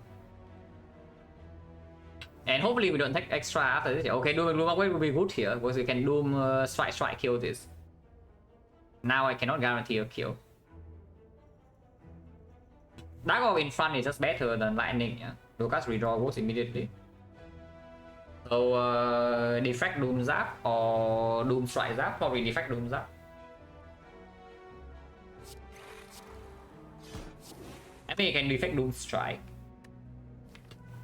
If we draw a way to evoke this, is already killing now. And Zap sometimes... Zap is 5 damage, 11, so it hits heal here, double strike will still kill. Otherwise, they also need to redraw into either exactly Doom and Gloom or the Rebound, or we need 2 strikes. And afterwards, it deals more damage here. I play the Zap. And sometimes Zap also, we draw like 2 orbs, like Zap and Doom and Gloom redraw, or Zap hologram redraw and we can evoke this. Okay, fine, it hits middle. Okay, fine, we take 20. So apparently we are going to die, yeah?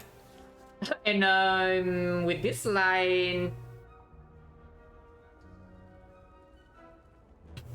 With this line...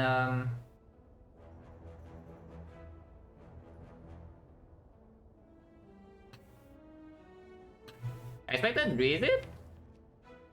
Is it really kind of expected? Don't you see how low they all are? Really, don't you see how low they all are? And we are not even out of the boost yet, yeah. We are taking another 5 damage. I don't I want to rebound that. Let's try, but if we try here and fail, it's really, it's not that bad. 25%. Oh, one out of 9. Almost. I'll come back now, but it wouldn't do anything.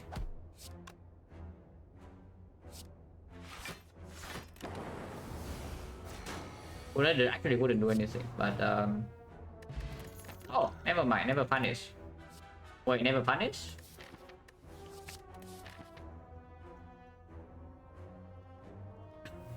Okay, we need to survive maybe one floor.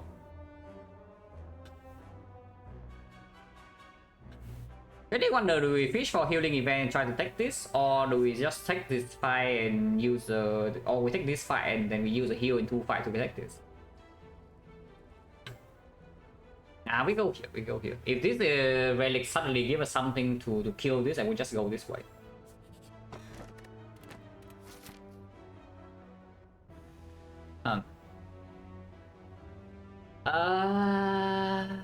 Not good enough, right?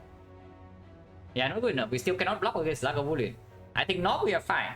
We see Nob here, we are like no problem. But Lagavulin will probably kill us. Yeah, Lagavulin probably just kill us, so let's not. Okay, healing event, easy. Yeah, imagine not having Defect, guys, come on. Come on, guys, come on. Defect gets away with everything in that one. You do whatever nonsense Jack one on Defect, you get away with it. No worries, no problem. Yeah, interesting. Okay, we don't take this. Because I do want to fight this elite.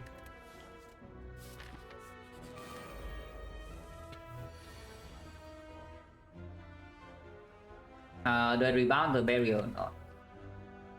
Okay, we need to place a repair before we leave this fight.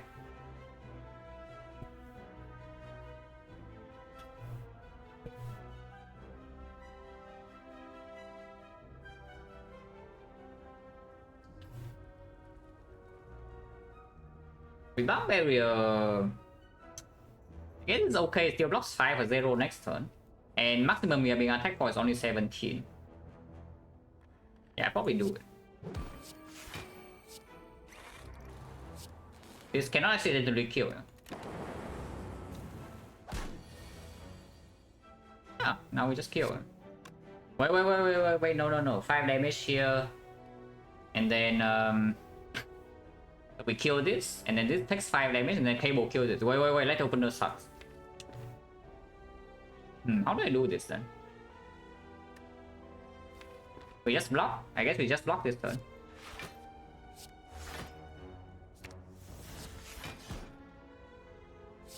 There's still a chance I don't Dorsal repair next turn though, because the Cable is too strong. Wait, Defect sucks? We are dealing too much damage here, guys, and I cannot stop it. Even when I have full block. Okay, Defect doesn't suck.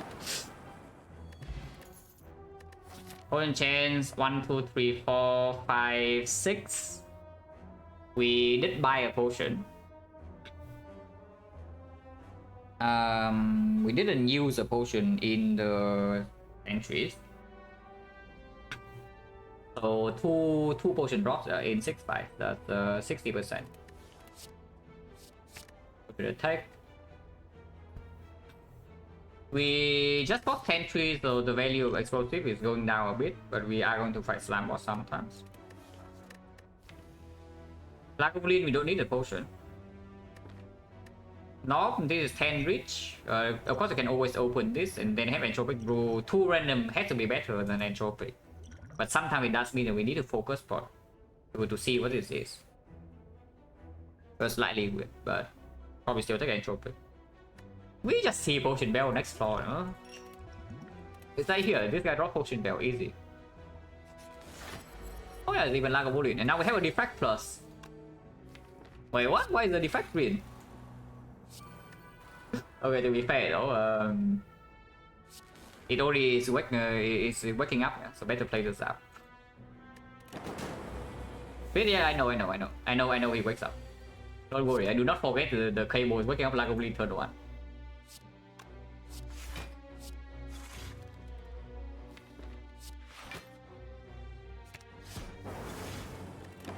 3. Now we take 0 and the fight is done.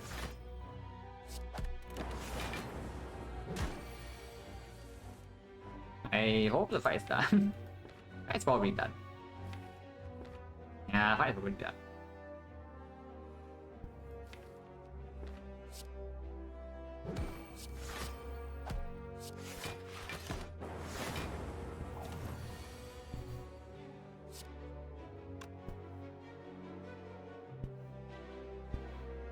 So I can do Doom and Gloom dual cast and we still have the same, but why do Gloom like that? Just better. Here's more damage, even though we don't need to block.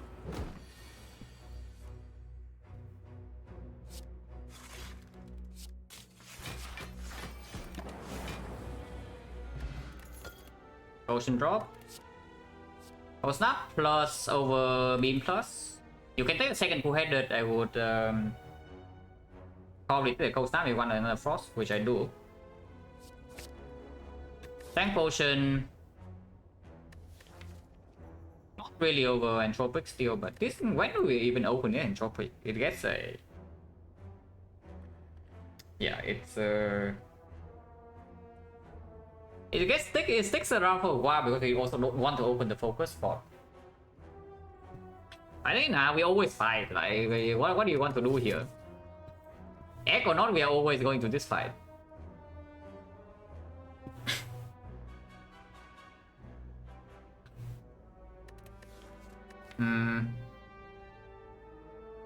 Open Entropic Brew now and see what potion I take, because I kind of want to keep this potion around, especially with cables and frost orbs now. Let us open now. Okay, this one is kept. This one's definitely stronger than Shankpot.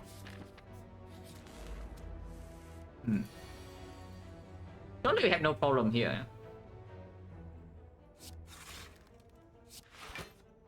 Really, we actually don't have a problem here.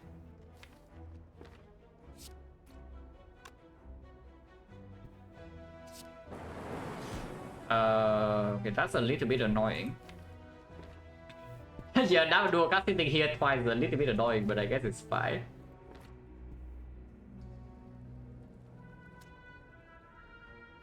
Ah, 2 HP is not worth winning. Kill the slime.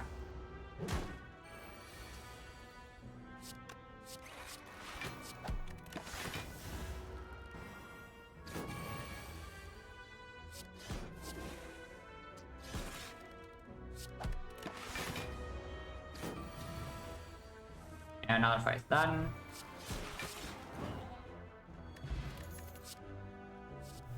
Green.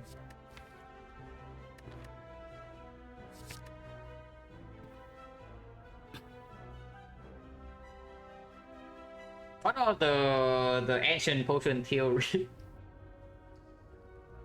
Nah, probably not. These potions are still way too strong on rank 4 for me to do the ancient potion theory right now. So probably not. I don't know, like, what are you scared about? Like, did we ever rest or what? Wait, did we ever rest in this run? We have not rested a single time, yeah? We're ending the act with 53 HP, so I don't know what is wrong. Ancient Pot theory, yes. The theory is that you see Ancient Pot in Act 1, you save until Act 4. But yeah, not this run, not in this run.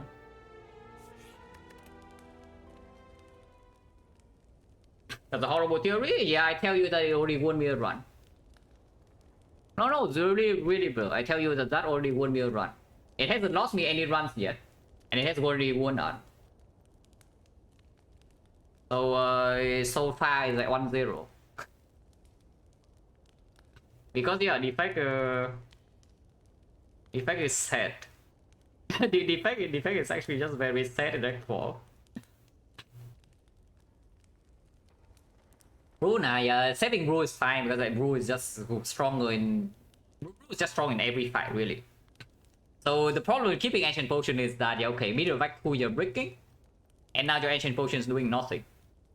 But you're in danger in Act 2, you're in danger in Act 3, you're in danger in Act 4, you can always get Blood Brew. The Game Blood Brew is good in every single fight that you are bad in. No, seriously, because if it wins me runs, yeah, I don't even care how bad the quote unquote theory is. It just works. If it works like once in 50, that's already good enough for me. As long as it doesn't cost me any runs.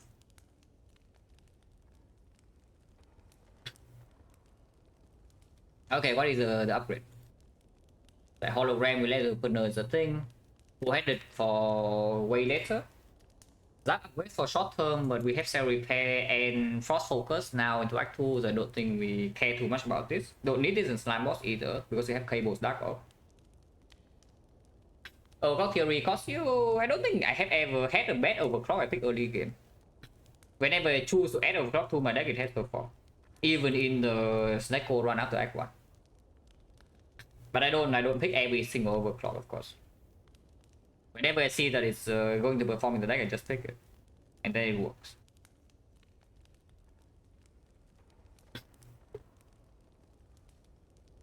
The papers? Nah. Fusion Hammer is actually pickable here, yeah? I would prefer not to. But if we are forced on the Fusion Hammer, what would I like? What did? Yeah, probably still good.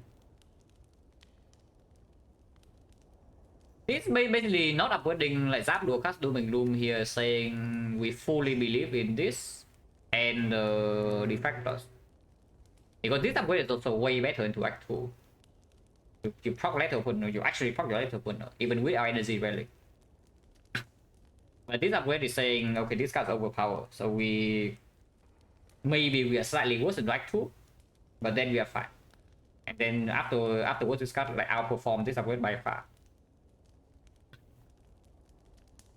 And but I believe no, does it mean that you believe with the upgrade, or does it mean you believe without the upgrade? Because I am believing without the upgrade.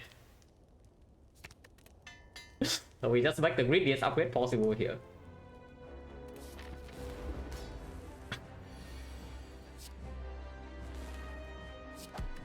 I think slime boss doesn't kill me, right?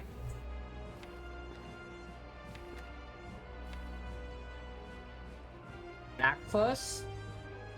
Yeah, Dark first into Snap. So our border is Lightning Dark Frost. And next time we can do go ahead and evoke the lightning, put the dark in front, and then the dark is cabled.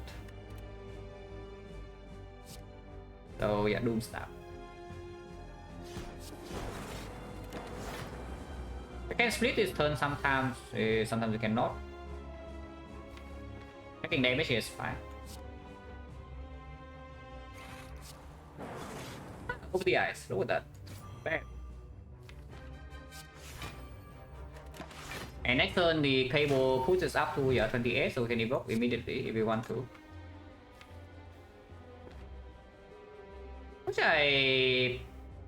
The problem with evoking right now and playing Zarya, we split it on this is 5 damage, so it's 10 damage, 66, we see it's 22. And reason not to? Yes, there's actually one reason not to split right now. Which might not be what you expect. But I am worried that we split right now we deal too much damage and I cannot play the cell repair. Not that we are losing the fight or anything, but I'm actually scared that we deal too much damage. Not really, right? Because we don't cable this lightning ever. So the split at 22, the lightning dealing only 5. Yeah, and then we can also loop this block like 12, so we can kill one and then block the other one.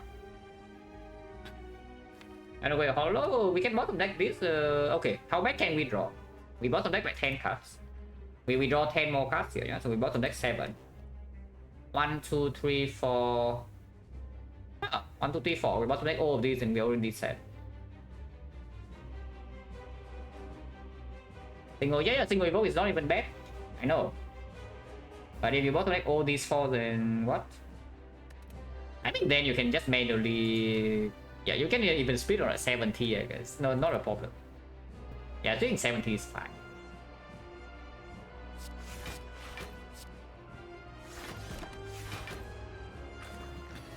Right, you can. Right now you can split. Oh no, it's good or not, but you can split here in triple frost. Split on 30. Waiting now, so this kill, but no, this doesn't kill. We hologram and then we play cold snap, play cell repair after. Sipping 30, triple frost in play. But they can attack 30 and you cannot split it afterwards. We wait. Rebound auto split.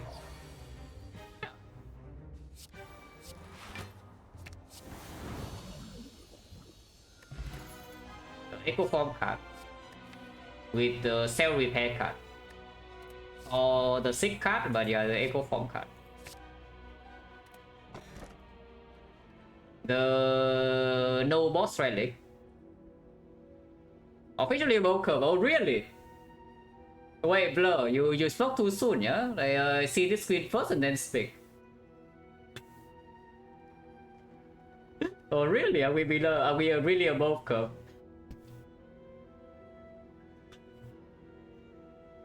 Yeah, it's good. I wouldn't say it's good, but it's probably still better than the Garbo Philostone. Yeah, I wouldn't say good, but it's probably still just better than the Garbo Philostone. We take it. It's fine. Mummified hand right here, guys.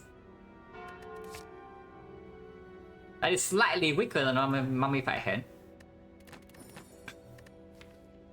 It's okay. This is good. Yeah. Self synergy. Look at this. And then advanced rhetoric pool, so we see emotion chip, and we can do emotion chip blue candle. Oh, can already see it, guys. Insect is good though. Insect is very strong.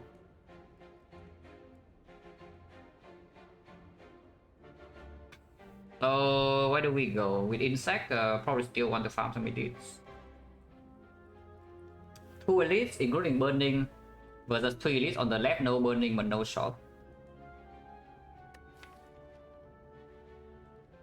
And now I want energy upgrades, like the Zap dual cast upgrade right now. Depends on how the fights go, I might need to make this. Into face swapping is a little bit weird. Because if we see face swap after this, and we click it, and we see empty chest, we are losing the run on the spot. So probably not happening. But it is here, yes.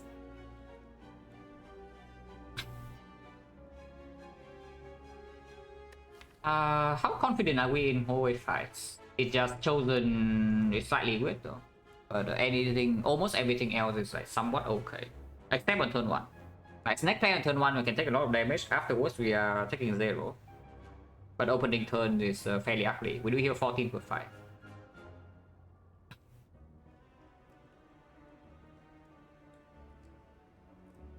Let's open here first and see. Because I'm still undecided between this and this, or even going left. Let's say we go something like this, yeah. Fire. Top. Elite number 1. Yes, if we can take this, we take this. Otherwise, we go here this way. 2 left question marks. It's possible to also take here, like doing 4 fights into this shop. And then do elite number 1, elite number 2, elite number 3. Seems slightly weird though, because we are okay in advanced hallways, but we are not that good.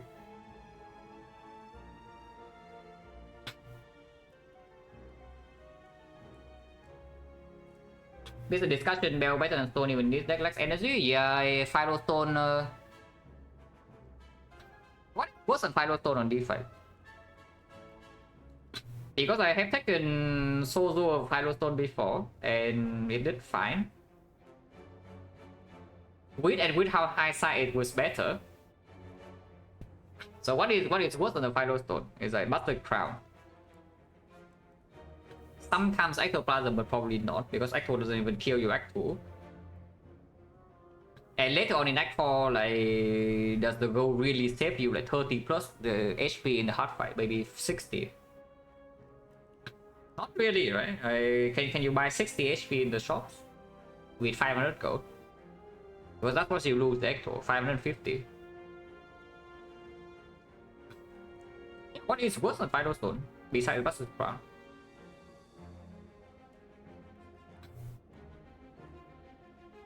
Yeah, like what is worse? Even the dome, the garbage dome is better. Yeah, even the garbage dome is better than Philosopher, and it's just like utter complete garbage. Probably maybe even second worst boss for energy relic. Yeah, maybe it's actually the second worst energy relic on Defect.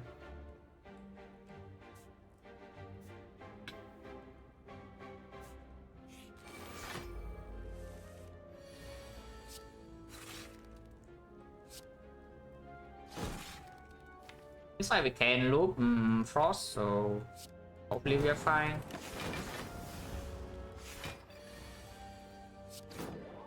Only if we can actually draw the diffractor. No way performance turn 2 is already slightly annoying. But at this point, if I miss Echo Form, I don't care. I just want to play Defect before next turn. Oh yeah, I guess Joker can be like really nasty. We're blocking 12, 17, 21, so we're taking 1 damage. Fine.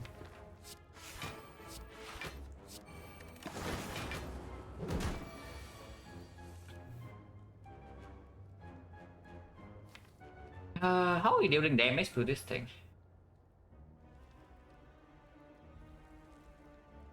Because if I do something like Dooming Loom, do a cast right now, we still loop this for next turn, but then we only have 1 Frost off and 3 energy.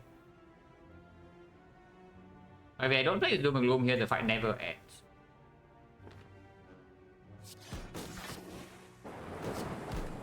I think I can even kill it next turn. Rarely, but it can happen.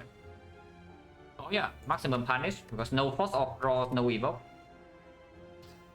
Maximum punish, we still heal 7, but we are taking 8 here. I'm taking 8 damage.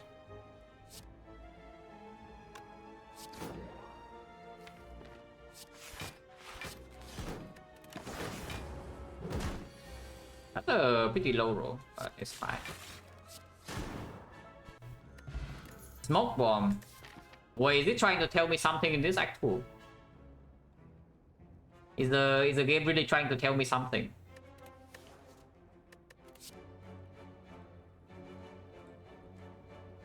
Man. Oh really? Oh, this whatever I pick here is going to hurt, yeah. I mean, it's going to be good, but it's also going to hurt. Yeah, whatever I pick here is going to hurt, but I think it's boost sequence. Oh, I think it's boost sequence. Yeah, I'm fairly certain it's boost sequence, but I mean, okay, if you take the defrag instead, you just get the, yeah, even if you're dodging elites, the defect's not necessarily better. You just get chipped out by whole wave fights. Yeah, you just take the boost sequence.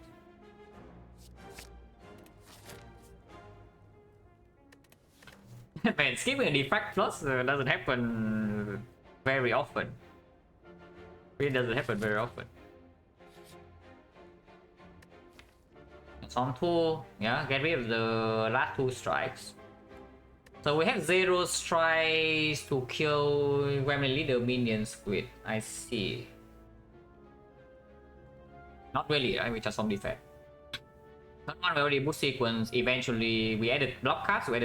Eventually, we have Frost Focus. So we transform here, transform to defense. And I think that's what I do. Sometimes we are still taking buys here. It's buy plus. Zap is still staying. Also plus. Yeah, better than defend. Way better than defend.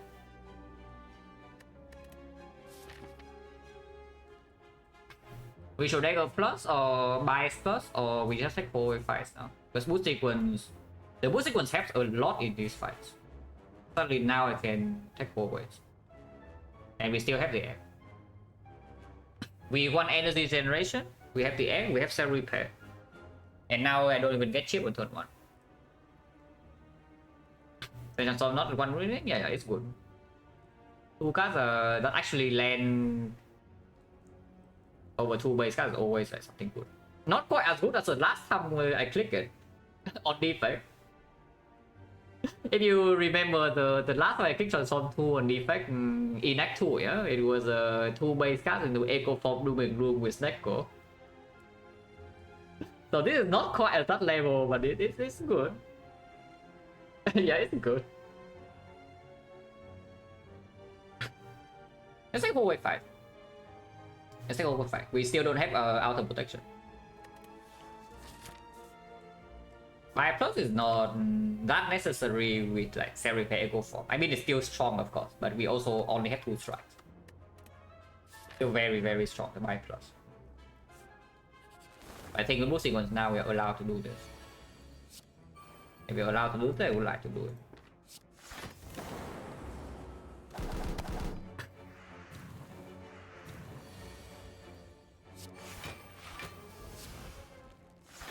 Block deck, taking 11.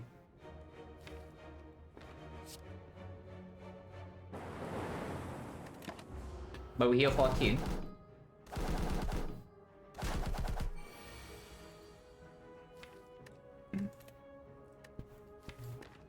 Fine.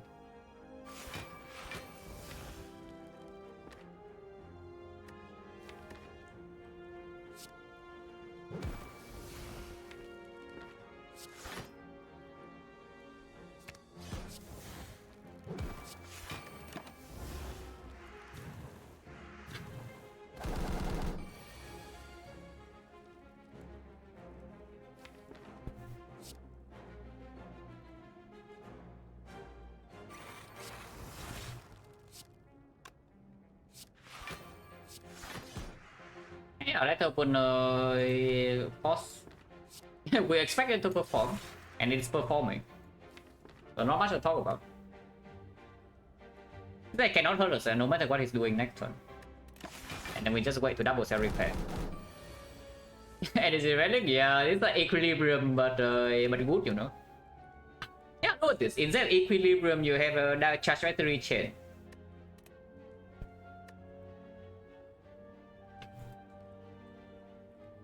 No reason to play this, yeah? I mean, no reason not to play it either, but this guy still cannot hurt me. One more strength still cannot hurt me.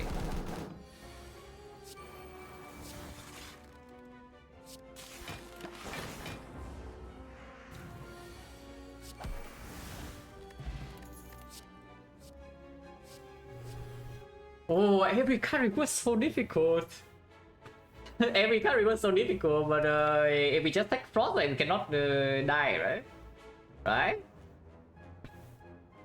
Right? And I mean, Blizzard's open. Don't we see another turbo, right? It's common. I mean, it's not even that good right now. Let's be real here. This is not even that good. It's good before we play Echo Form, so it needs to be done exactly on the same turn as Echo Form. We don't have that much card draw, 1 hologram only. And after we get the charge battery chain in play, this card doesn't play.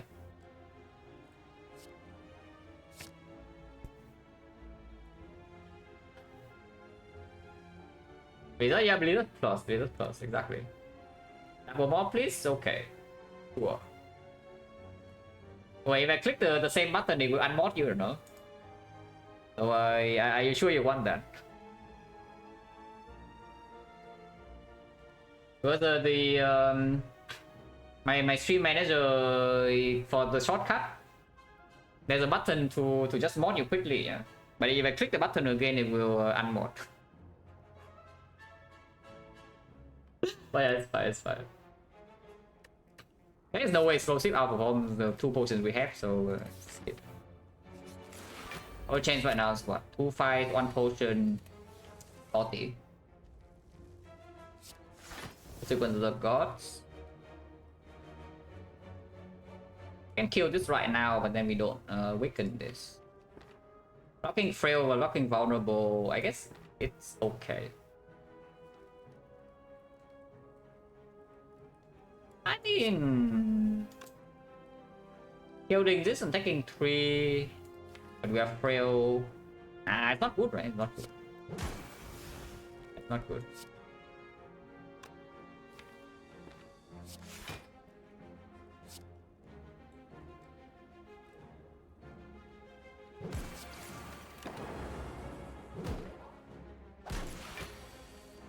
I mean, either way we take 3, but if we are vulnerable after this now, I don't really care. And this guy's also weakened forever.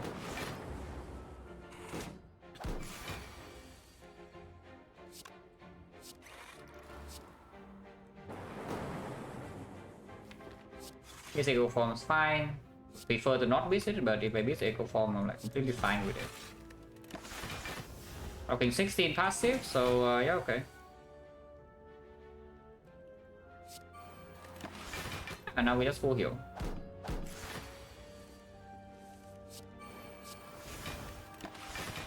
I played Doom and Gloom, I guess, but doesn't really matter. We never take damage here. Let's play this. Could I play that as well? 5 damage. Block deck, yeah, block deck. Block deck is never gone wrong in Act 2. Like, it's just impossible for that to happen. Really.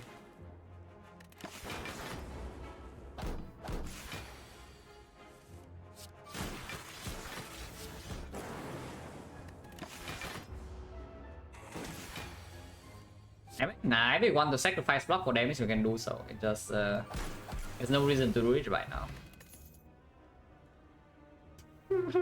Damage. Oh, damage is here. If you want it, damage is here. I mean, it's okay though. For Act 2 streamline, it's definitely better than usual. We do have Echo Form. We have Rebound. We have Hologram that can be green. We have Thunder Force to block. And eventually maybe more card draw.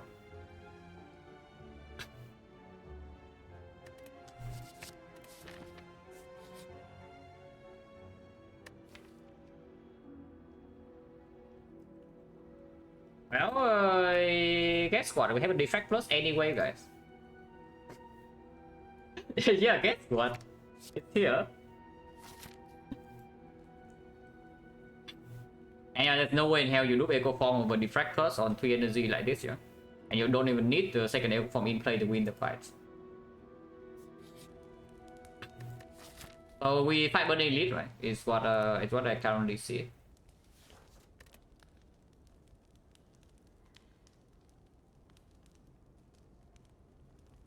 Okay, so how far do we go here?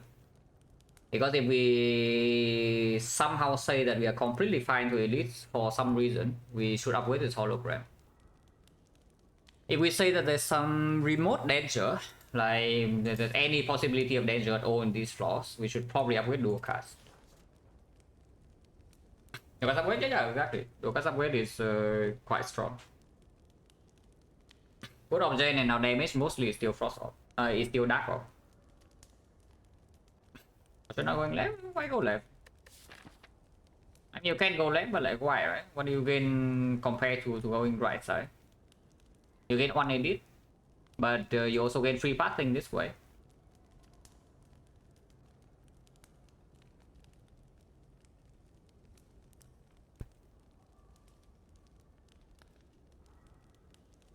And I mean, the 1 elite is not even completely safe, yeah? Not like this is so safe either, but this way you also get a shop with 300. If you go this way, you are not spending your gold. Next act, you have no free fasting, and now you build yourself you build yourself a diamond grave. Yeah, you enter act 3, you get a force fasting with no shop, and suddenly you die end of act 3 with 1000 gold. Let's not do that. Yeah, let's not do that.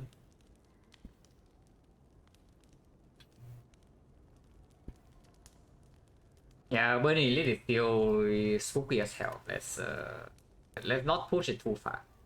We don't actually need this upgrade later. If you can deploy like Echo Form, that would Defect with the cable and Echo Form in play, you don't need a hologram redraw.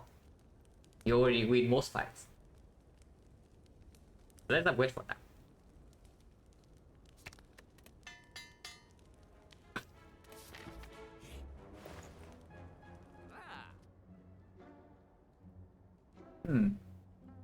Don't need anchor. I'm looking at overclock turbo here. And gameless proof. And compound driver.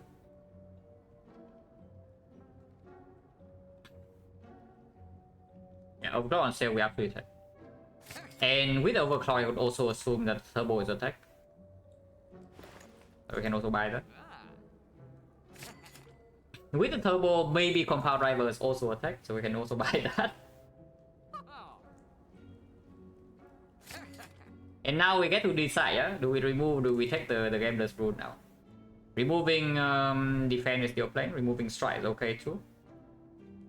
Removing make both of these better. Gameless brew is exchanged over a very strong potion for the short term. It's actually a very strong potion for the short term.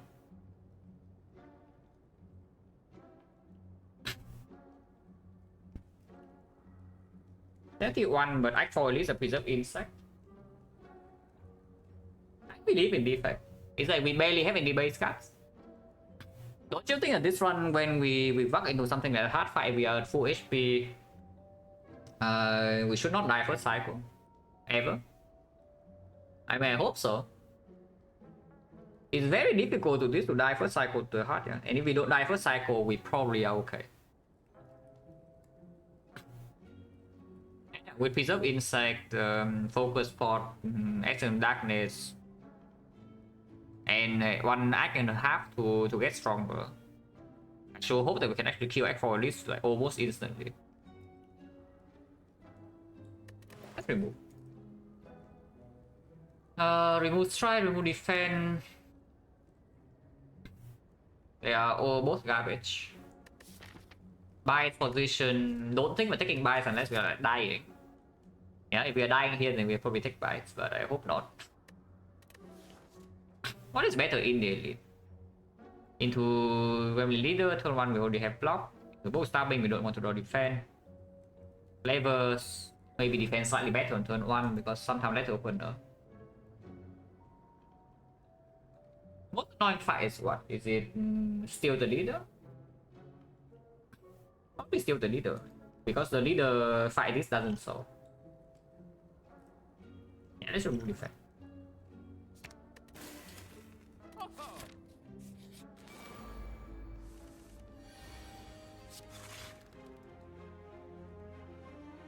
We can let opener here.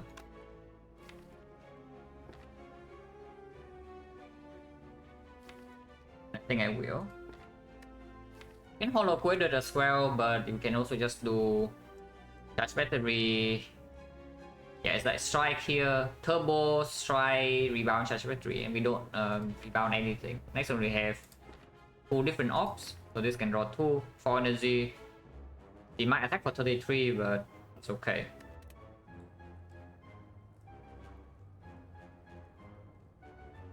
Well, Hollow Plus will be good here, because then I can rebound Hollow Plus and we can pull back the boost sequence.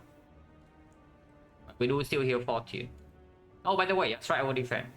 Without the strike, we cannot kill both. I mean, can we actually kill both even with the strike? Wait, we cannot. Never mind. Yeah, let open prop once we hit this, and then rebound here is at 9 HP, so I need to hollow an attack card. Oh, we need to proc let opener twice. Can we proc let opener twice or not? Because I don't care about boost sequence redraw. So boost sequence, turbo, charge battery, hollow, 4 energy, yeah? So we can play 4 cards. We can, right? We can. Yeah, we can. We can battery, hollow battery into rebound at the end. And double let opener kill this, rebound kill this. Let's do that. And next turn we have 5 energy.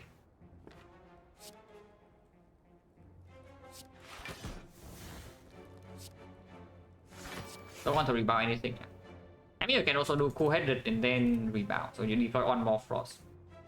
If you miss a draw to a defect right now, you miss it. Maybe I don't care. You want to echo form right now, you miss it. Want to Glacier, you miss it, and she attacks, and you Doom and Gloom, you miss, Streamline, you miss. In exchange, you apply 1 frost orb, but you also lose 1 energy. Just take the energy. Let's open now. It really attacks. And we really don't draw enough block, so we are taking 22 here, 23 here. Really enough. Interesting, yeah, interesting. So we roll 25% chance of her attacking, and then we also draw this hand. And we do have Preserve Insect, and we sometimes can still heal 14 here. So it's not that bad, but that's pretty annoying.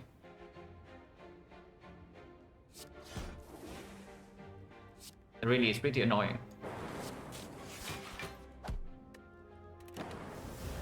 Ow. Okay, no time to heal. If I do not get Echo Form this turn, then we just play Repair immediately. Because we actually can be in danger next turn now. We don't need to heal her fast.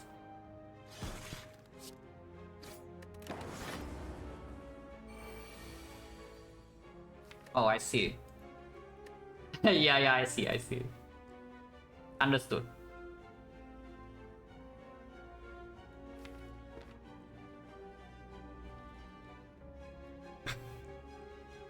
$17, $16.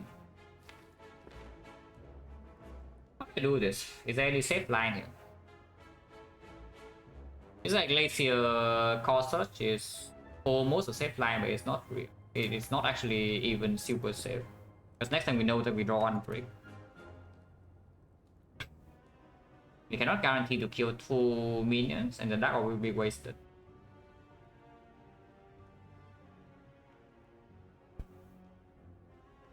And I guess Defect, you can also just Defect and Glacier and block 48 next turn. You can also do that. Defect Glacier, Dark Orb will kill this, and then Lightning Orb kills whatever. Next turn you have 24 block, so you start taking 48. If you draw into any Frost card, you can full block. You draw into Go VI, you can full block. She is not going to die in that line though. Only 50, she only attacks you 50%. Can I cause it down kill leader? Yeah, unfortunately cause search only reduced 15. Actually no, you say should I cause search on leader right now. Well, then she's guaranteed to attack next turn, and then if you don't draw your Orb Evoke, you are going to go to single digit HP. So that line seems extremely weird. That line seems extremely weird.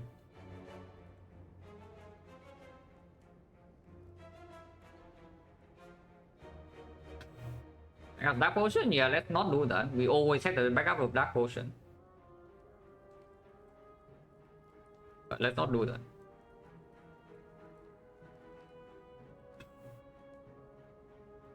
I will just, honestly, I will just Defect Laser here.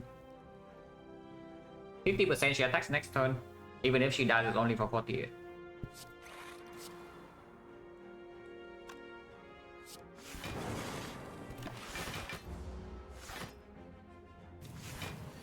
It does attack. And we actually break. This only block for 33.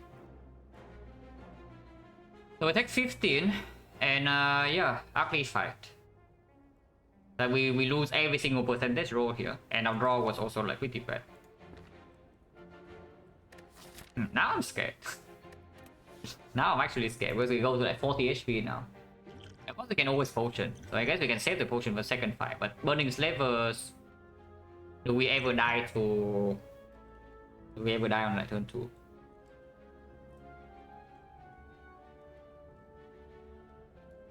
Sometimes.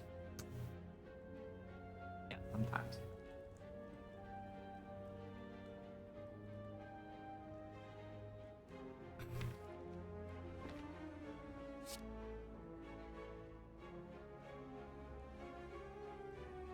Yeah, exactly, Strength Slavers. So what do we dodge the Burning Elite now?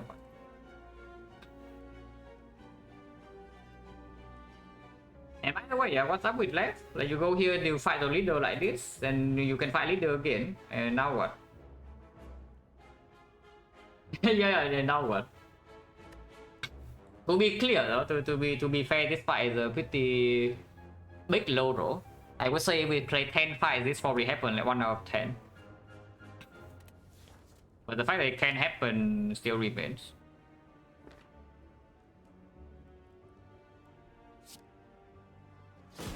But I don't potion it.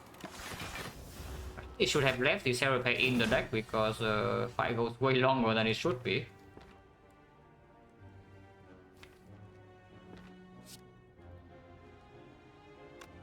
Sometimes again.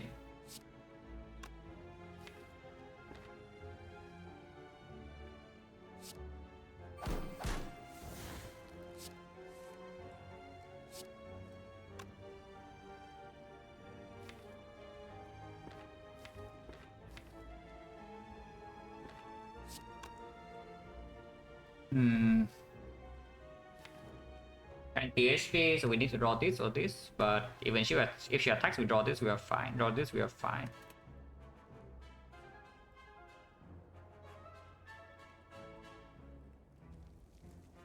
Yeah, it's attack.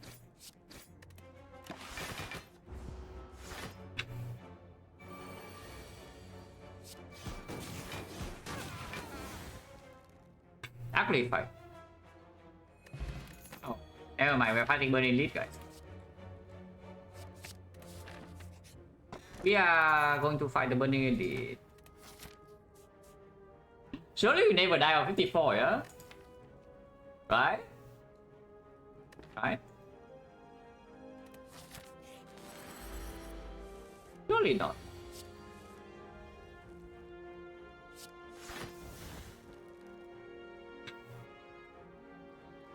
Let's pop let open Doom deals more damage and deploy on Dark Orb. There is a line of Glacier, Compound Driver, and then Essence Darkness immediately. Or you can Essence Darkness first and then Glacier, but that doesn't actually accomplish that much. Okay, but no, yeah, of course. I'm very willing to Essence Darkness right now. Don't think we're using Focus Spot. Focus Spot better in this fight too. The Essence I am very willing to use. But the Turbo is gone. Actually, no, Turbo is not gone. Turbo is gone last fight. Yeah, do I want to keep my Frost or do I want to get Dark? Getting Dark is just better, right? Because it blocks more this turn too. Yeah, Laser Compound and then Potion.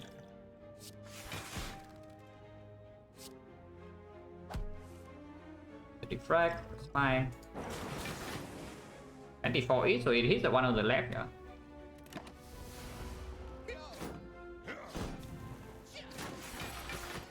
Oh. Is that good or bad? Probably fine, it's probably good. I would assume that is good.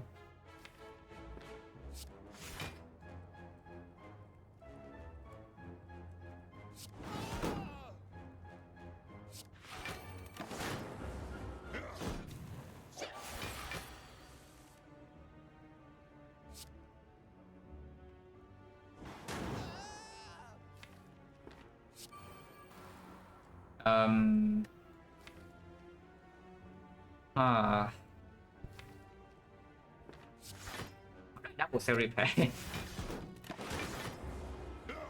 Yeah, how do I double cell repair here? Because this will kill him a little bit too fast. But I will still do it. I will kill him a little bit too fast. I think it's not, it's only 1 damage per turn. And I mean, the deck also has some wounds. We can do this. By the way, I can kill the orb right now, which maybe I should. Yeah, I should. The wound doesn't really matter, yeah, because it takes quite a while to outscale us. We block 40 here.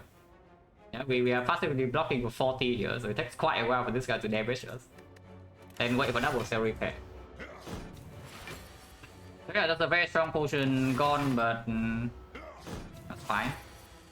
And we take the Burning Elite for no more resources than that is completely acceptable. Yeah, okay. Apple Strike here will kill, but no reason to do that.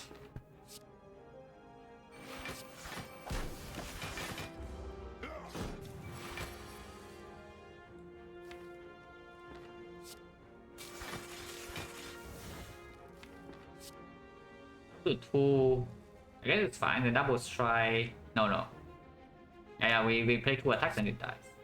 That's cool. It's great. Blue plus attack. Wait, we don't have poison anyway. Every power we have seen comes up with it, except this one. So yeah, Defect plus and then Loop plus. Even white noise comes green. Sure. Wait, Nunchaku sucks.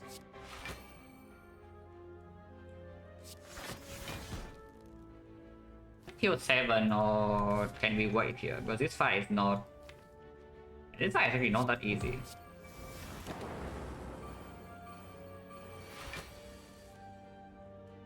Wait, the combo.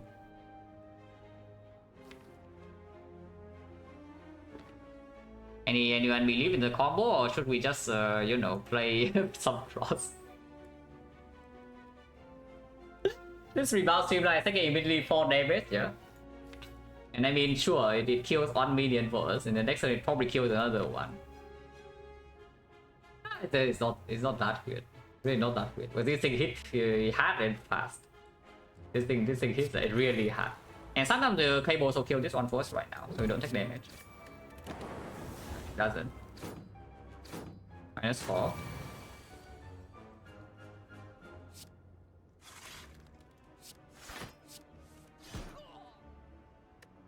No turbo, right? No turbo.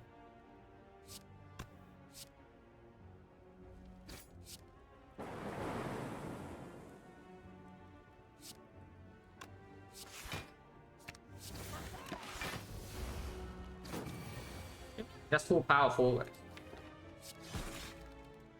Don't know about you, but maybe Streamline is the best defect card.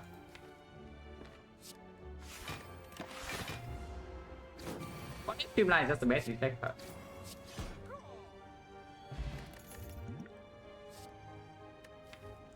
Okay, this one I think a little bit more about. Yeah, this one I do need to think a little bit more.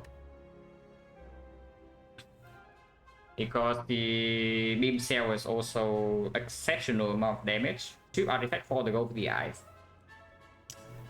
We can deal damage to Dark Orb, but we don't have recursion, don't have a capacitor. So keeping a Dark Orb around is not very easy.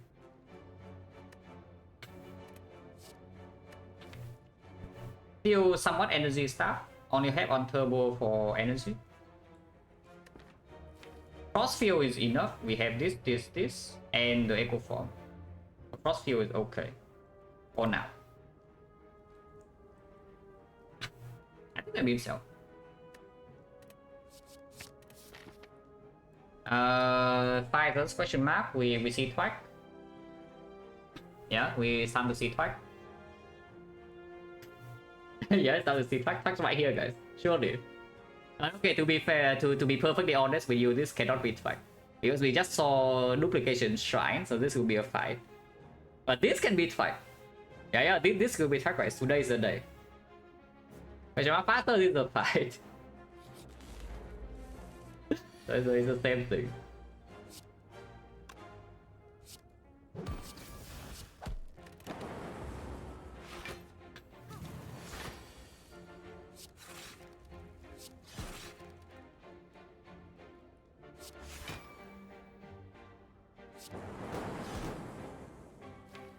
Healing, so no point turbo strike.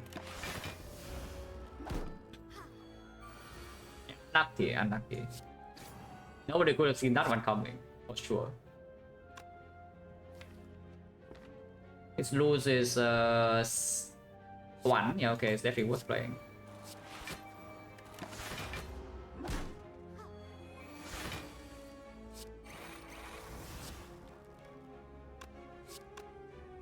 don't even want to play the Zap, so I won't.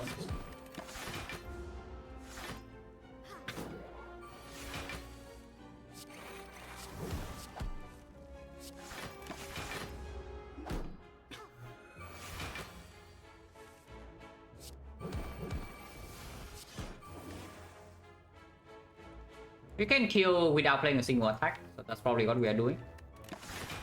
And she cannot actually damage us either. So just wait for double cell repair and then kill her with the thing. Buffing like crazy though.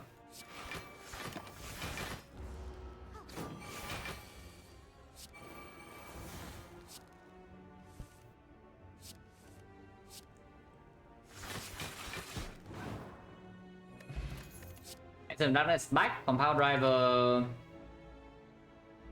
Sure. Regen Potion sucks, so we take another Essence of Darkness to kill Aqualis, and yes, oh finally guys, finally today's the day. The garbage. Too poor, but honestly I don't even want it. Yeah, what does Apotheosis actually do for us? Wait, is this one of the worst Apotheosis you have ever seen on Defect or what? Because it seems like it's doing nothing. Oh yeah, no, seriously, what does it even do? Wait, look at that, like, what does Apotheosis do for us?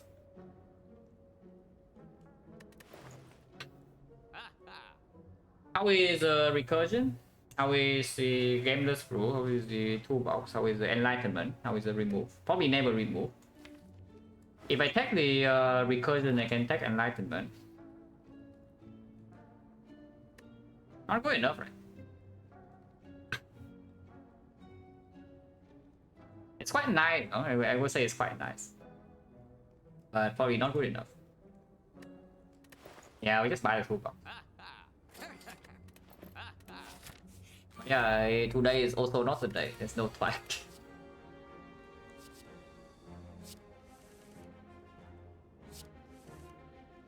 Oh, we lock trail with this.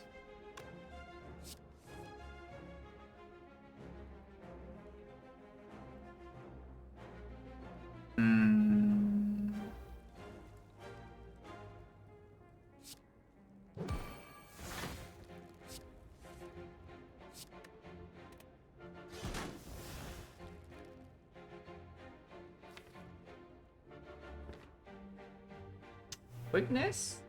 Or just Tool Frost? Why don't you just play Tool Frost? I was thinking Rebound, go for the ice here, but if I don't want to play, so I just play it.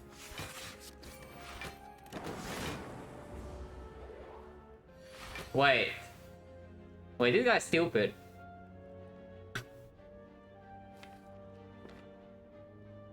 We're actually not debuffed at all, interesting.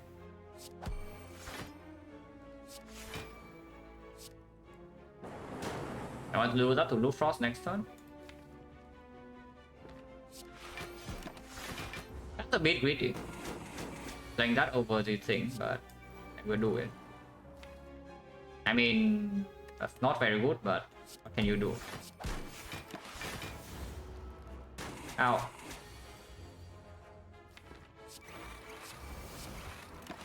I mean, now we are invincible, so we just wait to heal 14.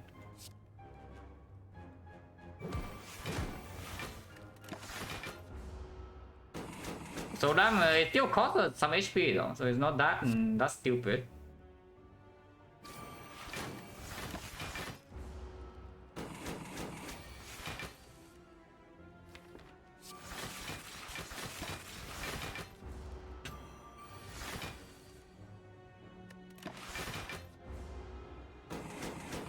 So Psycho Cell? Yeah, okay, fine. It wants me to spend more time, yeah, I can. No problem. Oh, I guess Apotheosis is plus 6 HP, yes. Okay, that is something. Yeah, at the very least it's plus 6 HP, so it's pretty decent.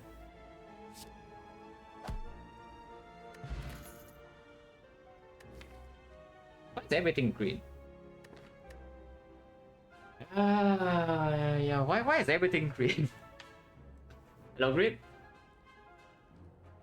Yeah, why is everything green?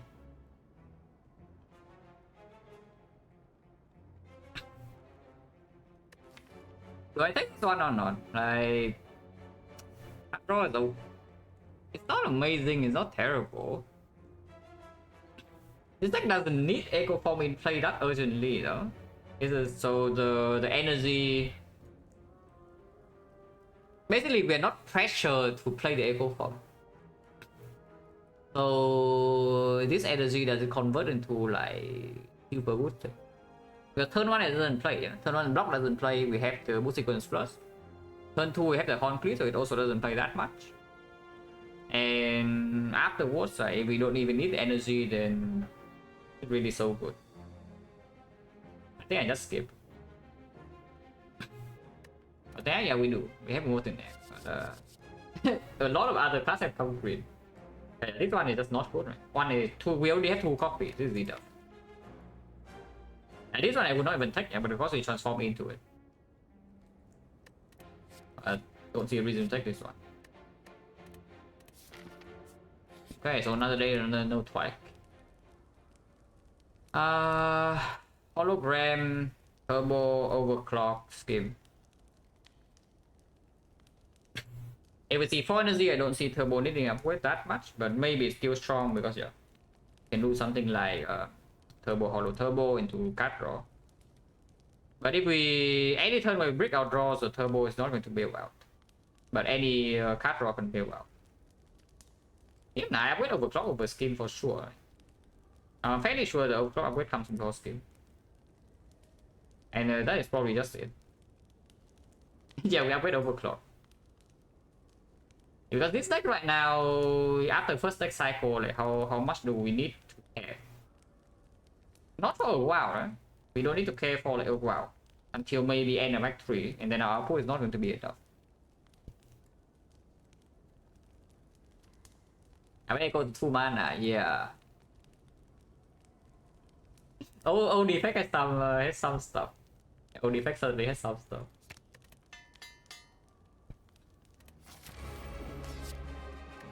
The technique, discovery. Technique for what? My overclock. Leaving overclock in the deck is also fine. Just discover. Yeah, I just discover. Wait. Okay, bias call. Not quite bias call. Playing double defect right now means that we do not have the echo form on them, yeah. But I don't think it's I don't think it actually matters. So we can take reboot and then play double defect or even single defect into reboot to hope to echo form the other one. But that doesn't make a lot of sense. Keeping rebooting into hologram reboot is like a line. Yeah, reboot into base echo is a line, yes. To be fair, we probably cannot play echo form in this fight. I expect the echo form will not be played because yeah, it's going to be stolen and then it costs 3 when it's returned. So probably just doesn't happen.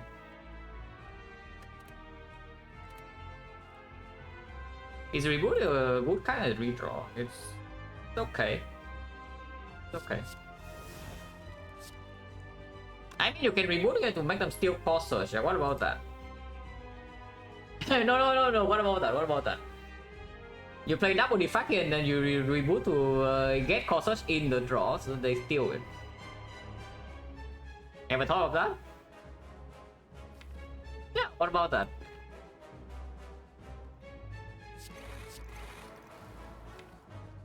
Oh, what's wrong with that again?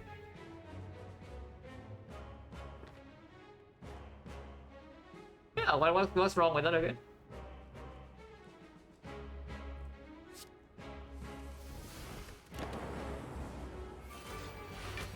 Wait, they're stealing 2 cards. And we draw core search. Okay, fine, they're too smart. Yeah, they're too smart. It's fine, we know this one steals echo, so we can hit it. Maybe. And yeah, we completely break this turn. That's not very nice. The other one stealing a pretty good card as well. but maybe you can set up a turn with Let Opener killing all charge battery energy to get back the Echo Form. No reason to lure cards, we use the cables.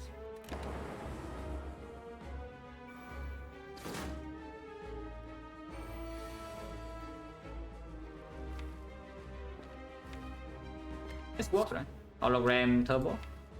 Yeah, Hologram Turbo, Turbo Cold Snap, Echo Form.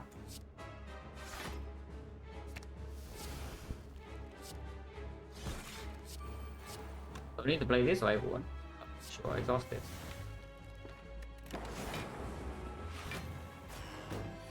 A bit slow, but now we have the Echo Form in play, so it should be fine.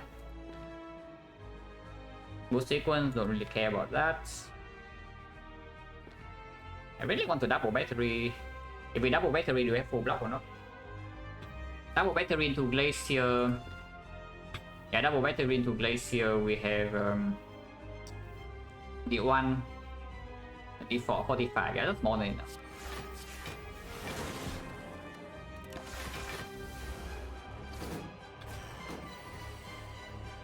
Unite of the Gods.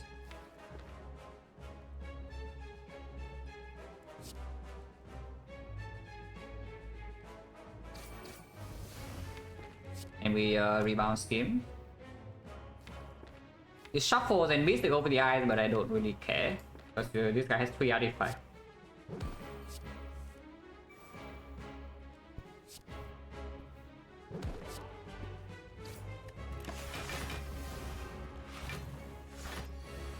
I mean, we can block this guy for I don't even know how long. So, but honestly, though, I would actually like a Blizzard. I could really like a Blizzard in this deck if we don't find a way to make the streamline like actually really strong.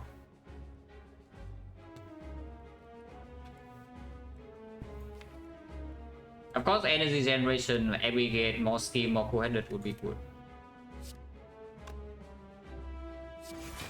And for now, even when we don't Echo Form any power, we still full block Hyper Beam, like there's no problem. So quite a while away until we're actually in trouble.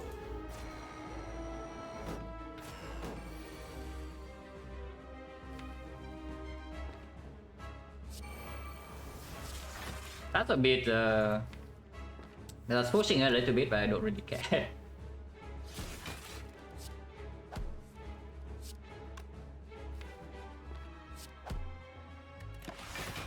Honestly, I played the music sequence, probably should have.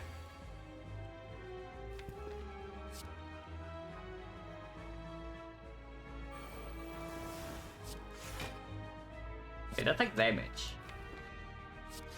I mean, it's fine. 3 or 14. I lose 1 HP.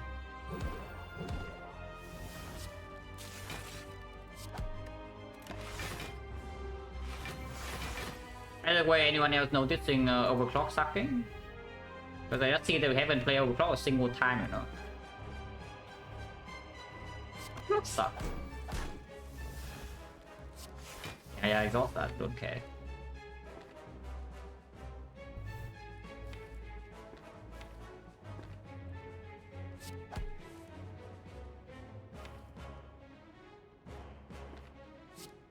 Over the Eyes also has not landed, but that's not a surprise.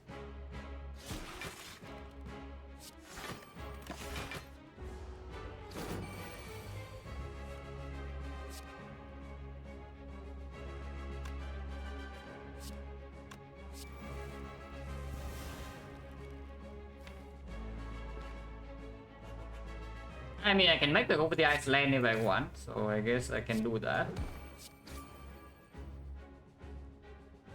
Yeah, go the Eyes can land. I want to just play the safe line instead of trying to be fancy and kill it. Yeah, this line guarantees that we take 0, so let's just take 0. You know, taking 0 is quite good. Like, why kill you? We can take 0 instead, you know.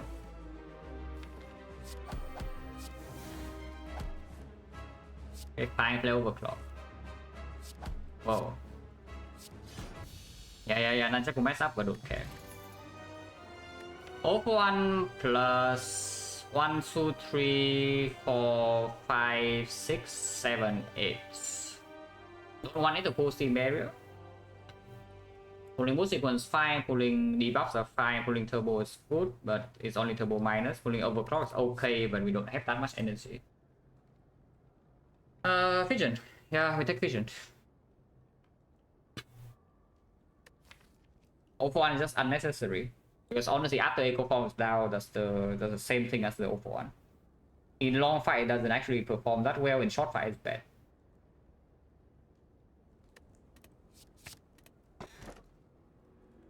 Okay. Care level going up. Care level going upwards. time to care a little bit more about this run because apparently we don't get an energy relic. Unless they tell me it's crown time.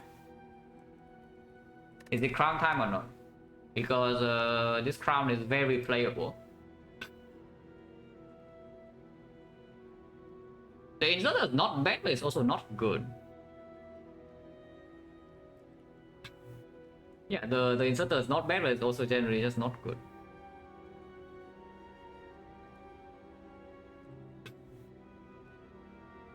We take crown. Yeah, we probably just take the crown. Yokosusai, I mean, not really, but is it really better than crown? Especially with that vision now, we cannot have a big turn to deploy Echo Form on turn 1. Because yeah, this actually gives us some energy. Yeah, we'll take the crown. This inserter is only good in Act 3. And we are already kind of good in Act 3. When we step into Act 4, it kind of sucks.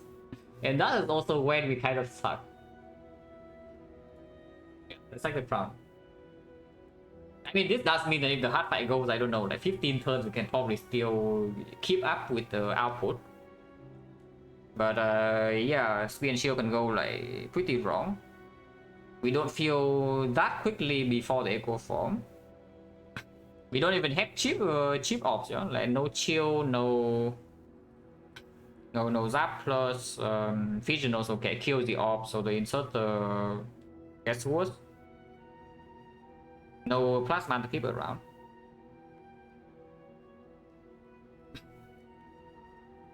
What's my favorite band? How's the music scene in Vietnam? Do most people listen to American music, popular Vietnamese artists? It really depends on the generation you ask. Like for example, people maybe 5 or 10 years older than me, and of course like my parents and people older than that. Basically, if you watch television, you are mostly following Vietnamese artists. If you are more in line with like the internet, then maybe you listen to like foreign bands. But for most of the country, I would assume the domestic artists are more popular. And I have no idea what my favorite band is because I haven't listened to. Yeah, I haven't listened to any of them in like a very long time.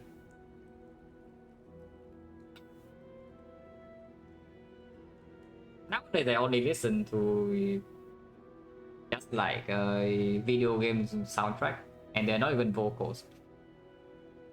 Music, no, I listen to video game soundtracks, but no, not a lot of vocal songs. I don't actually care too much about the band. I care about the composer. I don't care too much about the singers and all that because I don't even listen to them.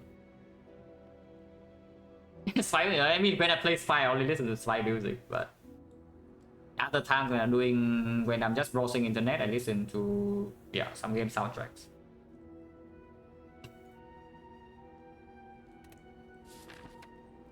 Awaken one, well, inserter come back. I mean, we are fine against the Awaken one after a few turns. So how does the path look like? I see that the map kind of sucks. If you go only left, I have one upgrade. With 4 energy now, this upgrade is less urgent. I don't mind vision upgrade, but also don't need it that much. Yeah, really, I would just upgrade draw before I upgrade this. But we done it. We need to kill the cultist in first like 3-4 turns, like the usual stuff. Kill the burst and then Echo Form's down, Defect down, Loop is down, it's weakened forever, we go with the Ice Plus and then it dies.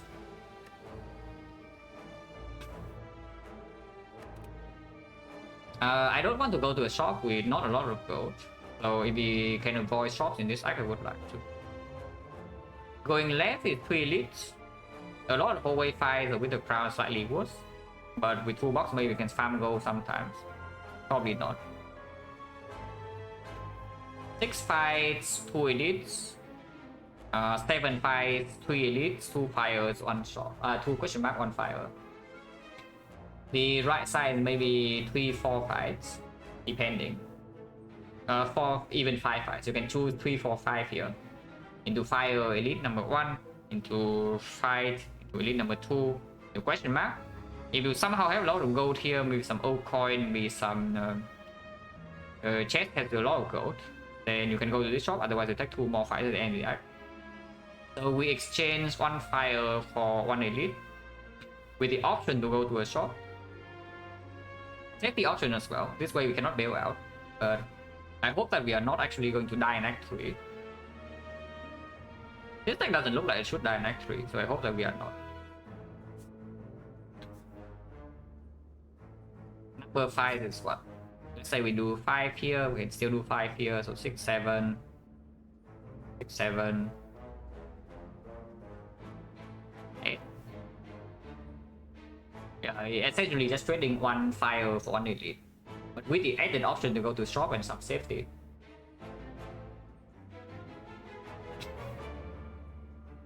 Are we hollow 24? No. It doesn't matter if we have the energy or not.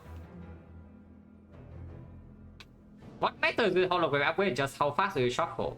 Number 1. And number 2 is that does it matter or not in the second cycle? Or are you winning in the first deck cycle?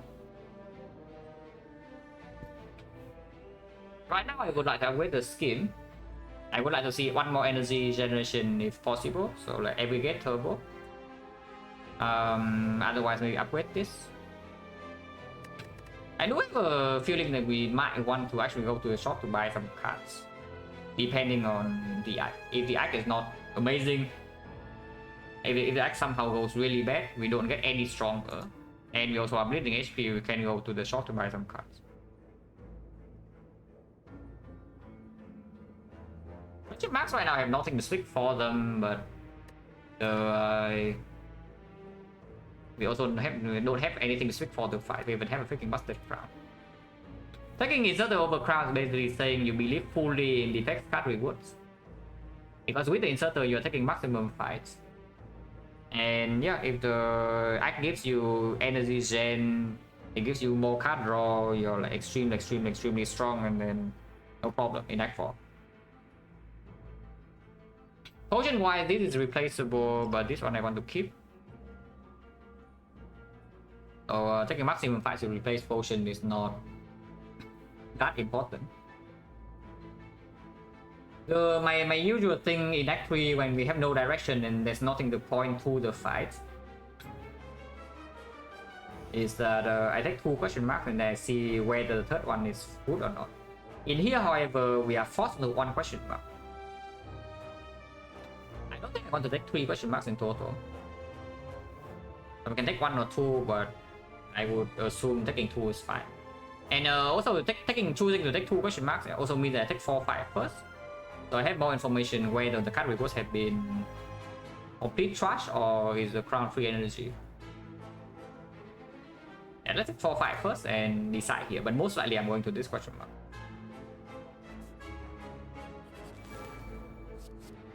The bomb. The bomb sucks because the bomb doesn't suck. The bomb actually killed this before it explodes. Okay.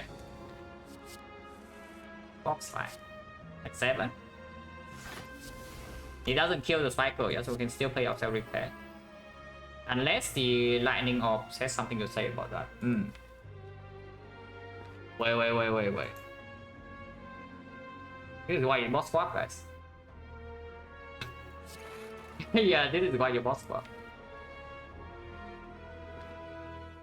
Play this loop, right? I don't think I played this loop.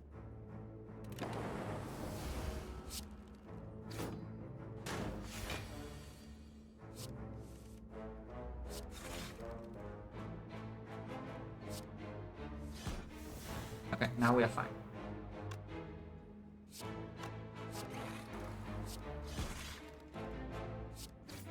Next turn the bomb explodes and this guy dies. And this spiker can never deal damage to us, so we just wait for the echo form.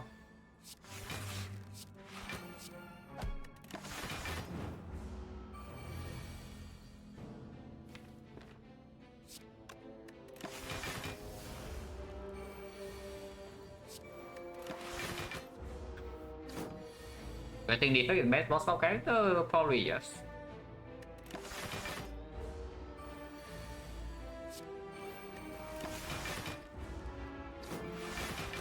And loop allows me to advance and shuffle as well now. Except for tonight. Wait, transfer energy. I don't know, is this even good? After vision is pretty cringe, and we have 3 off ties but no off slots. So usually it's drawing 1.5. Probably still good, right? We also have Nunchaku. Probably still good.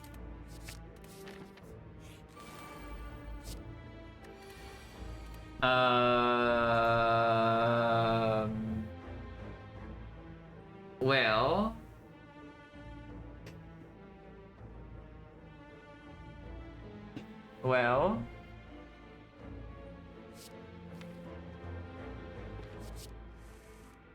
what can you do, guys? What can you do?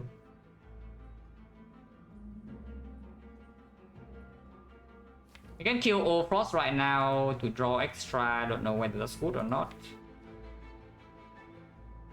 Probably okay.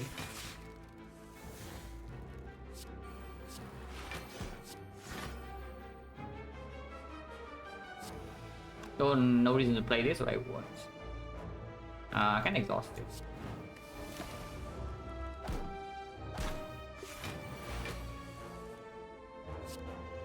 Monka? I mean, we heal 20. Technically speaking, we can heal 30, but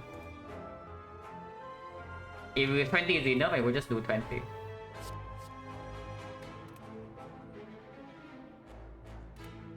I don't want the electro.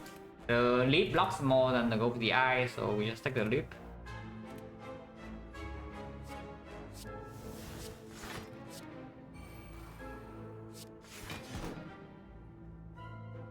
Taking 13. Play this, I guess.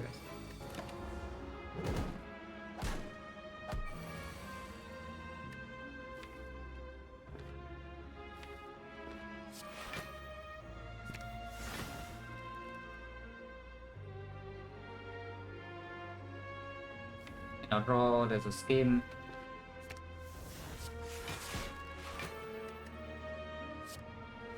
I'll play that later.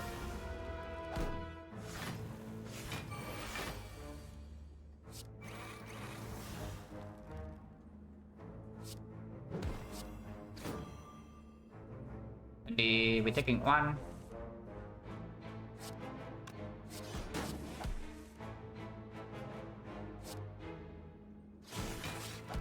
Wrong order, but okay. Could have forethought the scheme or the streamline, but also doesn't really matter too much. We just get full heal, we get 25 go, and we get out. Shouldn't be that difficult. 1, 2, 3, 42, yeah, no problem.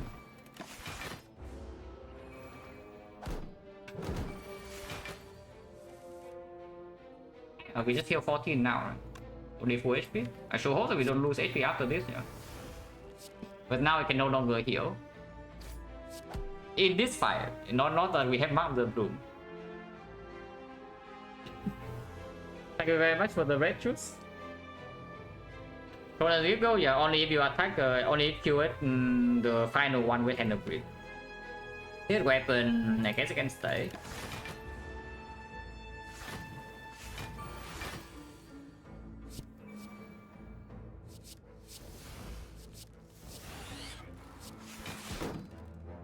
Oh, yeah, you arrive at a very defect moment here.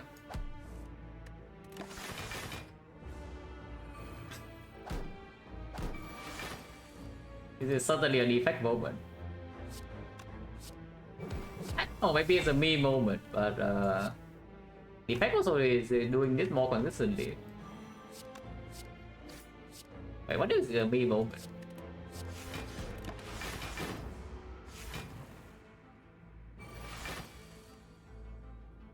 Okay, it's 5 gold worth it, guys. Yeah, of course it is. What do you think? I mean, of course it is.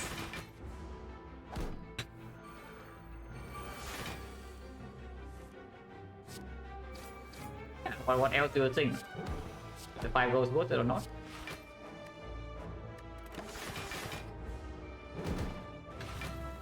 One goal worth it? Hard to say. Yeah, really hard to say. But I think we are playing Crown here, so any kind of goals okay can matter. Then we buy and let us buy cards. We don't play that. I mean, you can play that, but you need to be pretty mindful. So just don't play it to avoid trouble.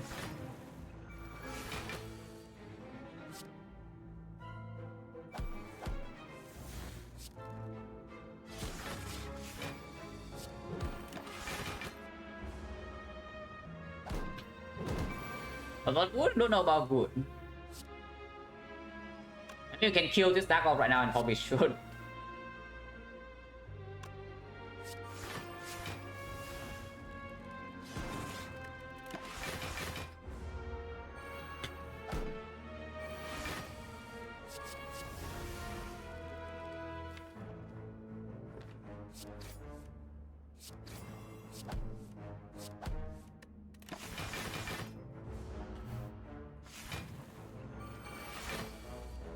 At some point we'll get an apotheosis. I guess this is why you buy apotheosis in the actual shop. I see. Yeah, this is the real reason why you buy the apotheosis. Yeah, let's not flood our deck with some random crap.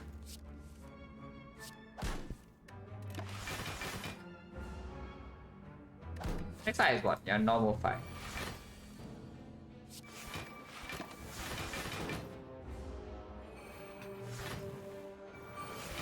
Mayhem, yeah, let's do that.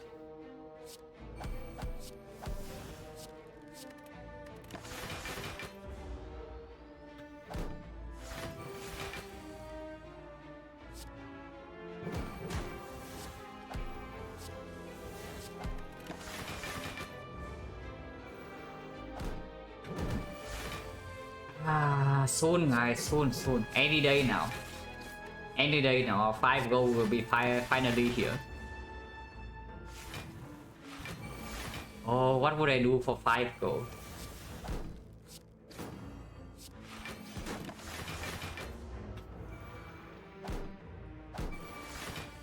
This game just bad, or maybe? Maybe it is.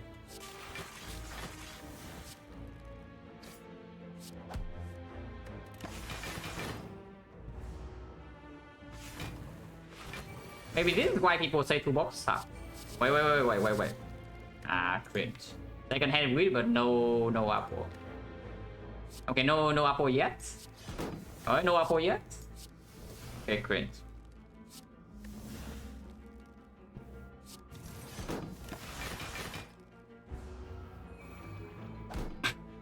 I'm playing Silent, so I prioritize during strike or block. Early on in the run, like very early on, Act 1, first remove usually is a defense. To basically make you pass the knob check and slightly better in whole fights. After knob is no longer in danger, then usually defense outperforms strike by quite a bit. So afterwards, after you are safe in Act 1, then you can remove strikes. But usually the first remove is the defense.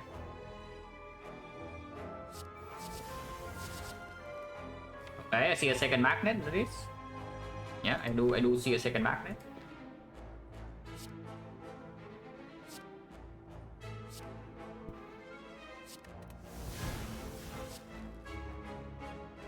Let's go middle.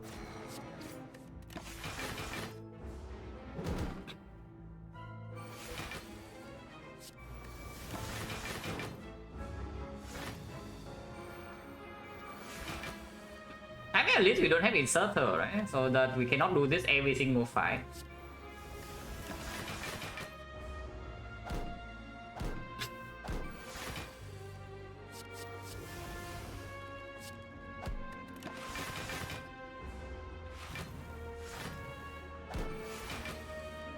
Yeah, Defect. No hologram, so Defect can actually give us the second magnetism.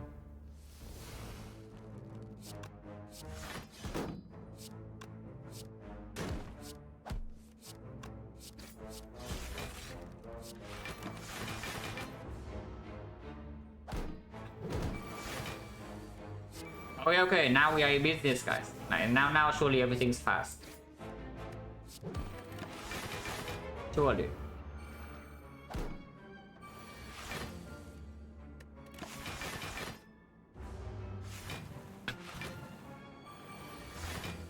Surely?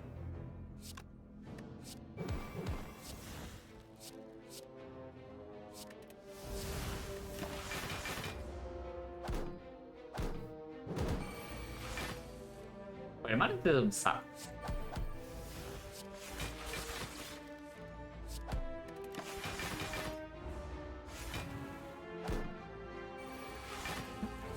Oh, finally here. And the grid is not in the draw pile, so we can wait for the next one. Wait for the next shuffle, I mean.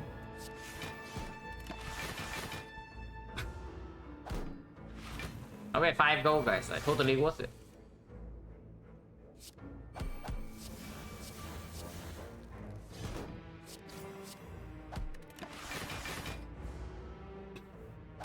Anjaku, yes. We will of course set Anjaku tonight. If we can. Whether we can or not is a different story, but we will try.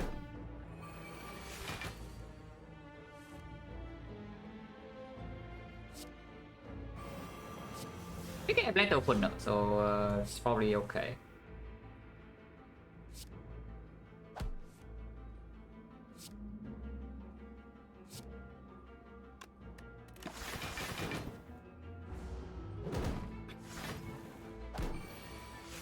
And yeah, of course we can. Whether I will, I don't know yet.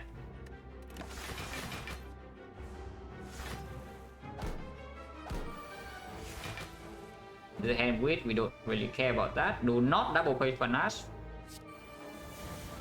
Single play panache is actually fine. So I think I will actually play it for me to set up Nunchaku.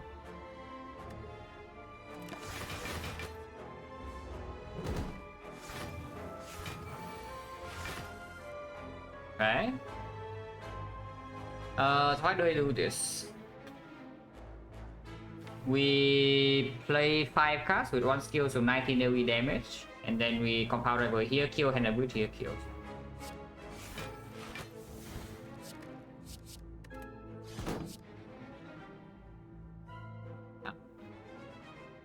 Over here, kills here, and hand with kills here. Wow, 25 gold. Wait. Okay, how many compound rivals? Too many.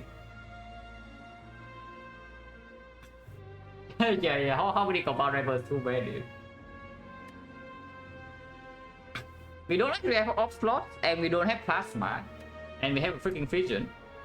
So whenever you fission into compound rival, it's an empty card. Yeah, like whenever you play fission, you draw compound rival is an empty card. So essentially, you're adding a card that draws like 1.5, yeah? But after fission is a strike. Okay, it's a strike plus. But it doesn't draw. And then you also draw off generation with it, and we don't actually have that many objects. We have what? 1 Doom and Bloom, 1 Zap, and 3 Frost cards. So in total 5 cards that generate locks. I don't want this. That is just bad. Wait, Monka? Transient don't do it. Please.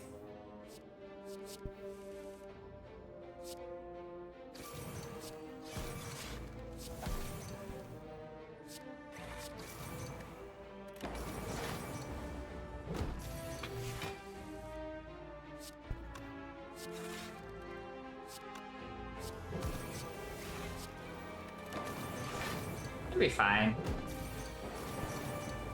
All power is in play already.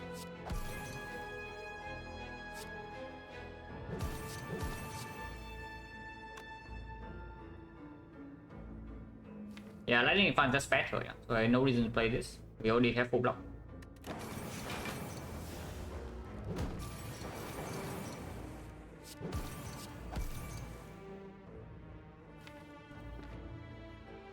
Dark is slightly weaker next turn, which is not a concerning turn, but I guess it's not that bad. You can draw now. Okay, now it's really bad. So I guess we draw again. Vision here.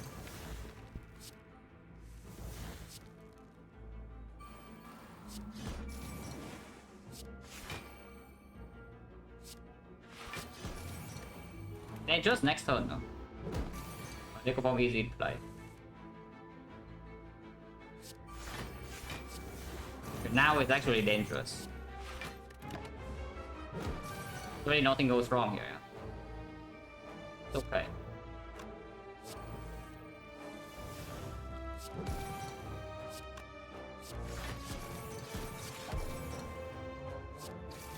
That is fine.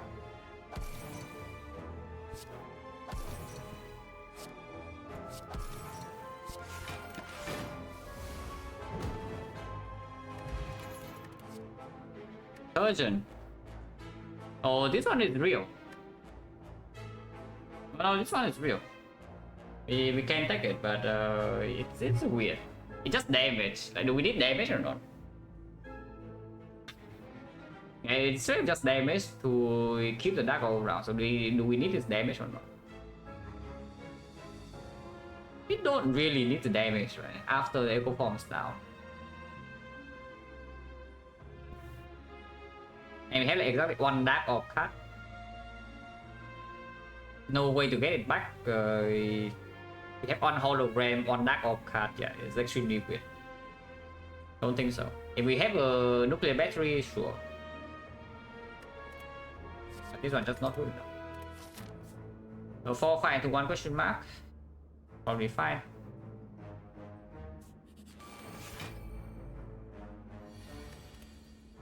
Almost 50 gold. Almost. But what a shame.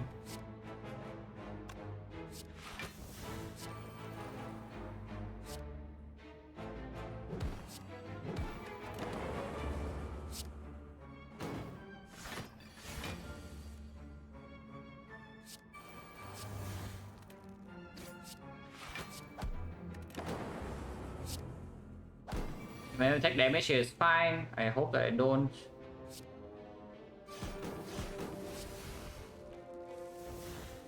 Yeah, I'm fine.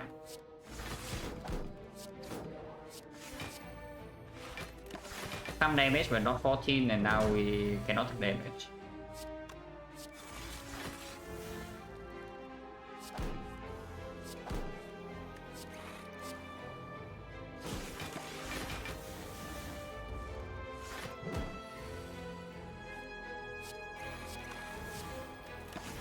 So now we play one Doom and Gloom and then kill it that way. Yeah. So keep on chắc one eye.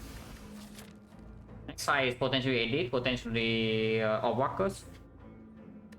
So setting up is important.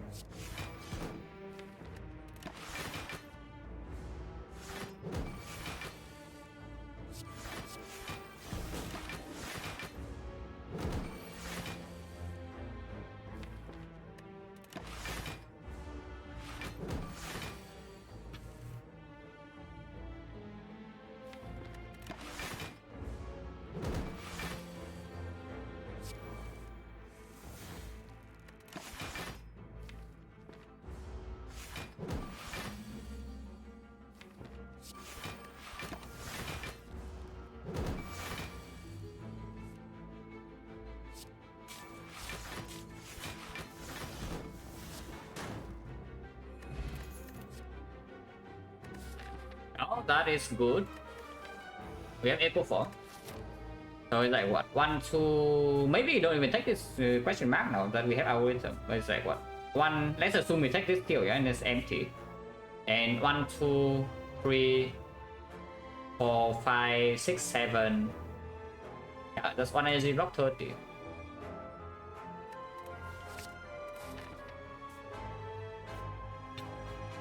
Do I fight now or do I go to question mark? If we high roll the rare relic events, and of course it's the same outcome, but we get +1 rare relic. Right now the algorithm is sometimes the toolbox gives us algorithm plus. But usually it's only algorithm minus, so it's +4 per fight. Right now into Act 4 is 29 block, into the hard fight maybe it's 33. With toolbox, but sometimes we can also not double play it. Yeah, probably expecting around 30 is accurate. As a sensory stone, yeah, last time we did it, we have like one of the best sensory stones ever, so surely it's just good. Upgrade this fire? I don't think so. Without calipers, I would just upgrade card draw first. Like upgrade the skim, upgrade maybe even the turbo, but probably skim. With skim, and then we can even upgrade hologram or the turbo. 30 is enough. You make it, you upgrade it here, you put it up to maybe like 45. Which is of course quite a bit better, but it's not usually not going to be the difference maker between us dying or living in Act 4. I don't mind 2 question mark. Probably still go to. Remove a card, okay fine. Remove sucks. Defense sucks. Sucks probably more after we added some compound drivers here. That's right, sucks. Don't care about this shop, so we go here. Upgrade, I assume, yeah, probably still skim first.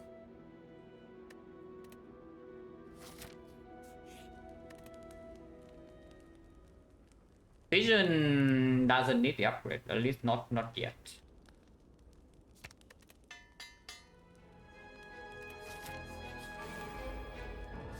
Okay, spooky fight right here. Better pay attention. Yeah, spooky fight on board.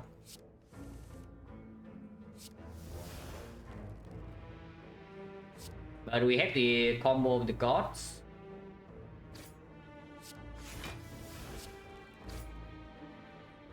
Yeah, we do have the combo of the gods. The new wave not very easy to kill though, but there are still a lot of accelerations in here. If this in the deck of 5 damage. Redrawing this is fine.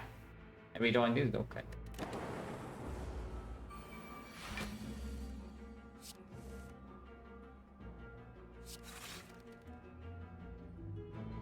Looks fine to me. Looks completely fine to me. Can I take the eco former?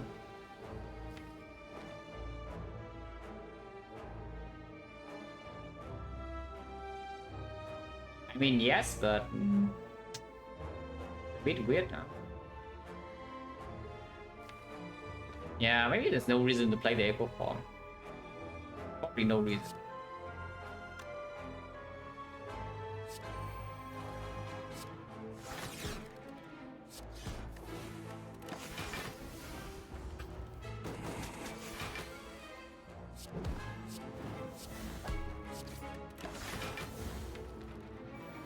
Pretty scary though, if she keeps summoning like this, but our deck has a lot of draw building up. No echo form means that this thing is not getting that boy. Oh yeah, I know I'll go -2. But this fight is not safe at all. So let's not fool around too much.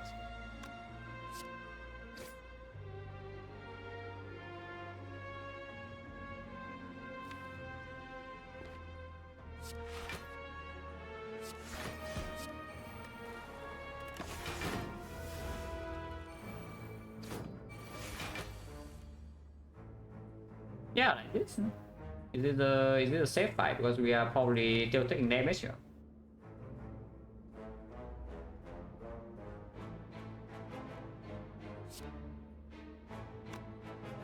I want to rebound any of these. Blocking currently only 33. Cannot proc that open though. I need to manually strike here. Don't want to rebound anything, I would assume. 17, so doesn't matter where I place this damage. If the lightning hits, it will kill. Okay, missed. Damage taken. Keep summoning, but I guess it's fine.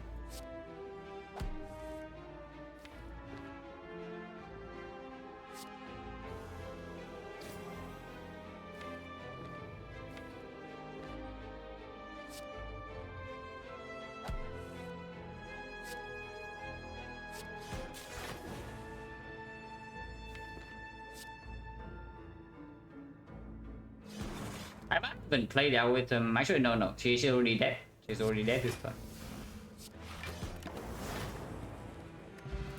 Ice cream? Yeah, I guess turbo upgrade can happen. And the compound drivers are doing fine. Now it's plus. Wait, where's my inserter?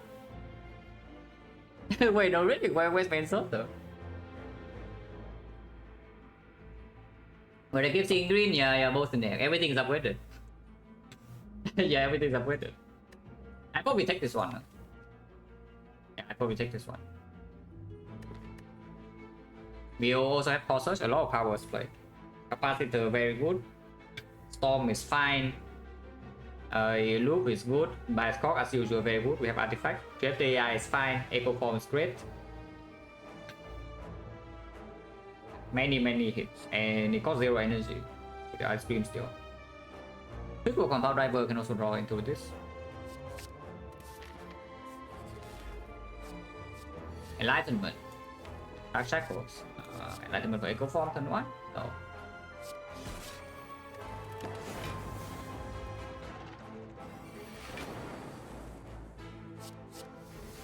The loop.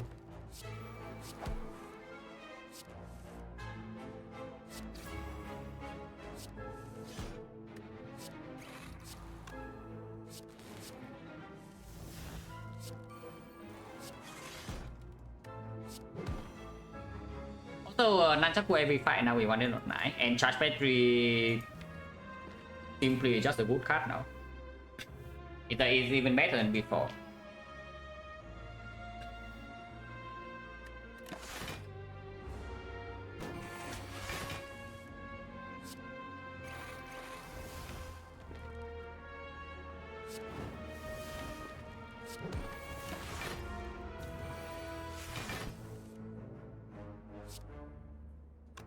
Alright, I can gain 1 energy with this, but there's no point doing that.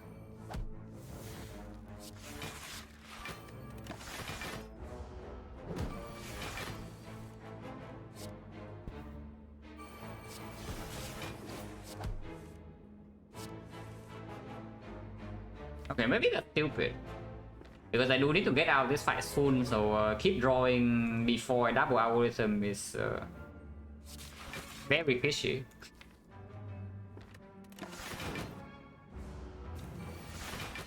I mean, I don't need to get out of the fight that urgently. We can block for a while. We can also attack. Yeah, we can still block this for a while, but don't need to be mindful, of course.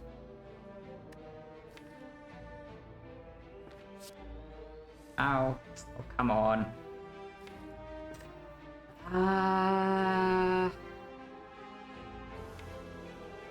Okay, that's annoying. That's actually annoying. Blocking the next one is not super easy. It's going to be 20 times 4, maybe 20 times 5. 100. Sometimes wicked. Maybe it's still okay. Probably still okay.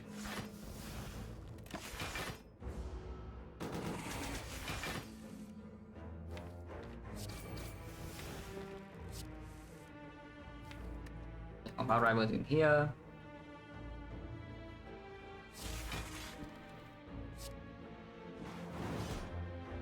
Wait. Okay, never mind, I'm stupid. yeah, don't buy me, guys, I'm just stupid. Oh, there goes our algorithm. We cannot do anything about it, it's dead. Yeah, don't mind me, don't mind me. For whatever reason, I was thinking that the Dark Orb only gets evoked once, but of course I freaking played the dual cast. Of course it gets evoked twice. In my mind, I was doing the math. Yeah, if you evoke this one and then you play Doom and Gloom and then some Compound Driver, so you can kill any time you break. But yeah, it's just dead. Wait, this guy just sucks. Actually, bet. Only talking 3. Uzai plus, I don't care. Yeah. Uzu bracelet. Now what a tragedy.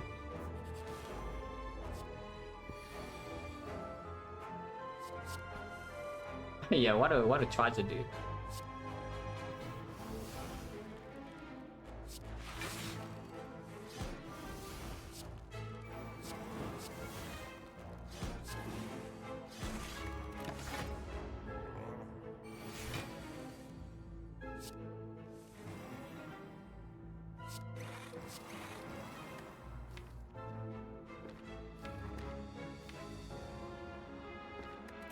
It's not that trivial, but if we want to keep this Dark Orb around,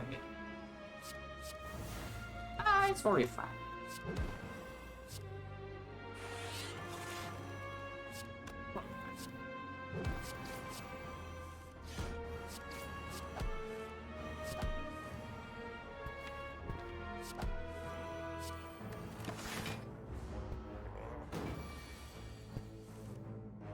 Taking a lot of damage here though. But it's okay.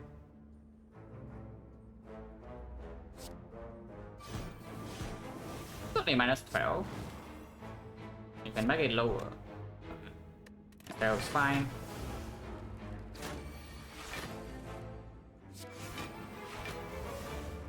So double algorithm, double cell repair, and get out.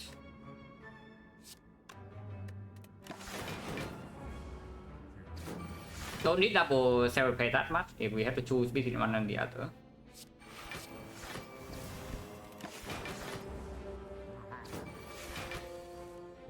Yeah, double algorithm first. Single cell repair is fine.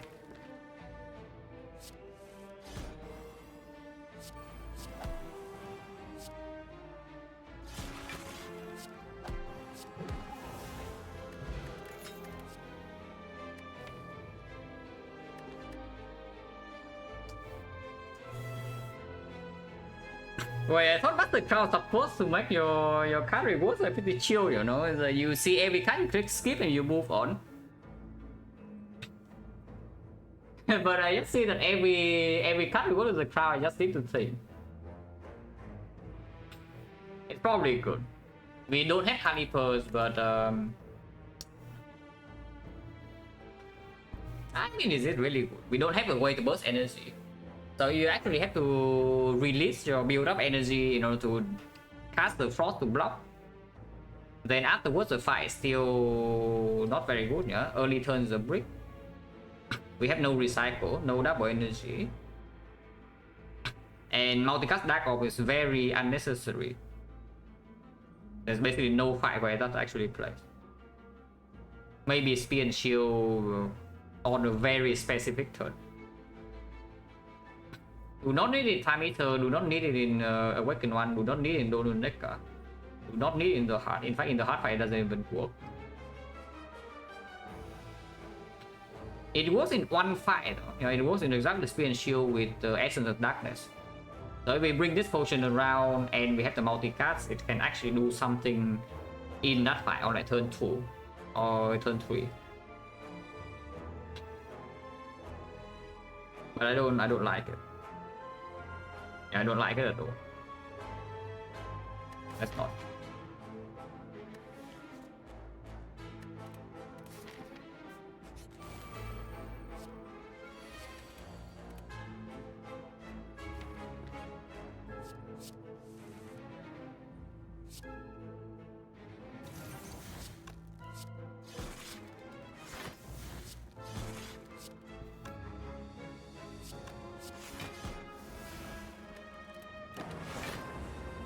Hello, my dude. 175, yeah, 175. Only floating mana turn 1? No, it's true though. We have Nunchaku set up, we have the boot sequence. And if the spin shield is giving us a bad pattern, yeah, then we don't need more than 0 energy to block. Boot sequence alone is full block.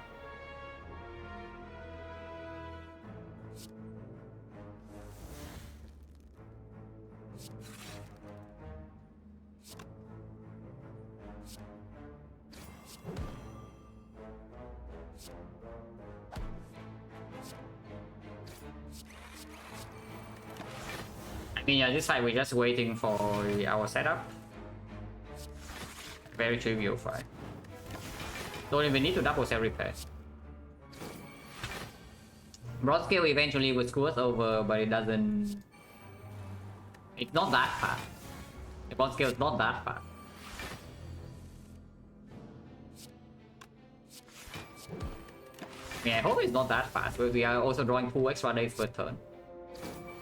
But this guy is dying soon.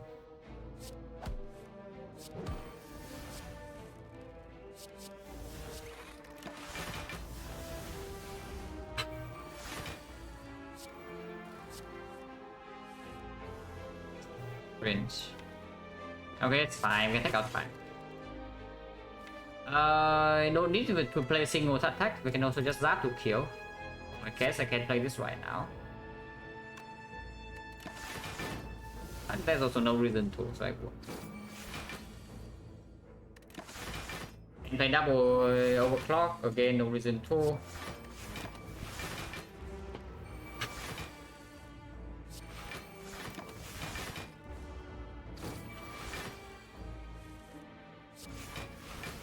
Yeah, one attack.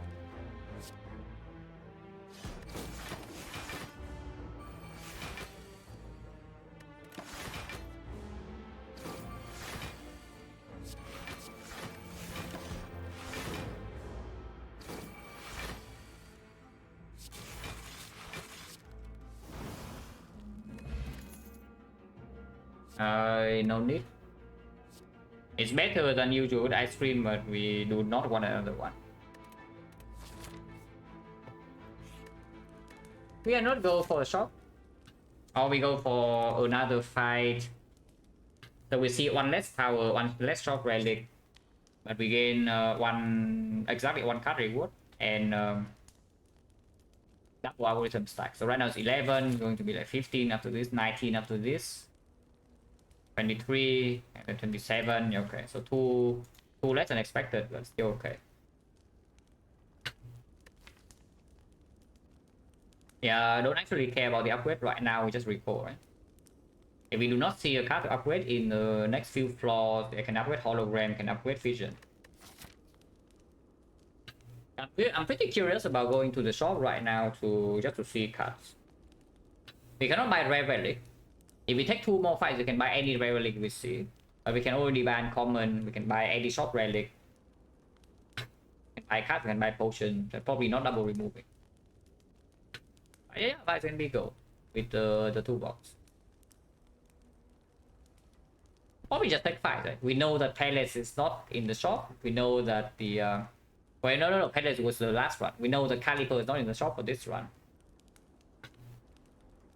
But what else was there? Yeah, I remember first shot was a pretty strong shot. The Calipers and what else? Yeah, what was it?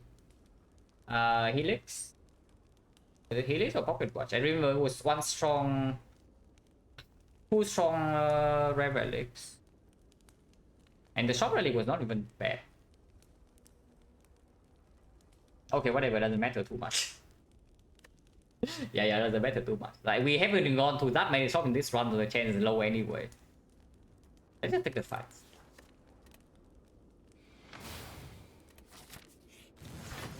Monka? Okay, no Monka. Take a weapon. Our driver for strike just to draw better, for streamline. Yeah, for compound driver seems okay. Storm. Yeah, okay, let's not play that.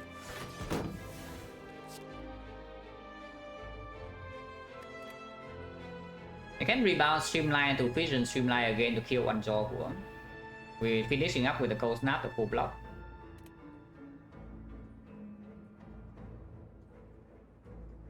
Seems okay.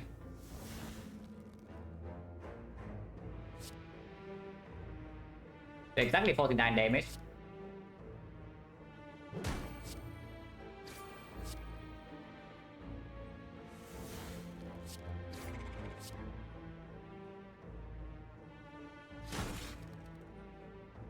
Search 15. It's okay to play. Hollow put this down to 20, so Hollow Streamline can kill this.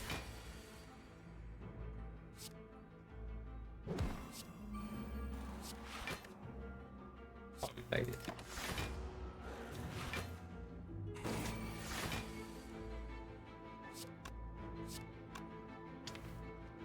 A bit annoyed. Not a bit worried about playing this zap though. I guess we can evoke this off.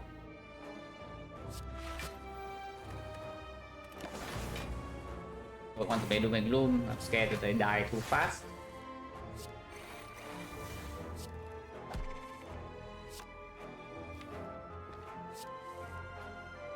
Don't need to loop this either.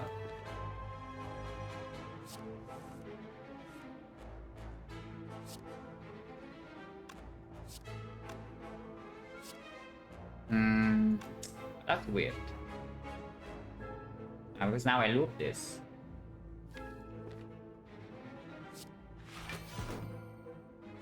It's just like this.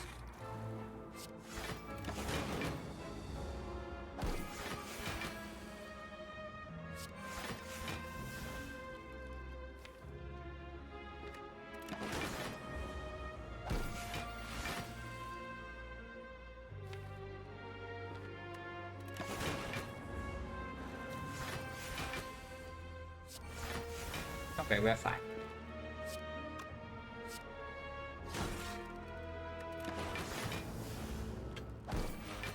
Now double alcohol, full HP.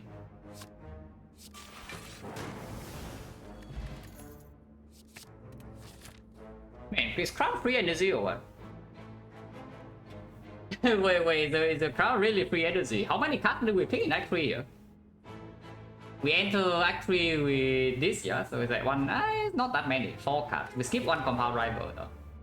So it's 1, 2, 3, 4, 5, 6, 7, 8 5s. Yeah, 8 5s we pick 4 cards. It's a 50% pick rate. Oh, maybe Crown just good. But if guys. Oh, dear Buster's Crown just overpowered.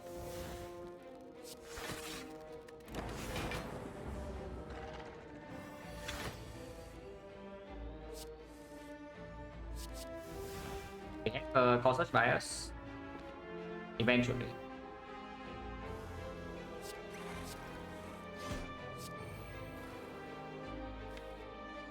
Next turn it never multi-hit, so can keep this in front.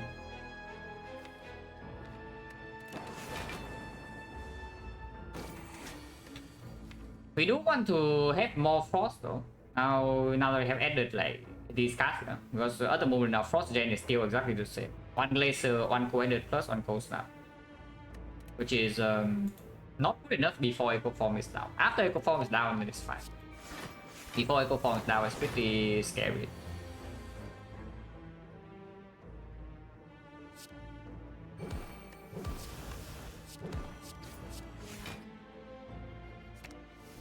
The double by Scorch.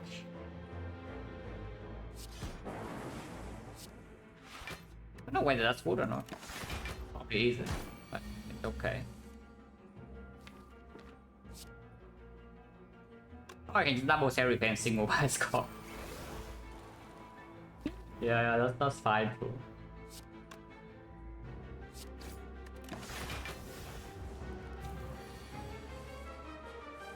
Monka?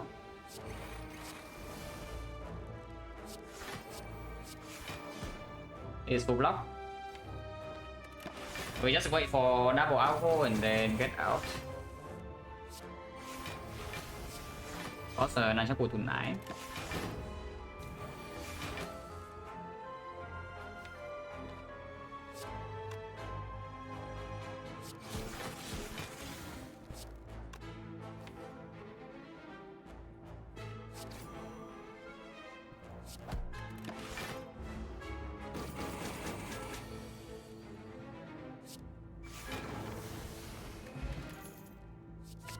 Wait, Crown is too good.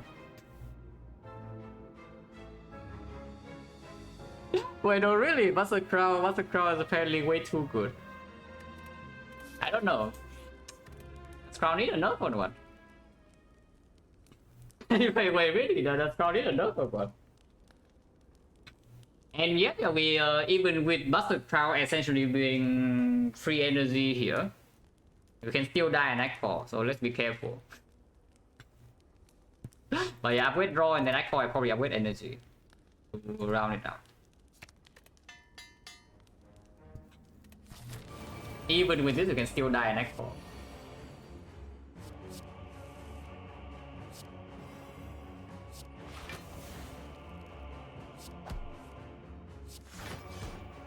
I thought we will die in Act 3, probably does not happen.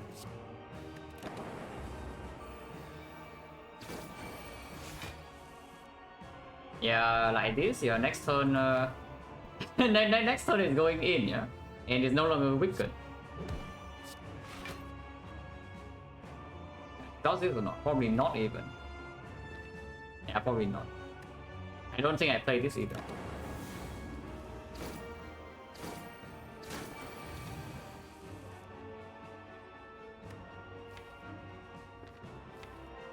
Actually have bottom deck every card draw and off chain. Interesting.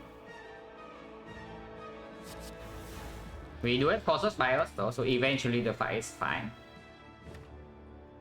I mean I can always of course play that, but oh, Hollow Blind, play Algorithm, play Vision. Vision first. Oh? The Overclock Theory. Wait, the Overclock Theory. Wait, Overclock is so good? Yeah, Overclock is just way too good, guys. I know that. Suddenly we go from kind of dying to taking no damage for the rest of the fight.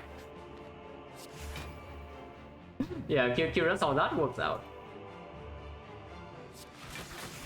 And now I can even double algorithm, yeah. And that's pretty sick. Yeah, no, that's pretty sick.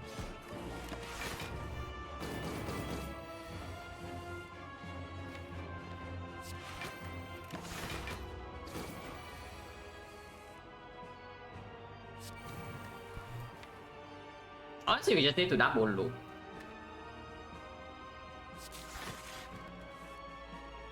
I say I double loop, not single. Thank you.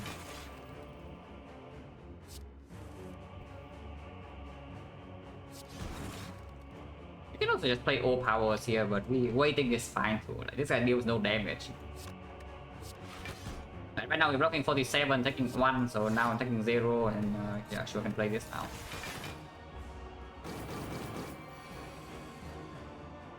We'll play this.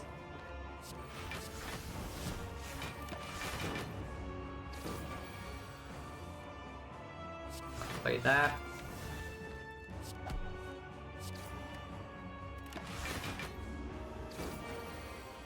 When that times 4, no problem whatsoever. Actually, I still need the overclock because we bought some deck equi. But it's fine.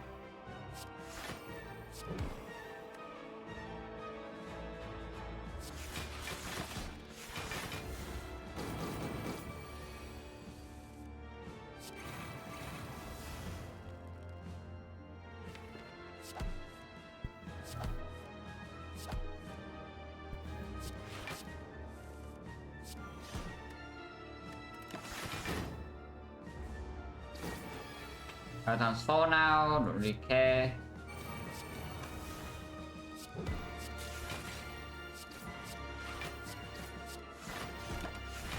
yeah, now the fight is 0 damage. So we just double play our cell repair, kill at some point, get out.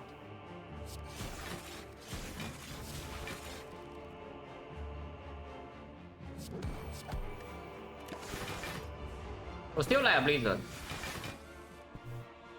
Yeah, we're still like a blizzard.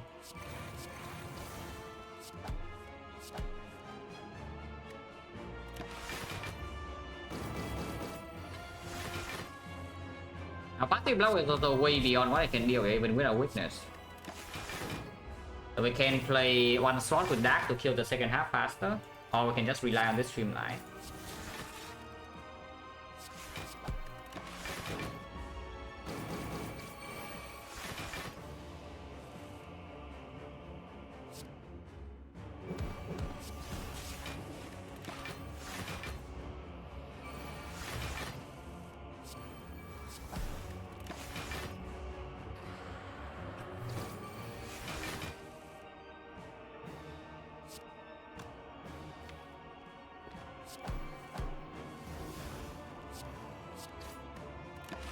So now we just wait until this kills.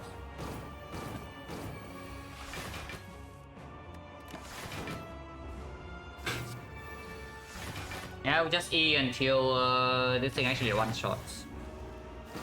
Or 2 shots, I guess. Sometimes we can dual cast. But this is not enough.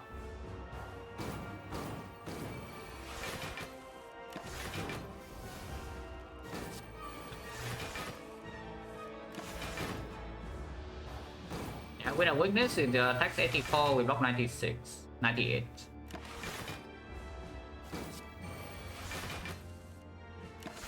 Where's multicast? Yeah, where's multicast? Start stacking up with that.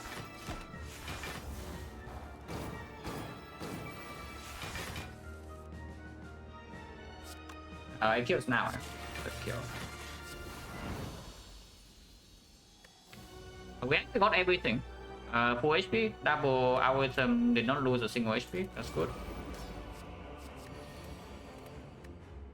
2 bosses only given us gold exactly once in this run, so that's slight. It's a slight low roll. How many fights did we go into? 1, 2, 3, 4, 5, 6, 7, 8, 9, 10, 11. Yeah, 11 fights we get gold 1 time. So that is a slight low roll. I guess it's okay.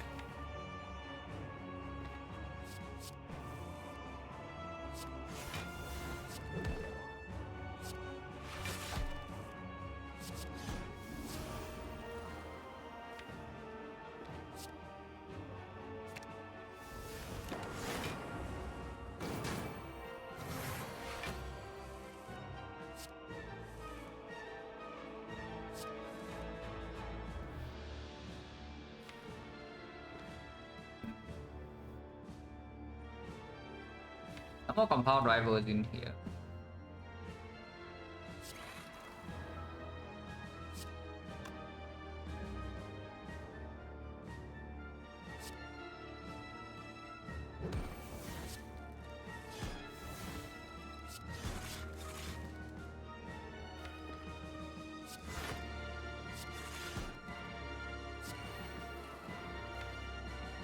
Be okay.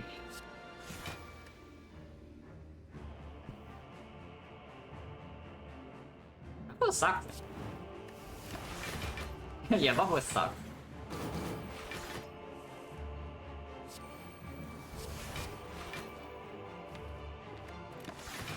It'll be fine now.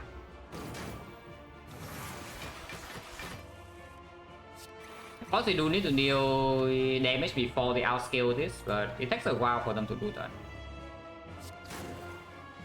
Single cell repair is fine.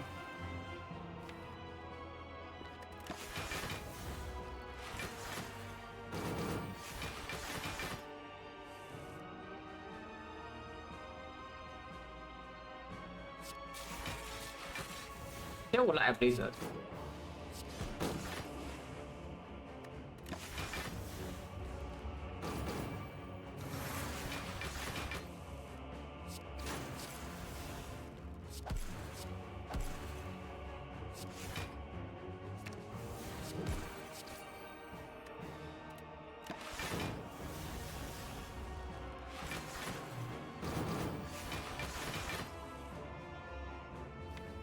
Can do this later.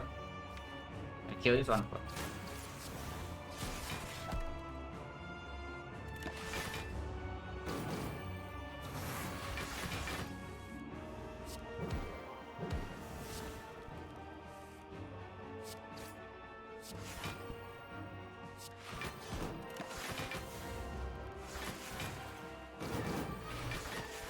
Evoke this and then the fight's over, and yes it is.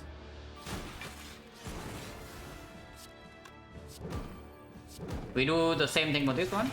Now we no longer gain strength. 48 at the max.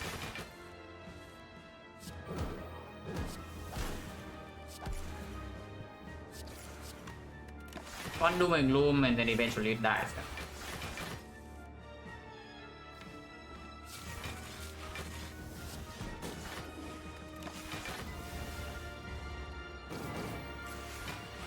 I think we also don't even need to do it dies to taunts eventually.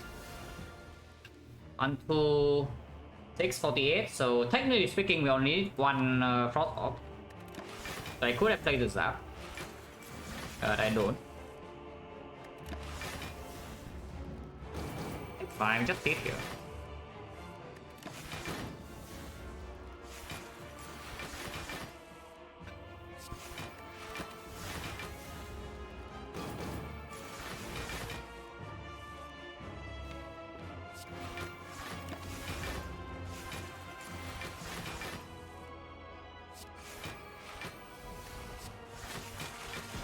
Yeah, next time we do cast this because it's low 4 times and we're still retaining.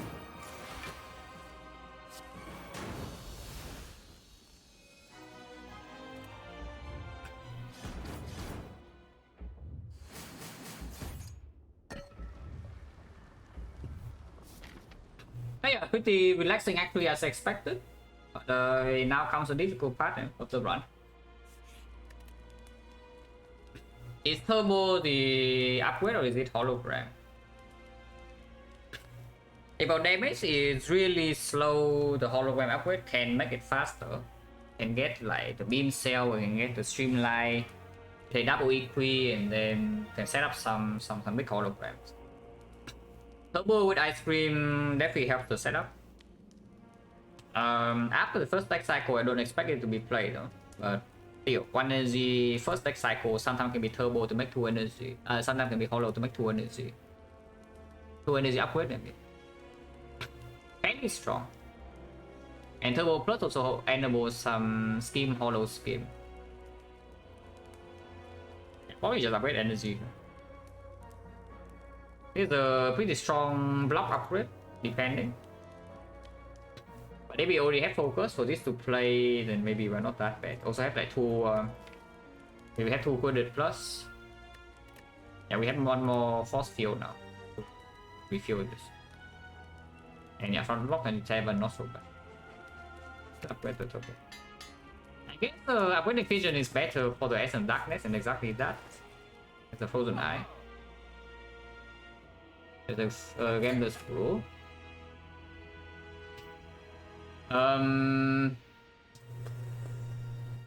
Oh, Gambler's Brew versus Essence Darkness. Like, the brew has to be stronger, no? Like, with Frozen Eye now, there's no way the brew is not stronger. So it will cost me a card remove, yeah. But we cannot do remove laser anyway. If I do... I'm not even taking the Glacier. We can take like Doom and Gloom Plus instead to deal real damage. Yeah, is our damage in the hard fight okay or not? We have the bronze scales. Dark Orb, even if we play Doom and Gloom, just double Doom and Gloom casually. And we can actually do that with Frozen Eye, yeah? It makes that playing like completely safe. Because we know we can fill up Frost again. Even if you play double Doom and Gloom casually, that's already maybe like 60, 70 damage. And then double Streamline with Vulnerable also 60 damage. The taunts we can probably rock for 4 cycles. Would be 192.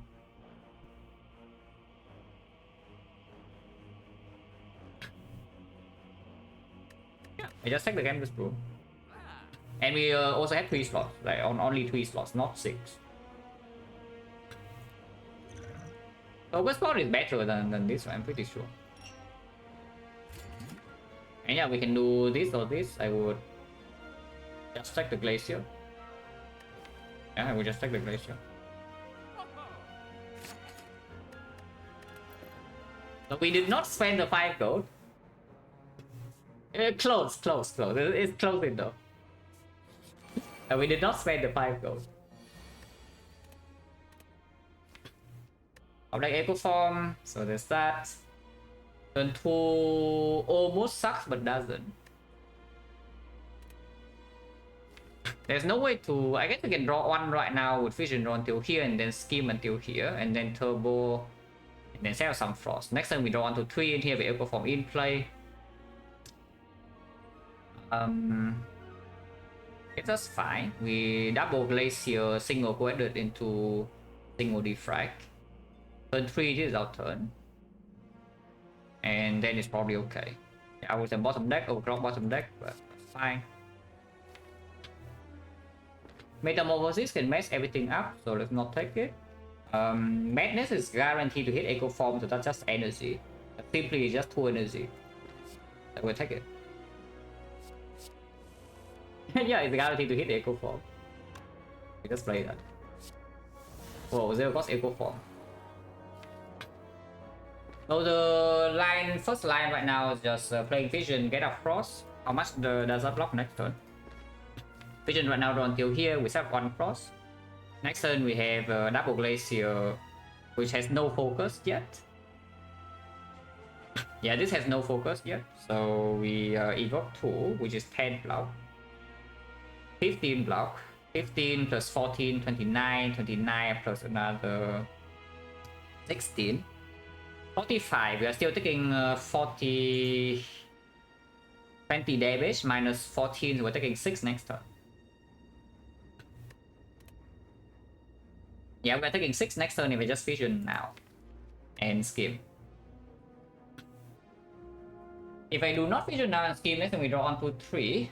So has to be, let's say, double Scheme. Double Scheme, yeah, has 5 and then we draw 6, so we draw exactly until here.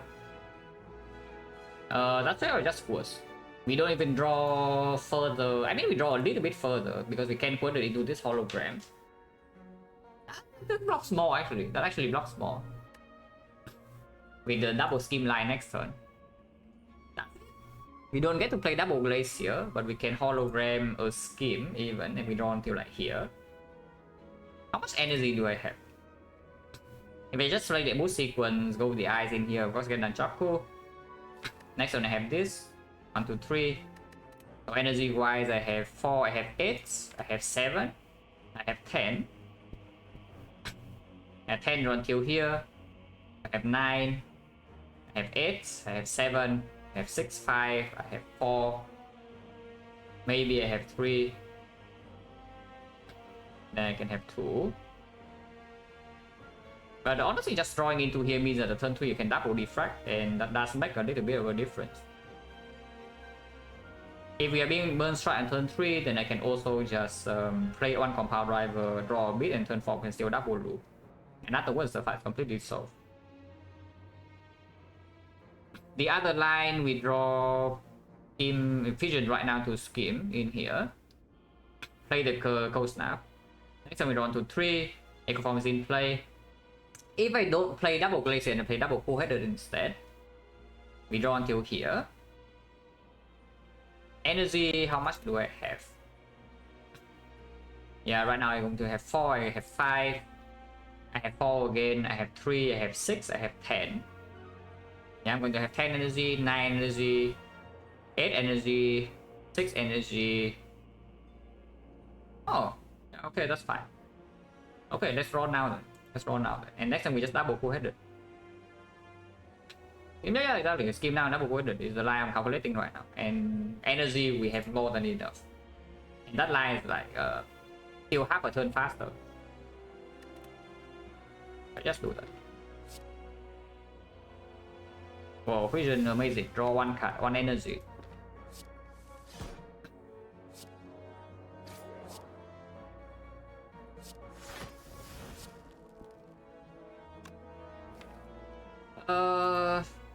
If I do Cold Snap to Zap Comparator draws 2. Is that relevant?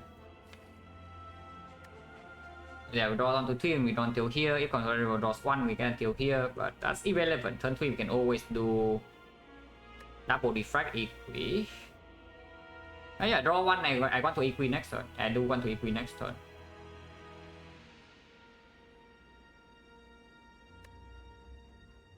That's fine, that's fine. No problem.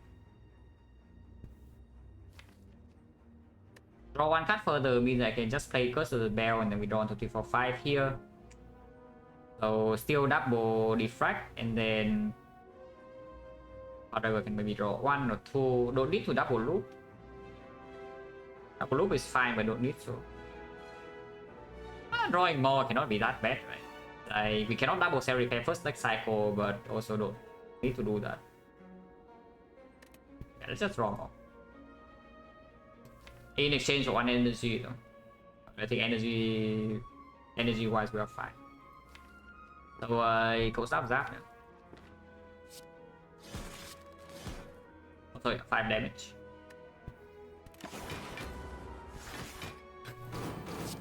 Opener, yeah, let opener is pop anyway.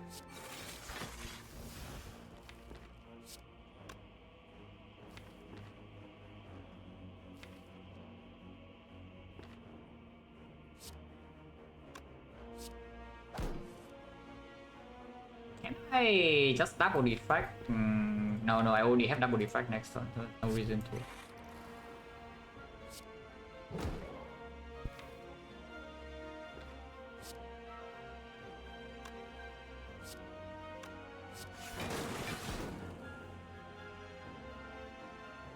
One, two, three, 4. 49, 62. Oh, that's good enough.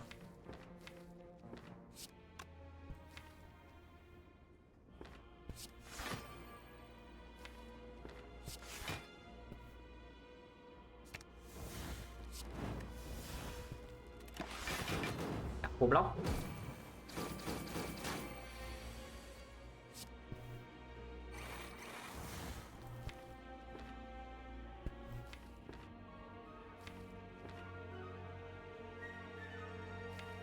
Next turn, not even being attacked for much, so I can double loop. Turn after we have double algorithm full block the next multi. So can play one the cell repair right now in case we miss, but I don't think we can miss a cell repair, so let's just not waste energy.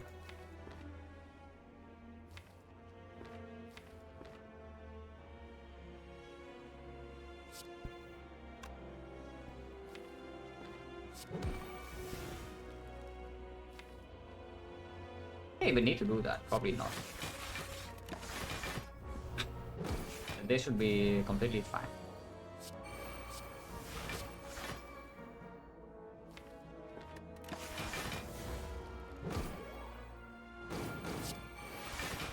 Yeah, don't even need to turn around to block this. Can't even double white noise, but just double this to gain lock for the heart. Storm, well, that doesn't do anything, but let's just play it. And then we double cell repair to kill to end the fight.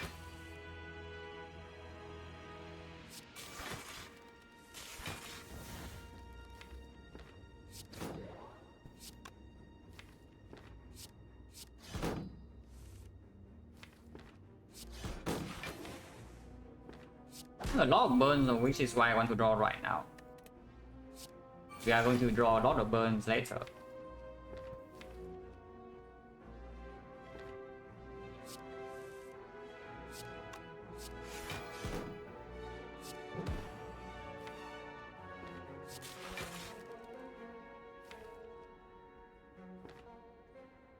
Next time we just double streamline here, this thing dies, so don't even need to play Glacier, but I can.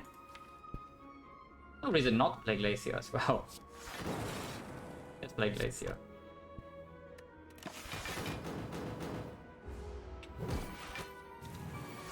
Oh yeah, no potion used, no HP loss. About what we expect of this fight really with the Frozen Eye. We need to play. Need to end this fight with Nunchaku on 9, which is not that easy.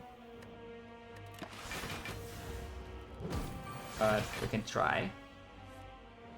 Really isn't that easy. Maybe it's not that difficult either. Probably isn't that difficult.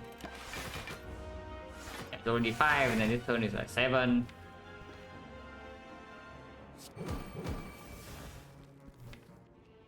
Yeah, next time we just play 2 more and it's 9. Or we can play 2 more right now.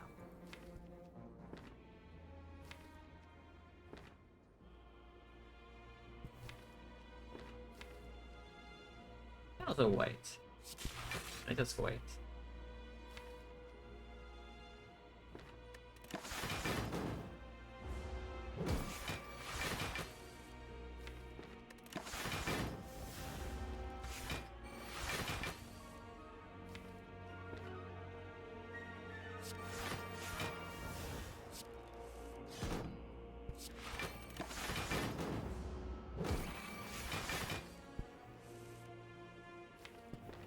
About this is a little.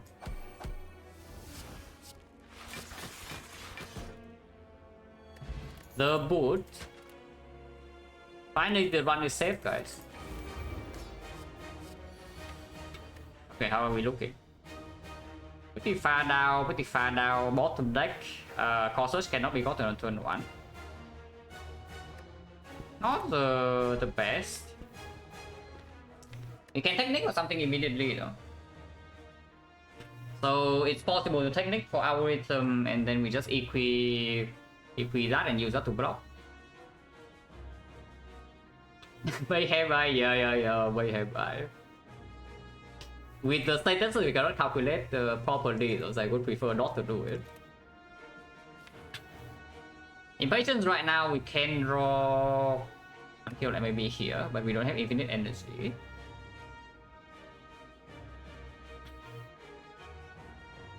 Honestly, just get the... Yeah, just get the algorithm. It's a while to draw into the echo form, so what if I just get something like Scheme? If I get Scheme plus, how is it? Yeah, let's say I guess stick your technique for Scheme plus, or even Overclock. Overclock is probably better. Yeah, Overclock most definitely just better to get. So let's say I get Overclock. 1, 2, 3, 4, 5 here, Overclock, draw 3. We can play Mood Sequence first to probably of death. So Mood Sequence, Overclock until here, play the Defect.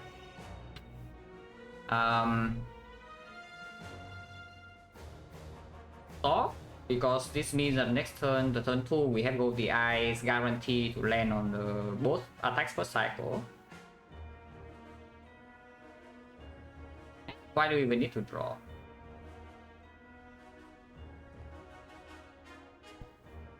Yeah, why do we actually need to draw then? What if we just get Fission? Yeah, let's get Fission, no? Like technical Fission, play the Zap, play Fission, draw 2 until here. Play like Glacier or something. Or even Equi, but probably Glacier. I was like, what? Mood Sequence, Zap. Mood Sequence, Zap, Fission until here.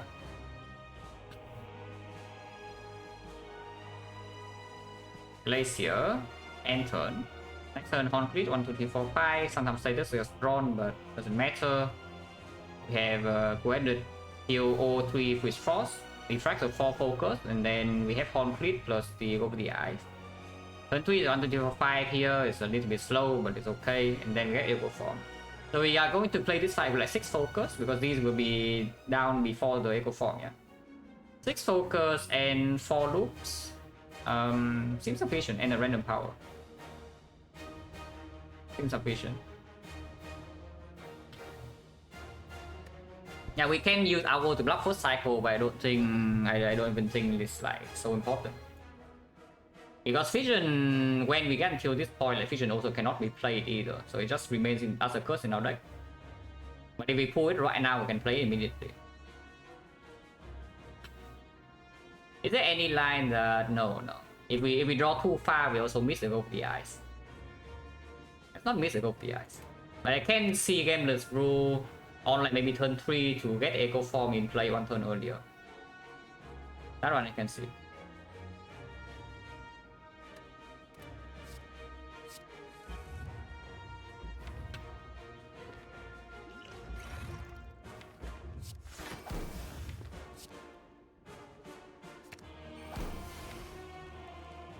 You can draw one card immediately, like Compound Driver, Zap, and then Fusion to get Defect, which I guess is just better.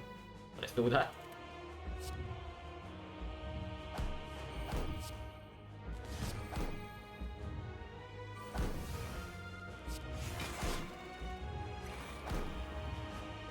Yeah, you can equi here, but there's no reason to. Because I don't want to even hologram Glacier next turn. But this is fine. Could I play Letter Opener, but again, no need. 15, no problem. This is...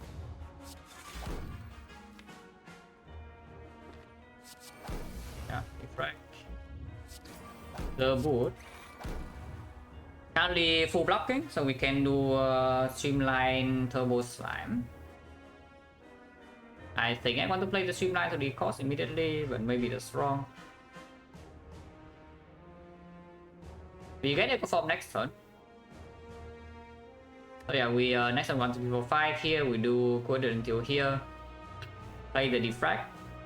Gameless Brew until the Echo Form. Maybe Overclock even until the Glacier full block.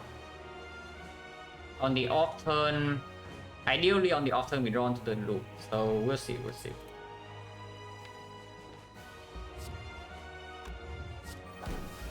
I mean, we can also just play it like this, without playing Streamline, without playing Turbo, so in the redraw we don't have the thing. In the redraw we don't have the Void. Streamline is still 2 cost, but then Echo Form's in play afterwards. That's 45.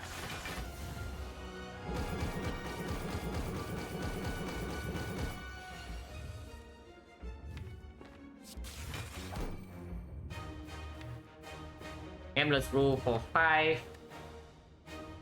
And then we overclock until here. And after it's 1, 2, 3, 4, 5, so we don't get to double loop. Yeah, there's no way to reach the double loop. Our driver right now draws 1. And then we can game over 5 until here, but we are still short to reach this scheme. So yeah, we can draw 1, 2, 3, 4, 5 here. Yeah, there's no way to reach the double loop next turn. So we play maybe double beam cell on the off turn, and then double loop on the turn after, single algorithm to full block. That's okay too. Yeah, not a huge problem.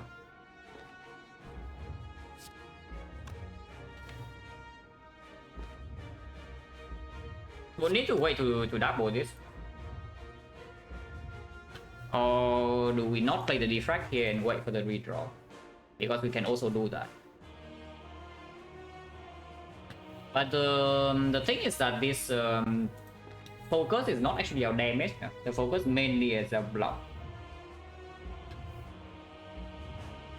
So waiting to double this doesn't actually make us damage faster, also doesn't even make our block faster if we are taking damage next turn and the next cycle. Okay, just play it. And then Gameless Rule for 3. 2 is fine, but I don't want to play Overclock. So we Gameless Rule for 3, next turn 1, 2, 3, 4, 5. That's 1 card shot, so we should Gameless Rule for 4. And I will Gameless Rule for 4. And next turn double beam cell, do nothing else. No, Gameless Rule for 4 is not enough. Double beam cell is not good enough. We need to Gamble for 5. Oh, I need to play Overclock. Right now we're taking 8 damage. If I play this, we're taking 5 damage. But we can always say play this one. Gamble for 5 until here. Echo Form, charge battery, next one 2, 4, 5. Yeah, that's not good. We do need to play Overclock. If we need to play Overclock, then doesn't really matter so much. Gamble for 4, play double charge battery, Echo Form, Overclock until here. After 1, 2, 3, 4, 5, so we can play double beam cell, not play the scheme. Turn afterwards we double loop, single algorithm. Turn after we shuffle.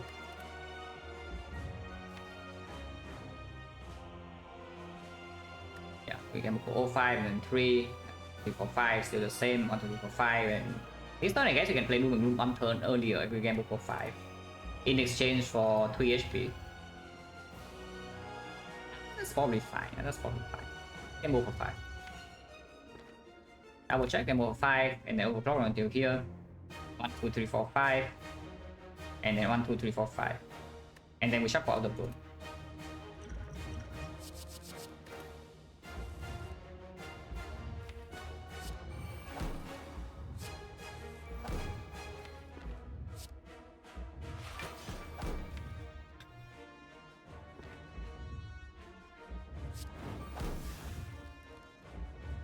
This right now is taking 11. We can spend 1 energy to not take this damage. Next turn we are banking 4 extra energy though, so spending some energy in here should not be a huge issue. We'll just preserve HP.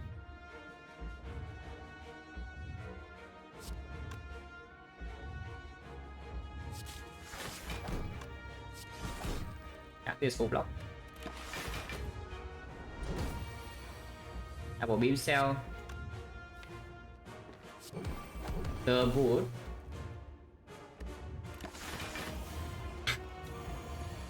Double loop. Do I even need to play this? I think I will though. Yeah, I think I will, but we don't need to play it.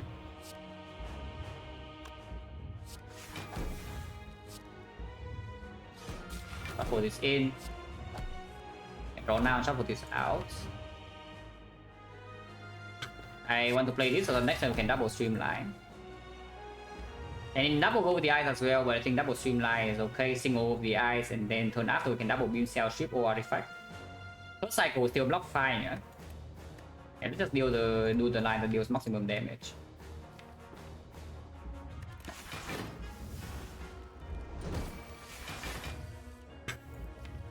Next turn is the off turn, which means that if I play the zap right now, I think we are not actually full blocking this turn. We are taking 3. If I play this, we full block. If I play the zap, we are taking damage. So is that a problem or not? Because if we want to deal a lot of damage, we can play zap now and put this in front next turn. Look 4. And 1, 2, 3, 4, 5 here. I can play double equi or double beam cell, but probably double equi. Double equi, cell repair, steam draw 4, do turbo, the compound driver until here. I would deal like 200 damage when the dark is evoked, but first attack, third cycle, we are not looping frost. Should not be a problem at all. No? Yeah, let's deal damage. Line takes quite a bit of damage, but I don't really care that much. I don't spend my energy for 3. We take 11.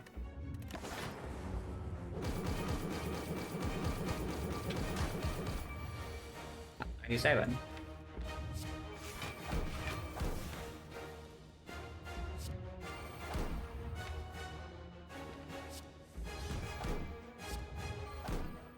Do this before bit of death is 3, and next turn we are maxing out anyway, so we attack this turn.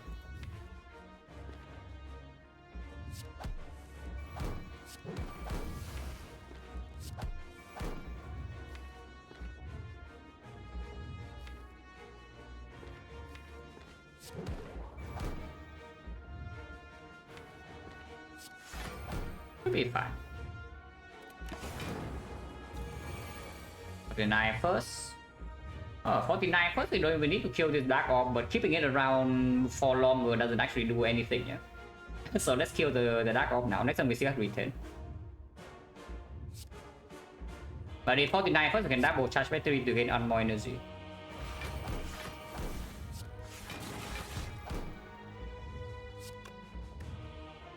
Doom and Gloom to Glacier, put the dark in front, which I don't like.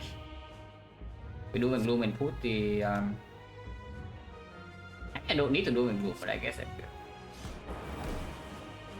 We don't need to play another one, right? This already block 48, so we can play this full block. And now it's at 280. We have dark or cooking, so the fight should be completely fine. Yeah, damage is no problem whatsoever. No longer have retain here, but we have 10 energy, can draw into witness.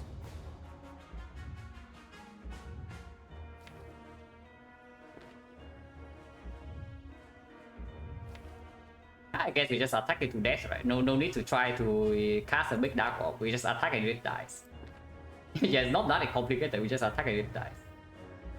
So let's attack until it dies.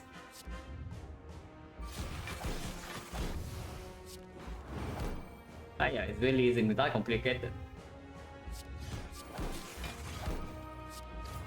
The boot.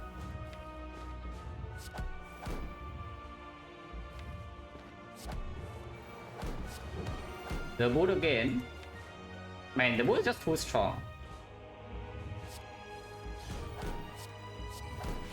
Yeah, the boot simply just like way too powerful here, guys. And what can the hard hope to do against the boot? Nothing.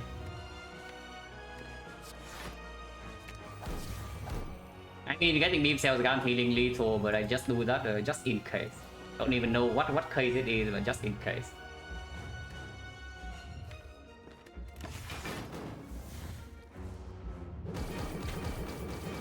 What number with the moon need to say instead of 5 to give medium strong? Well, maybe 4 would be balanced, yeah. I would agree with that. 4 would be balanced. Next dual cast skills. No matter what attack it is, it's 97. I would say that the card rewards we get in this run is like the complete nuts. Yeah. Before and after the Master Crown, our card rewards in this run are just insane. So I mean, yeah, when you take Master Crown, you have no downside, and apparently you are quite strong. Pretty chill runtime.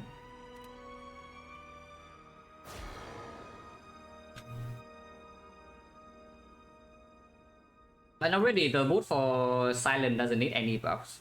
It's already very serviceable in Act 1. Sometimes it can still play later, but Act 1, the fact that this relic helps you in Act 1 so much on Silent is already good enough. On Ironclad, yeah, very set relic on Ironclad. Sometimes it meets some threshold on Defect, but not very often. So for I would honestly maybe, I don't know if I could go so far to say you make this class exclusive for Silent, but the power difference between the boot on Silent and the boot on another character is like quite big. So it's not very easy to just increase the number and keep the game balanced.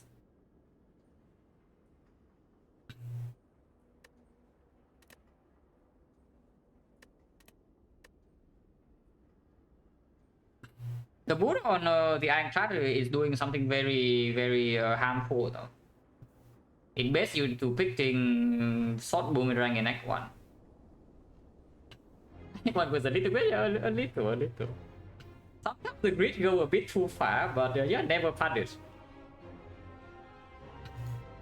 Sometimes you're a little bit too greedy on the robot, but never punish. Still haven't died in Act 1. Someday I will not get away with this, but no problem. Someday.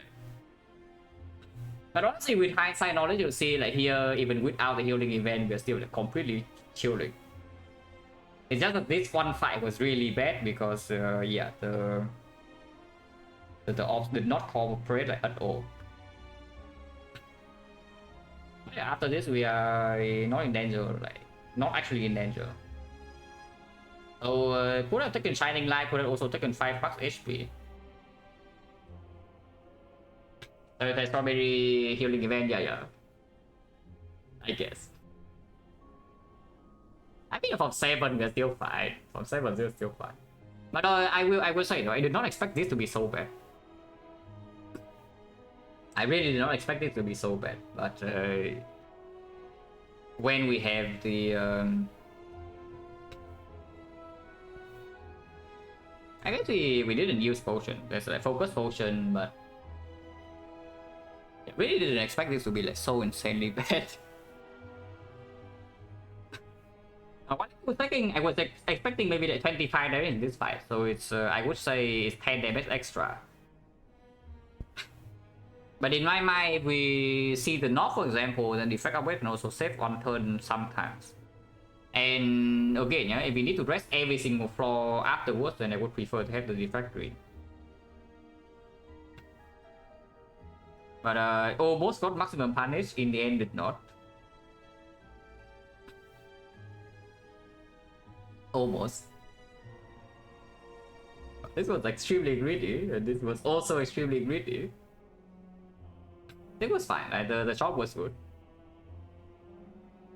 Yeah, the shot was fine. Oh, okay, I missed the mirror, Yeah, I remember we missed 2 somewhat strong relics, so it was Helix and the Urn. And the short relic was the mirror.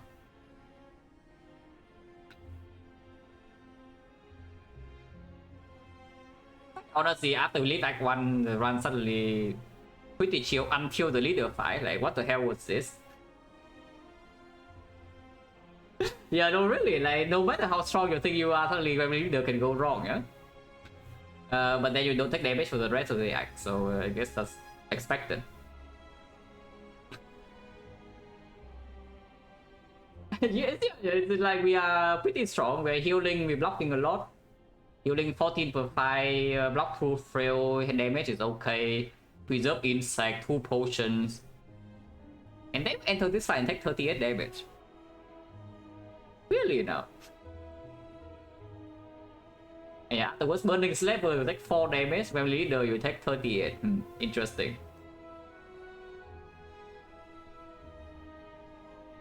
Juice potion, I mean, kind of. Essence darkness or the focus. So yes, this is definitely unfair. We pop potion immediately on turn 1 of this fight because the fight was terrifying. And they was free.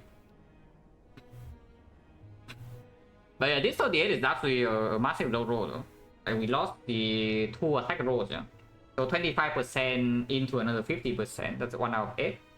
While also not drawing out damage fast enough, bottom decking echo form and whatnot. It was really bad. The question, Senko start, Act 1 Meteor of 1 Razor Zero Repair, yeah, Meteor Strike. First Meteor Strike, you just click. But yeah, there was not much to talk about, like, this fight is completely free, Act 3, super chill, and somehow the card rewards are just like all very good. 40 turns, okay, not that long. Yeah, boss corner completely free, Act 4 Frozen Eye, and then yeah, with after Frozen Eye the fights are also like completely free. But just this, really. It's just about this. It's fine, we get away with it. Skillful dodge, some would say.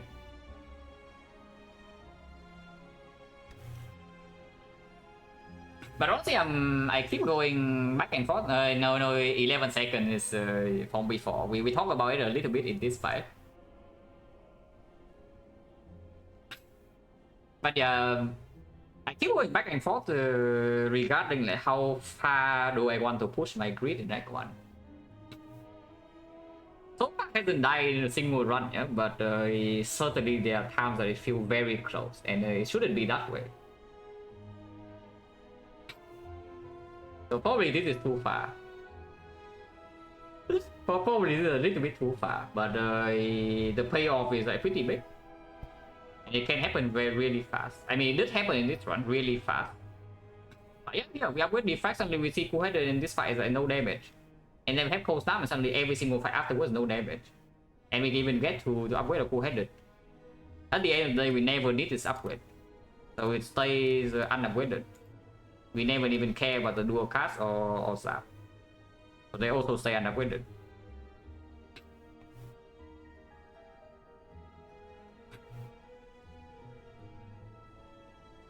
If I upgrade it? No. The pick is fine. I'm completely fine with this pick.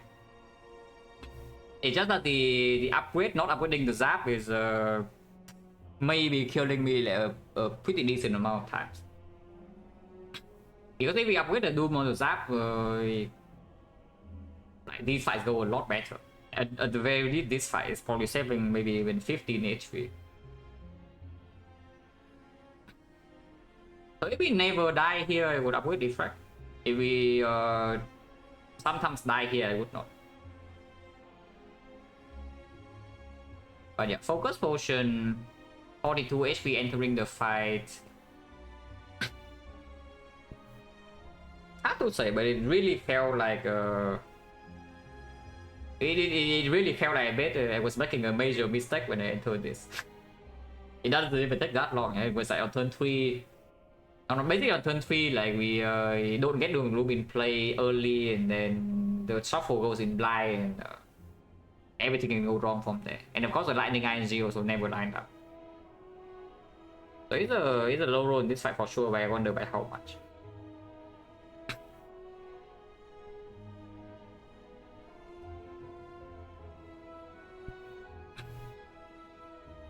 Because they are straight up just gaining one upgrade ahead so that you can upgrade your card draw.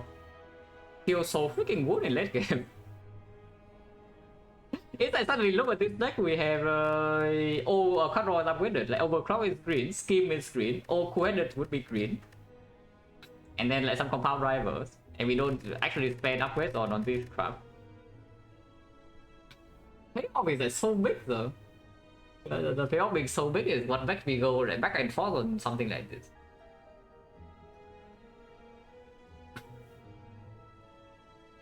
Because you just get away with this nonsense like, so often. Because imagine this fight is knock, I don't know, maybe the knock here will take 8 damage and then everything's fine. Entries draw the slightly better, we take maybe 15 damage, everything is completely okay.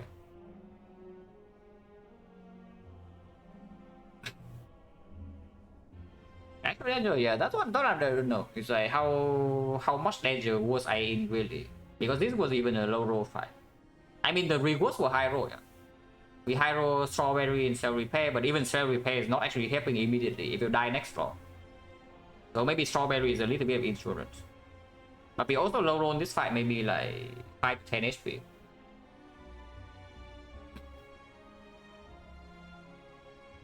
So I still don't actually know. Like what is actually correct here. That is fine. Like won the run, so actually everything is objectively correct.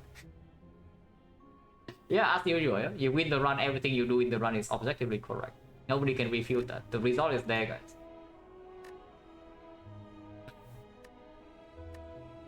Yeah, this one is not. I wouldn't call it super clean. If I need this thing, I mean, yes, like it helps a lot in Act 4, especially when if we play an average Busted Crown here, like the one upgrade can actually make a pretty massive difference. It's just that this Busted Crown went like completely nuts, so Act 4 we are never even in danger.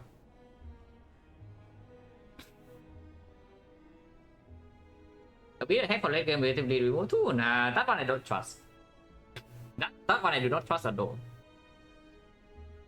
That we are like ever ahead for late game before I actually see the nutty cards.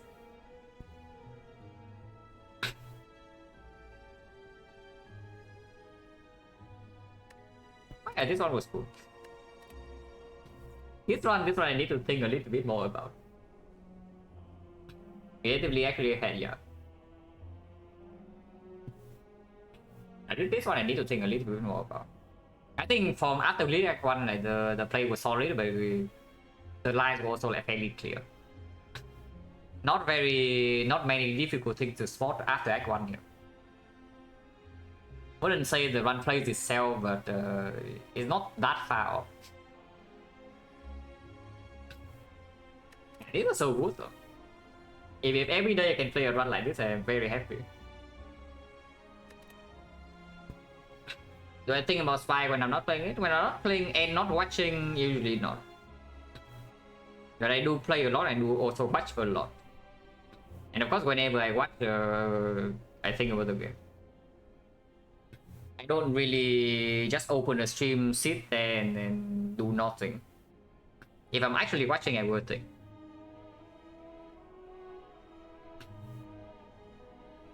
Would I enjoy watching? Whoever is on really that's playing A20. I watch a lot of people.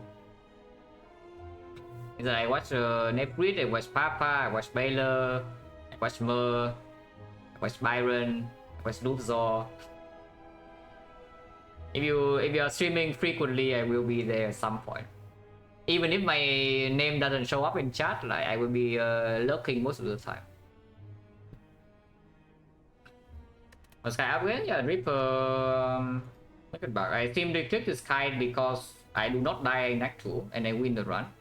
And yes, we did not die in Act 2 and then we win the run.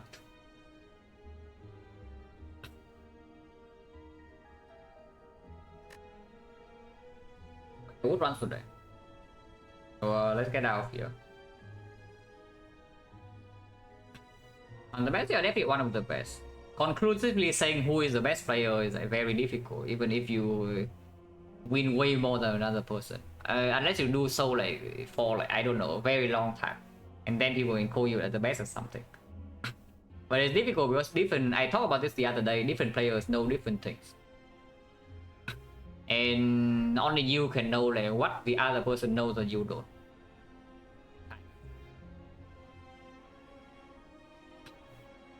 But yeah, Nebu is definitely one of the best Defect players. You don't even need to see the win rate. You just watch a person play, and usually you know how good they are.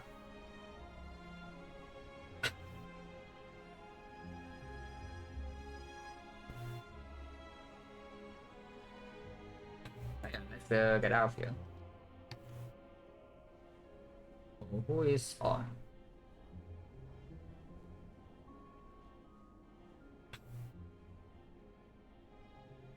Okay, Baylor's on, but it's also doing Silent Temple. Let's go there.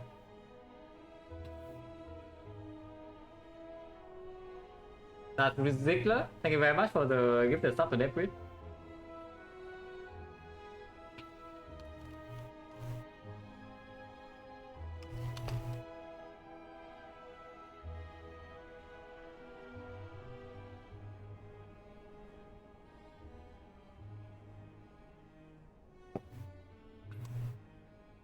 But yeah, thanks for watching guys as always.